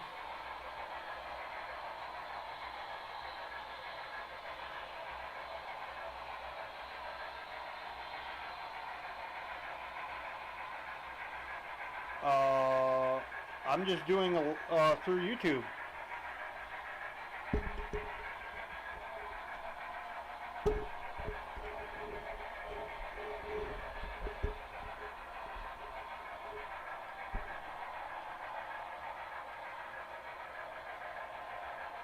Yeah, you just go onto YouTube, up on the top, like up on the top right or something, next to your name is like a plus sign or something. You click on that and you can either go live or upload a video. It's YouTube. Are you walking again? God damn it. I gotta nail this shit down.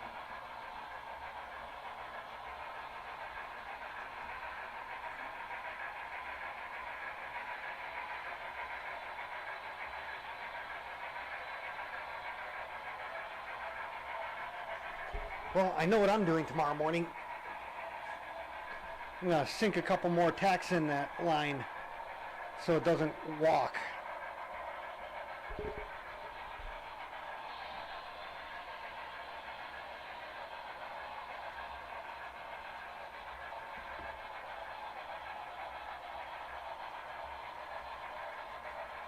And then all you need is I have an advanced setup.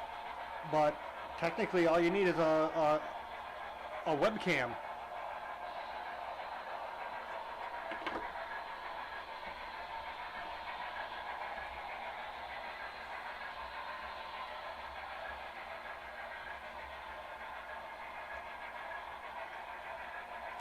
Ooh, I'm starting a fire.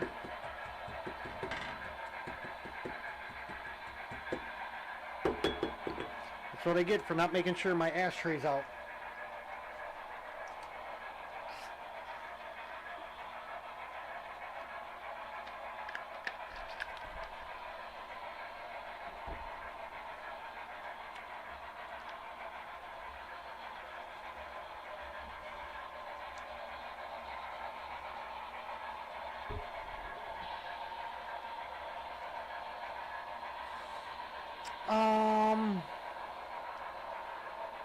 Maybe YouTube fixed that. At one point, that would be called a mobile stream. At one point, you had to have like so many hours and so many subs to do a mobile stream. You had to have like a camera hooked up to your computer.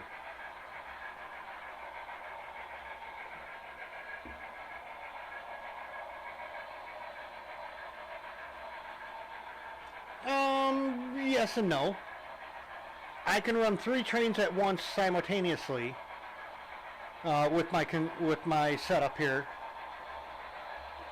without switching back and forth between addresses.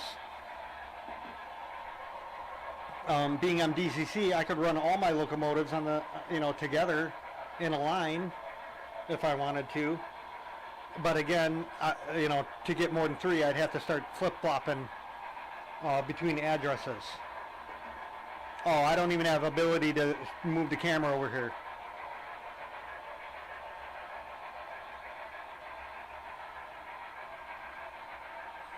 What I have is a DCS, a Digitrax DCS 52, which you can control one locomotive, actual control one locomotive at a time. You can run up to like 27, but you gotta, flip-flop between the addresses. And then I bought a Digitrax DT 602, which you can control two locomotives at once. And that plugs into the back of the DCS 52, enabling me to do three locomotives simultaneously at once.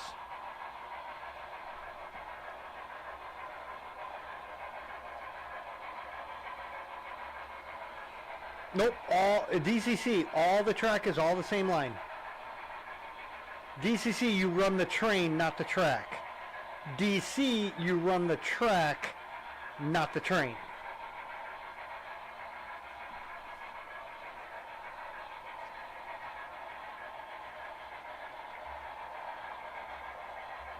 But that's for HO and N. I don't know what the hell G might be a totally different thing. I know Lionel is.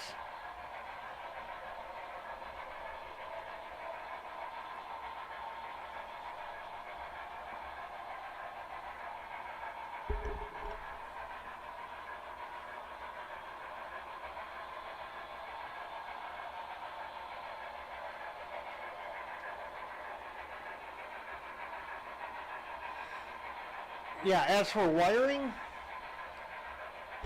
so the track comes out of the power supply and it comes to about here into it's actually for cars, high amp, high voltage, I don't even know what to call them, terminal. It has 4 poles. From the power pack goes to, you got the red and the black, the left and the right. From the power pack to the terminal, I got a black and red terminal, and then from there I have currently 2 more lines coming down. A third one will soon be here. One line comes from here, and it just goes underneath the layout to there. And then the second line comes out to here. The third line would be coming out over onto the leg, which you don't even see yet. And then from there, I just take the track feeds and connect them into the what they call the bus wire.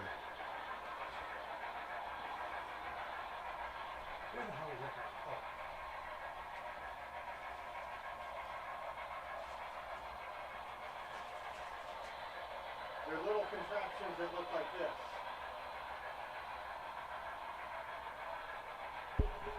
The bottom hole is for your bus line, your main line. The top hole, you take the one side of the feet, you shove it in. You push this and snap it down. So the bus line, in essence, if this was a DC layout, all the track is on the same circuit. Whereas a DC, you might do like a power supply for this and a power supply for this. In DC, it's all one power supply.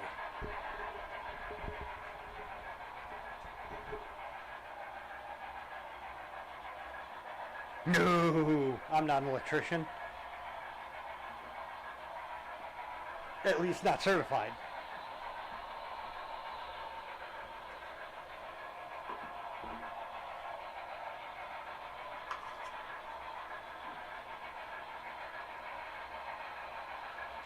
Amazon.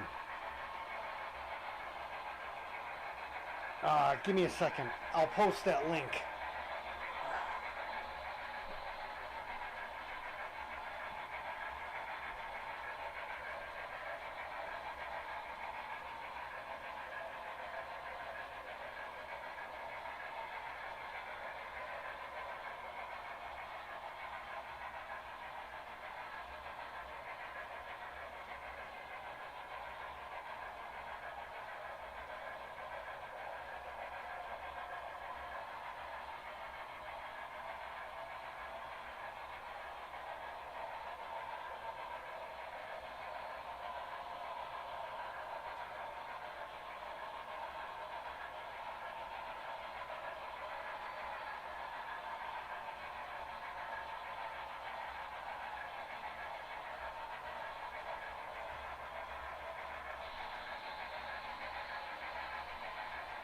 I happen to buy them at Amazon. Any hardware store will have them, but at least you can see a better picture and get a name you can reference to when you go into like the Menards or the Home Depot or whatever.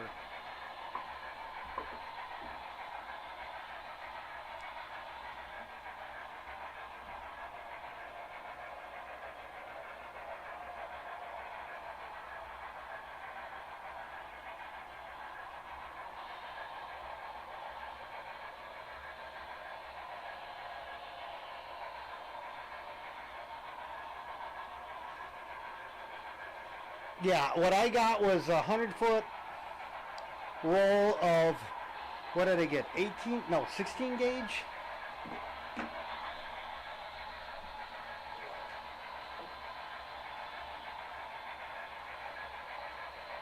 Yeah, 16 gauge.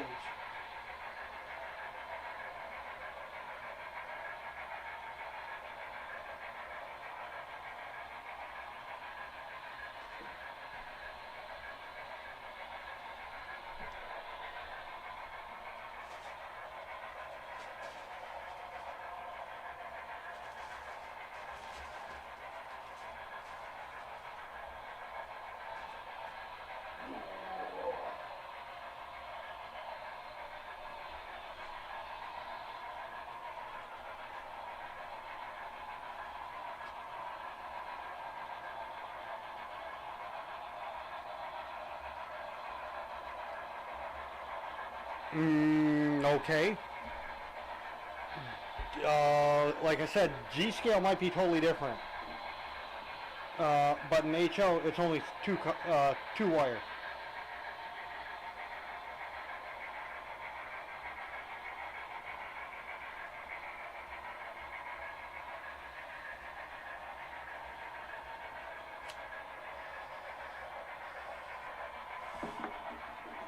I did do a video of installing the bus line at one point. I remember, because I did a video while I was underneath the table.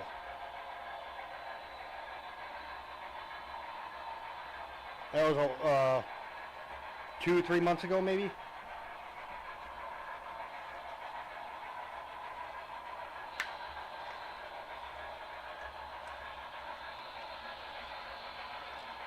Because DC power supplies don't do where like your old DC power supplies, you had your track and then your accessory. DCC isn't like that.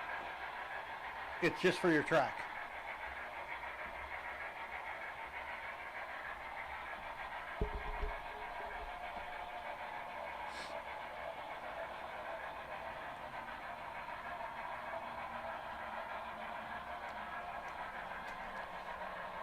Wow, that plane was low. Jesus Christ, what are you gonna land on my fucking roof?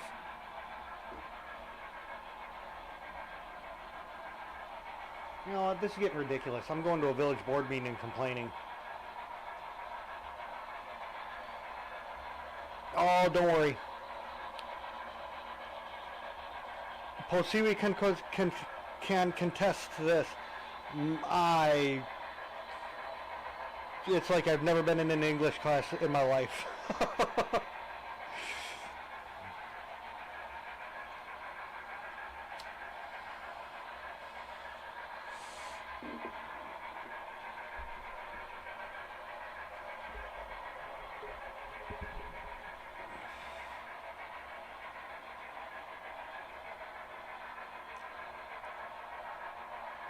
Well, what it is these damn UPS flights, they keep going to, I think they keep going too low.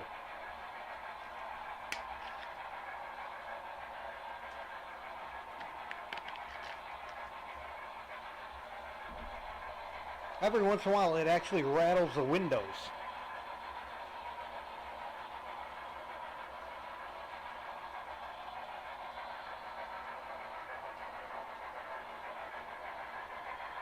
Yeah, because I don't bitch at people for it. It's common. I mean, shit, after the heart attack, I got like dyslexia. A lot of times when I spell the, it's T-E-H. I transpose letters all the time.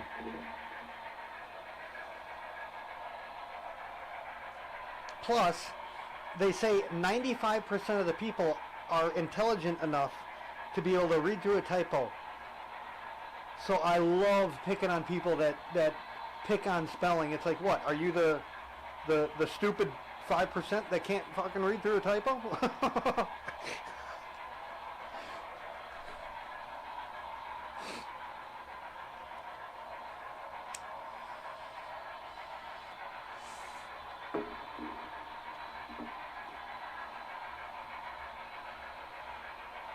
Oh yeah.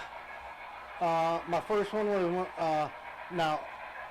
It felt the same way. I've had a confirmed 100% blockage heart attack. They had to put a stent in, and it felt the exact same. 23 was my first instance.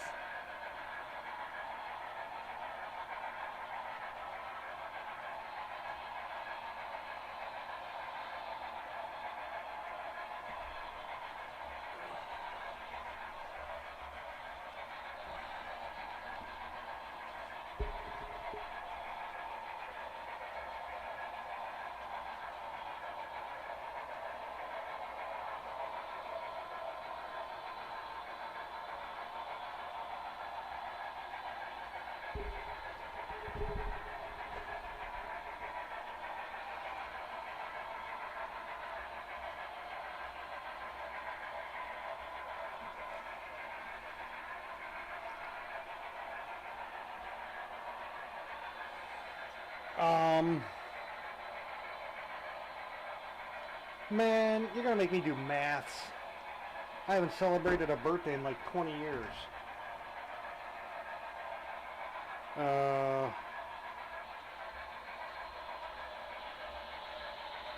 Thank God for calculators.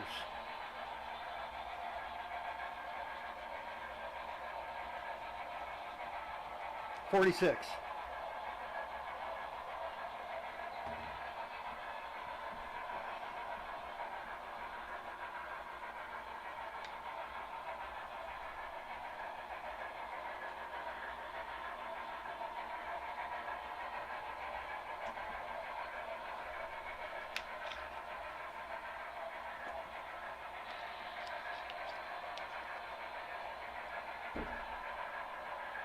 No, not a stroke, heart attack.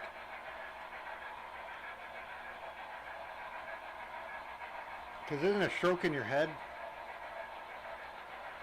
No. That's an embolism. Oh, no, just crazy living. And eating, yeah. I love me my bacon. I'd have bacon all the time.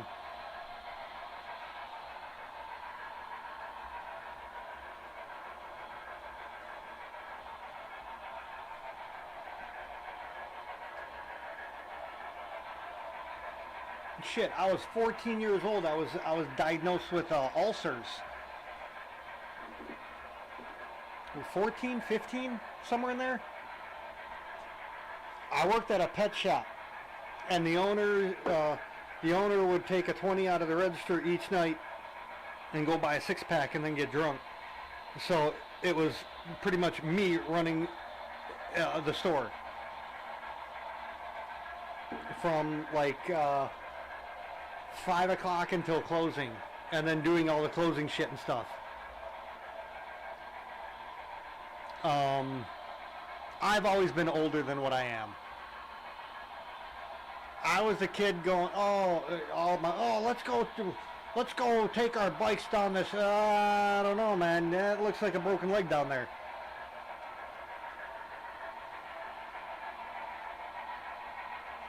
I was the fuddy-dud of the group.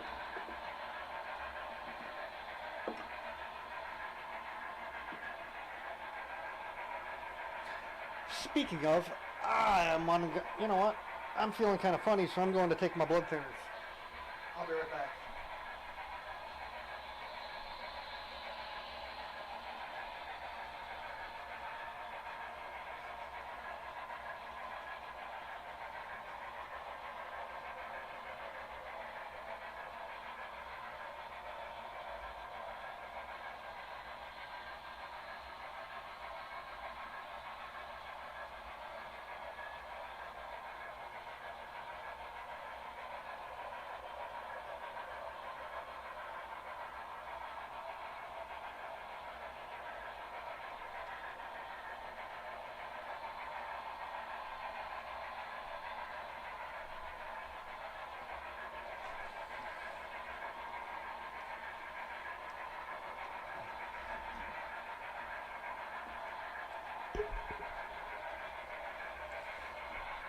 As for, do I take care of myself?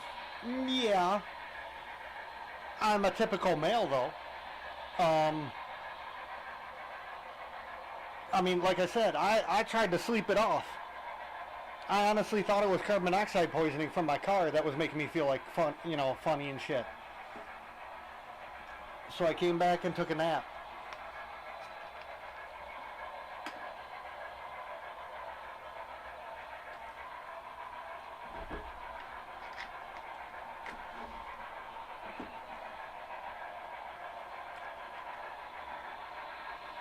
And technically I should, I don't go to the doctor unless I'm like falling apart.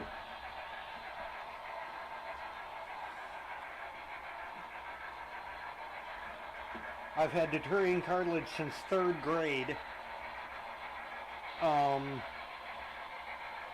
So my pain tolerance is quite high. At one point in high school, I got pissed off at someone, and instead of decking them, which I should have done, even though they were female, I should have decked her. I ended up kicking the wall and busted my foot. And that was like in 3rd period. That was like right in the beginning of the day. And I went the whole rest of the day with a broken foot walking around high school. And then I went to work at the pet shop. The same one that I was pretty much running.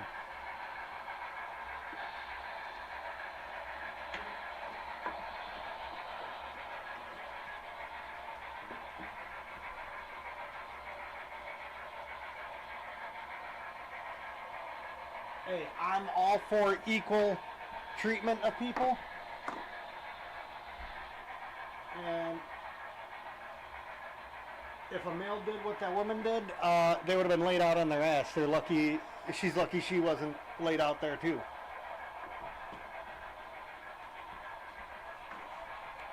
Would you stop falling over? Damn it.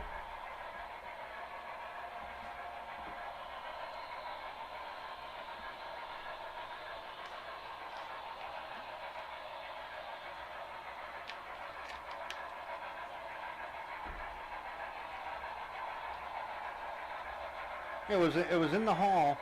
I was walking through the hall and they cold cocked the back of my head with a history book.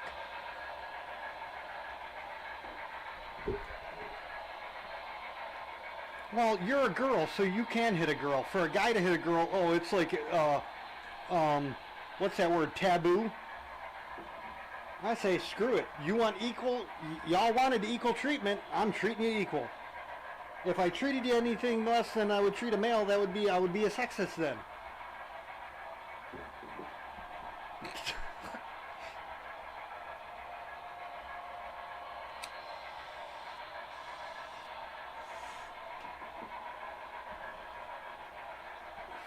And honestly, I was a sexist because I didn't cold cock this bitch. That's why I ended up, I didn't know who it was. I was ready to knock someone out.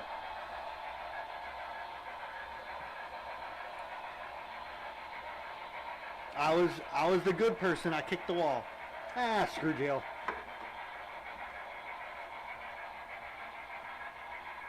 You'd be surprised how nice some jails are. Hell, you'd be surprised how nice some prisons are.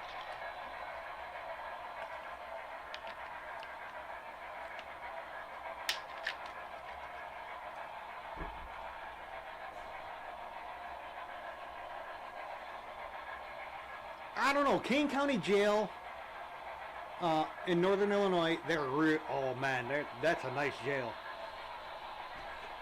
Friday, you could pay extra and order yourself like real hamburgers and shit. You had big old plasma TVs. That place was fun.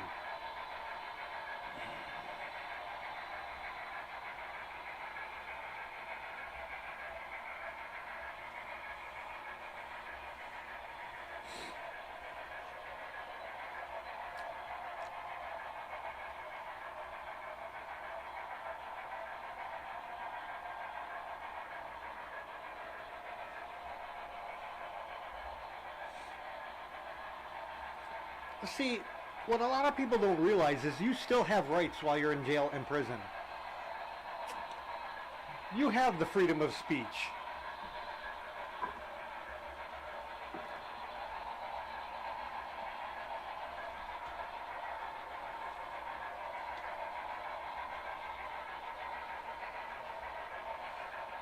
Man, oh, I used to piss the guards off so much. Oh my God. I remember one guard, your ass is writing checks, or your mouth is writing checks your ass can't cash. I said, really? Because there's no way you can touch me.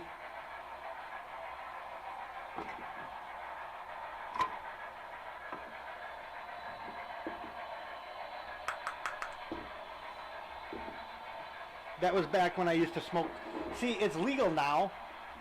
Back in the day, I used to smoke.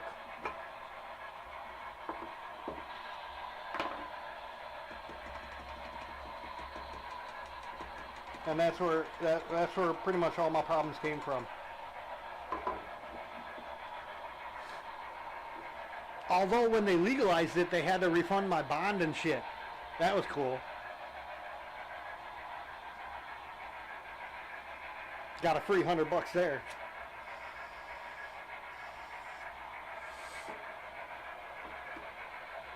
Honestly, I think it should have been more because I think interest should have been paid too. But hey, what the hell?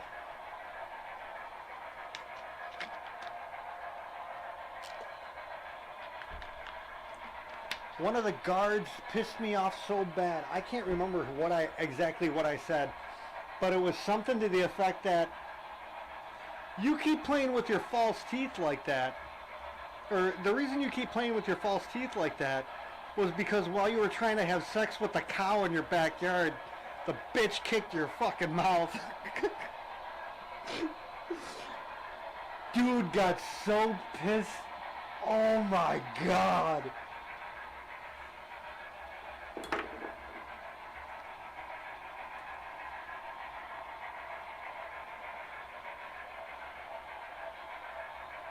There ain't nothing he could do about it either.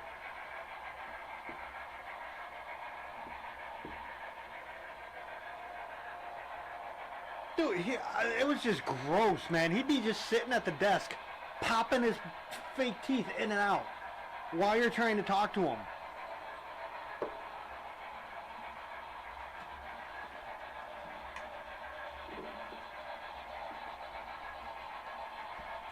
I had his ass fired, actually. I got his ass fired.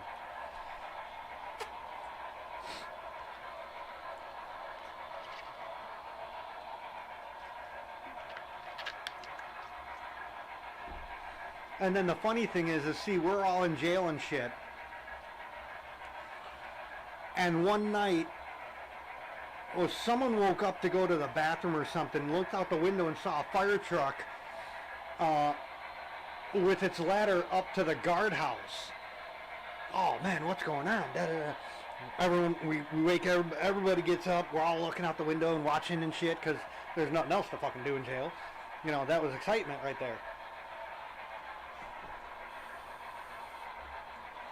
And ends up that the guard got drunk, started doing drugs, passed out in the guardhouse. Now, in the guardhouses, the locks are on the inside. There is no locks on the outside. So they actually had to call the fire department to break it, to go up into the window, bust the window out, and get him out. Now, majority of us are in jail for drinking and doing drugs and shit. This motherfucker got a paid vacation for doing that. That guy never got fired.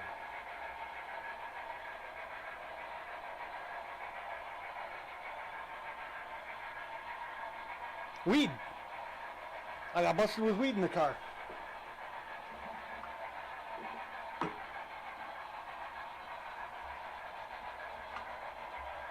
And while I was on probation, I kept smoking. So I kept doing dirty drops.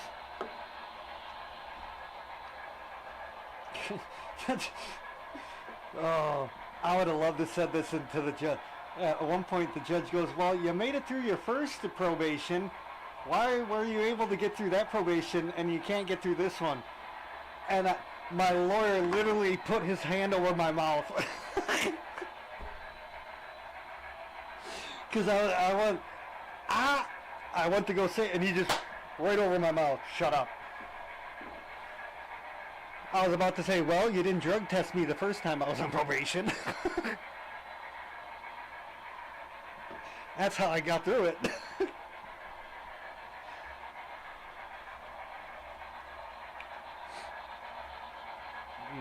Okay.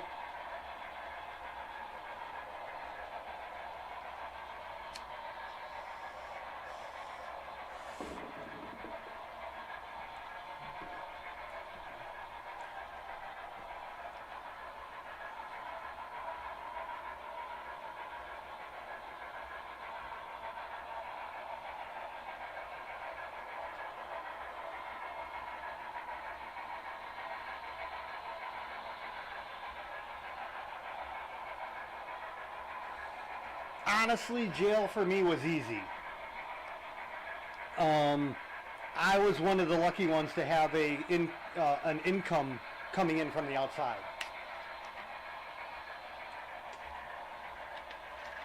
I had my TV, my $300 13-inch TV. Good God. But I had my TV.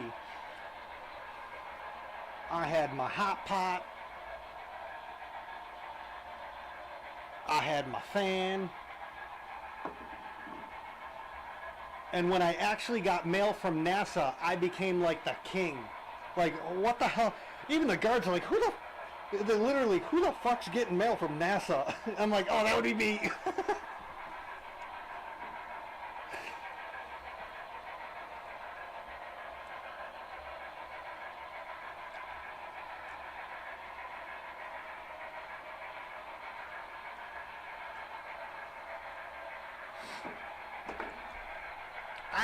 I still have my illegal hot pot.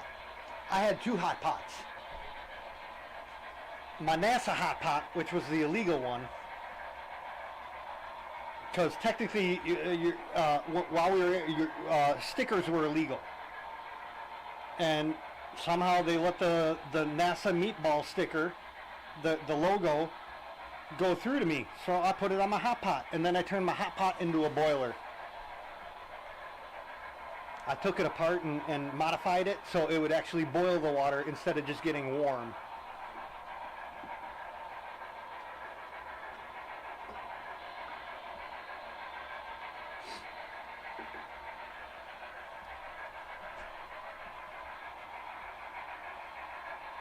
It makes great coffee though. I love that thing.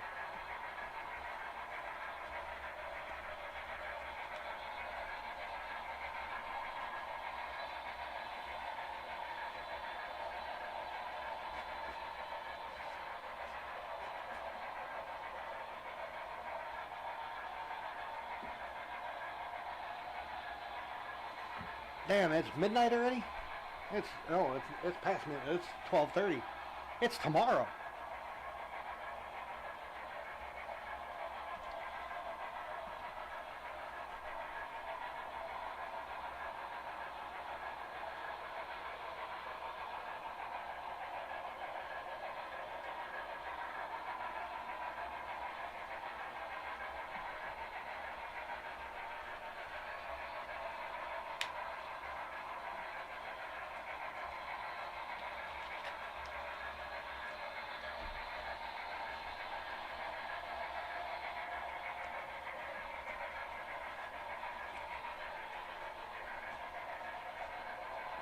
Oh shit, it's midnight.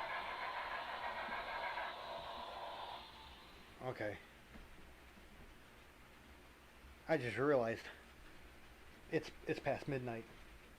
I had to turn the sound off.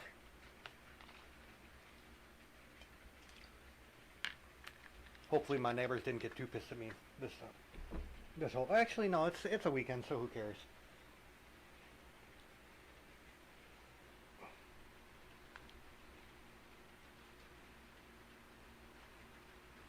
Well, have a good night.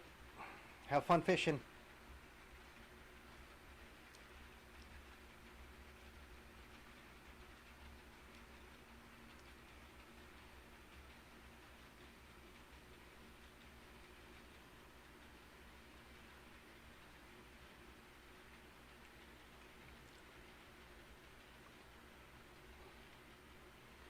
Sweet dreams, Posiwi. Don't let the dogfish bite. Or the catfish.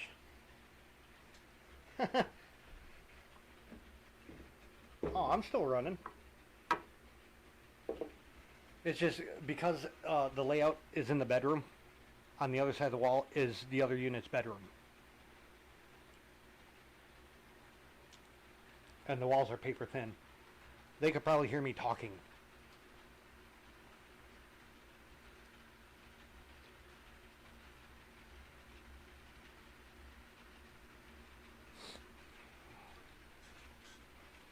No, Posiwi's a fish person. I met Posiwi years ago when I was doing the fish stuff. What I have, like 38 tanks, 38 fish tanks in the basement, something like that.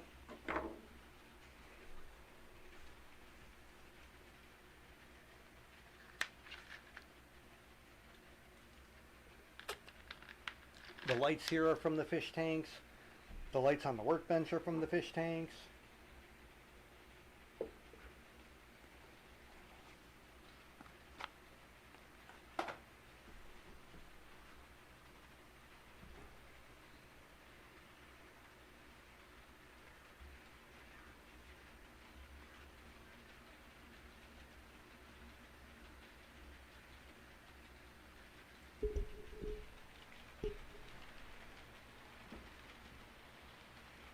Close.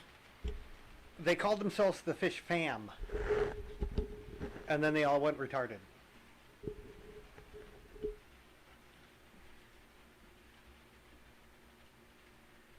Honestly, in the Fish Fam, it was like dealing with a bunch of 2-year-olds all the time. Oh my god. Oh, they said this. They said that. Oh, this person did this, and I didn't like that. Oh, shut up and just deal with your fish. Stop making it was all drama.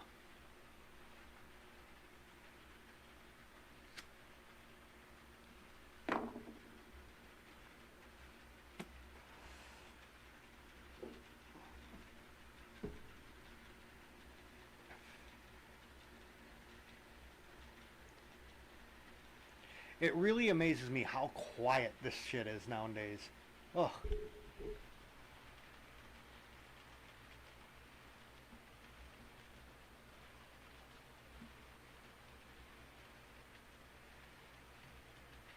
Oh shit, did I turn this on? Yeah, okay. For a second I thought I'd been talking into this mic this whole time and it was unpowered.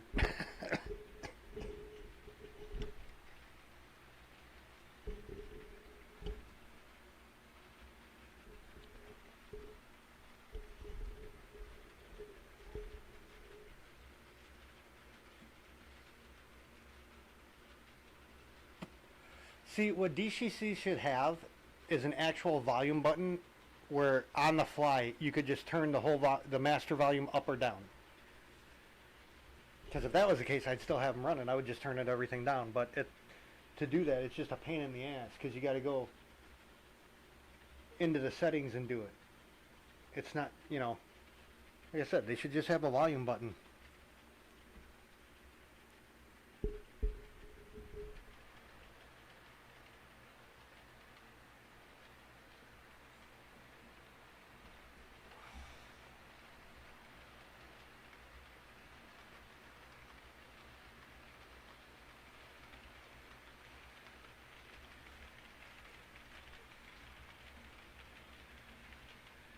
Might as well fix my bed while I'm just sitting around.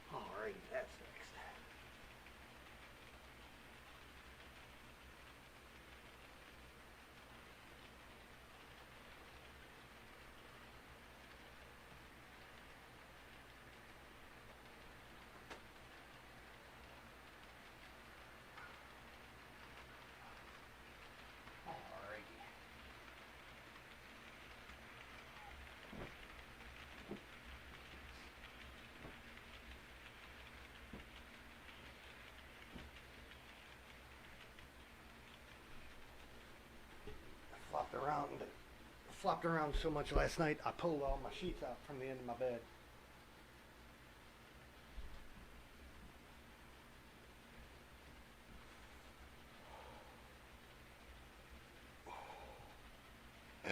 Ooh, pardon me.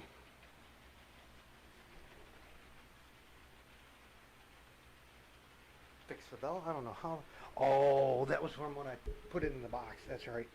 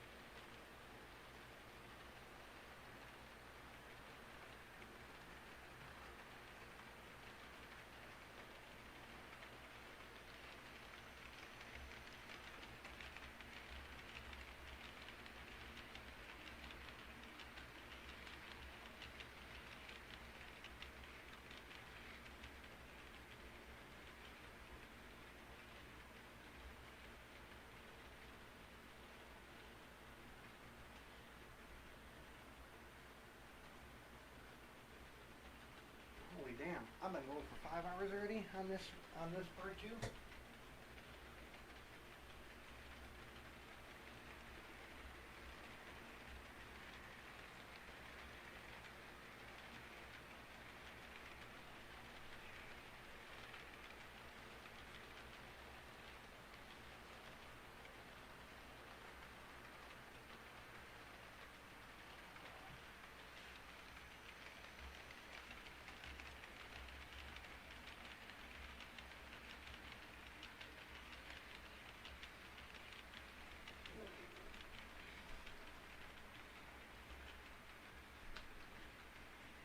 Ow!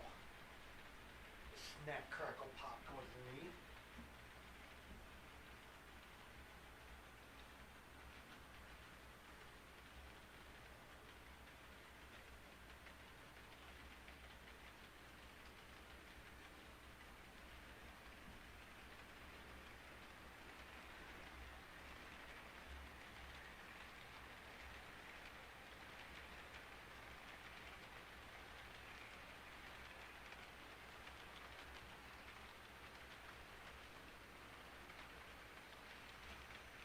What was cool?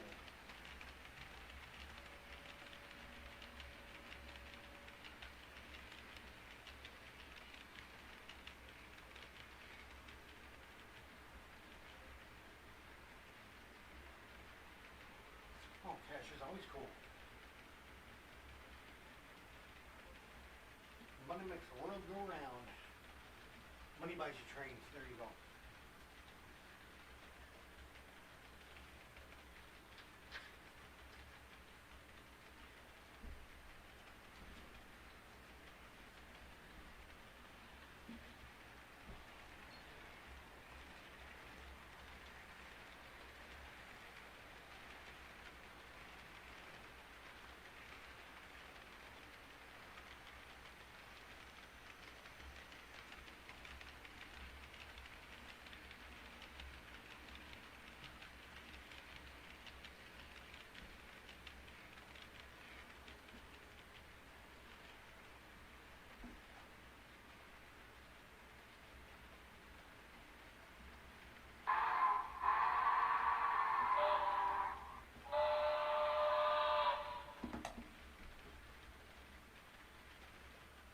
I love the fact that the BLI you can turn the sound off and still have a horn.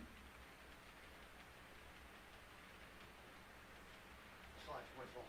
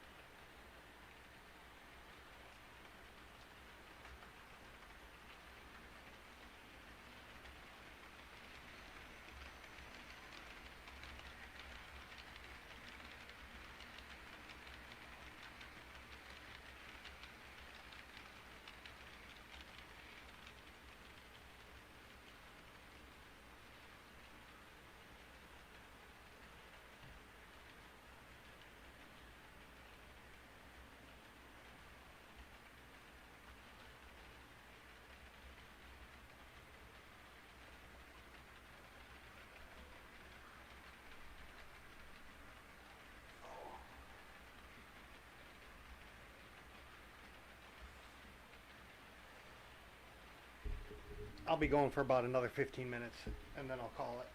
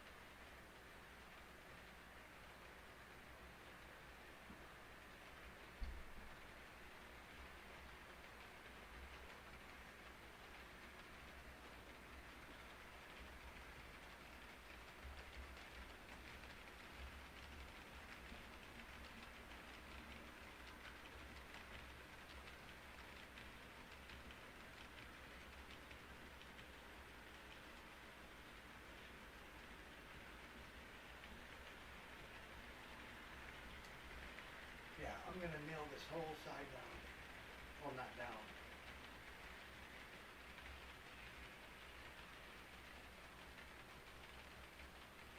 I'll nail it in the position tomorrow, or later today, because it's tomorrow already.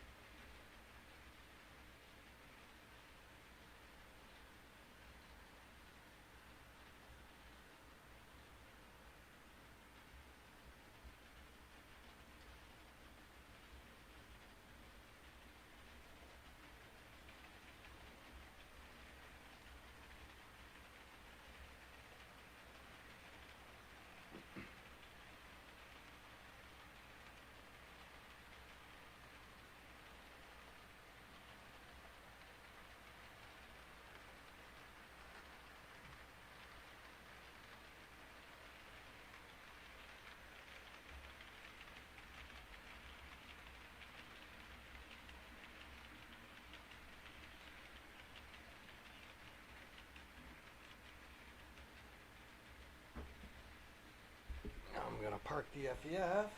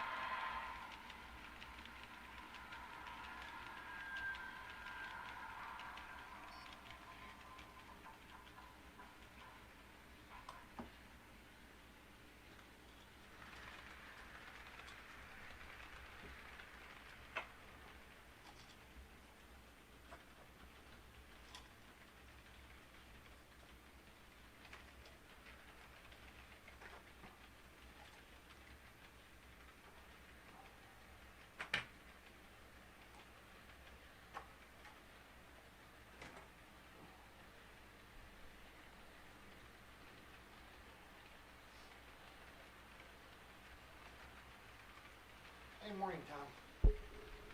Caught us right at the end. I'll probably be going another 10 minutes or so.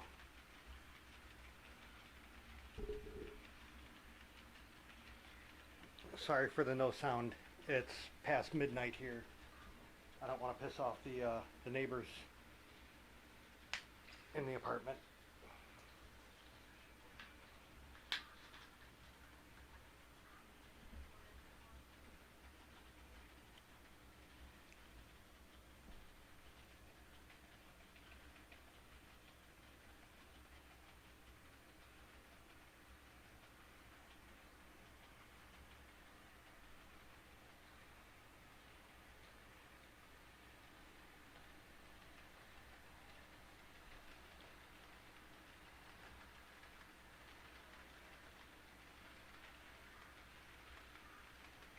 I think I'm going to make biscuits and gravy for breakfast.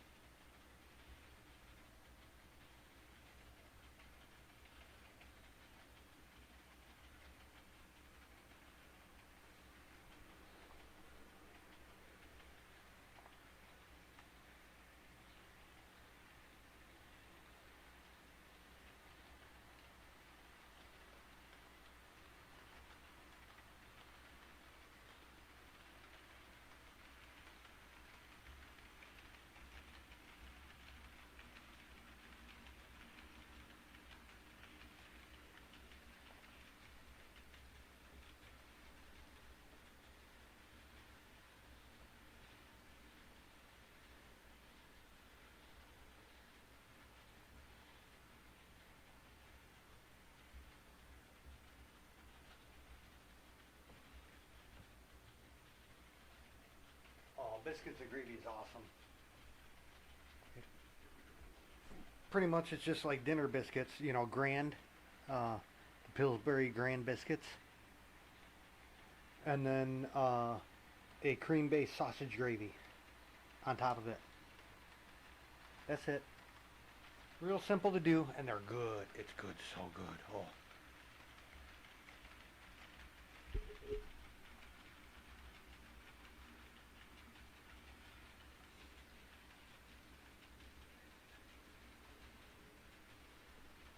I get it all. I get canned sausage gravy, uh, and the Grands biscuits, and it's literally you make the biscuits, uh, open the can, put the can, microwave the can. Obviously not microwave the can, but microwave what's in the can to get it warm, and then pour it over the biscuits.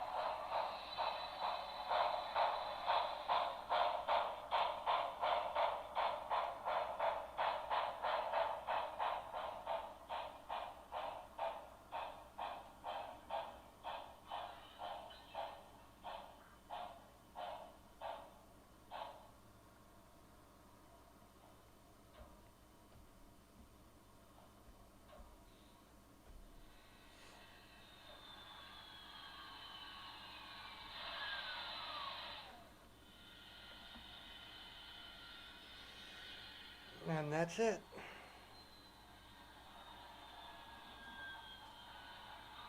Y'all have a good one. See you around.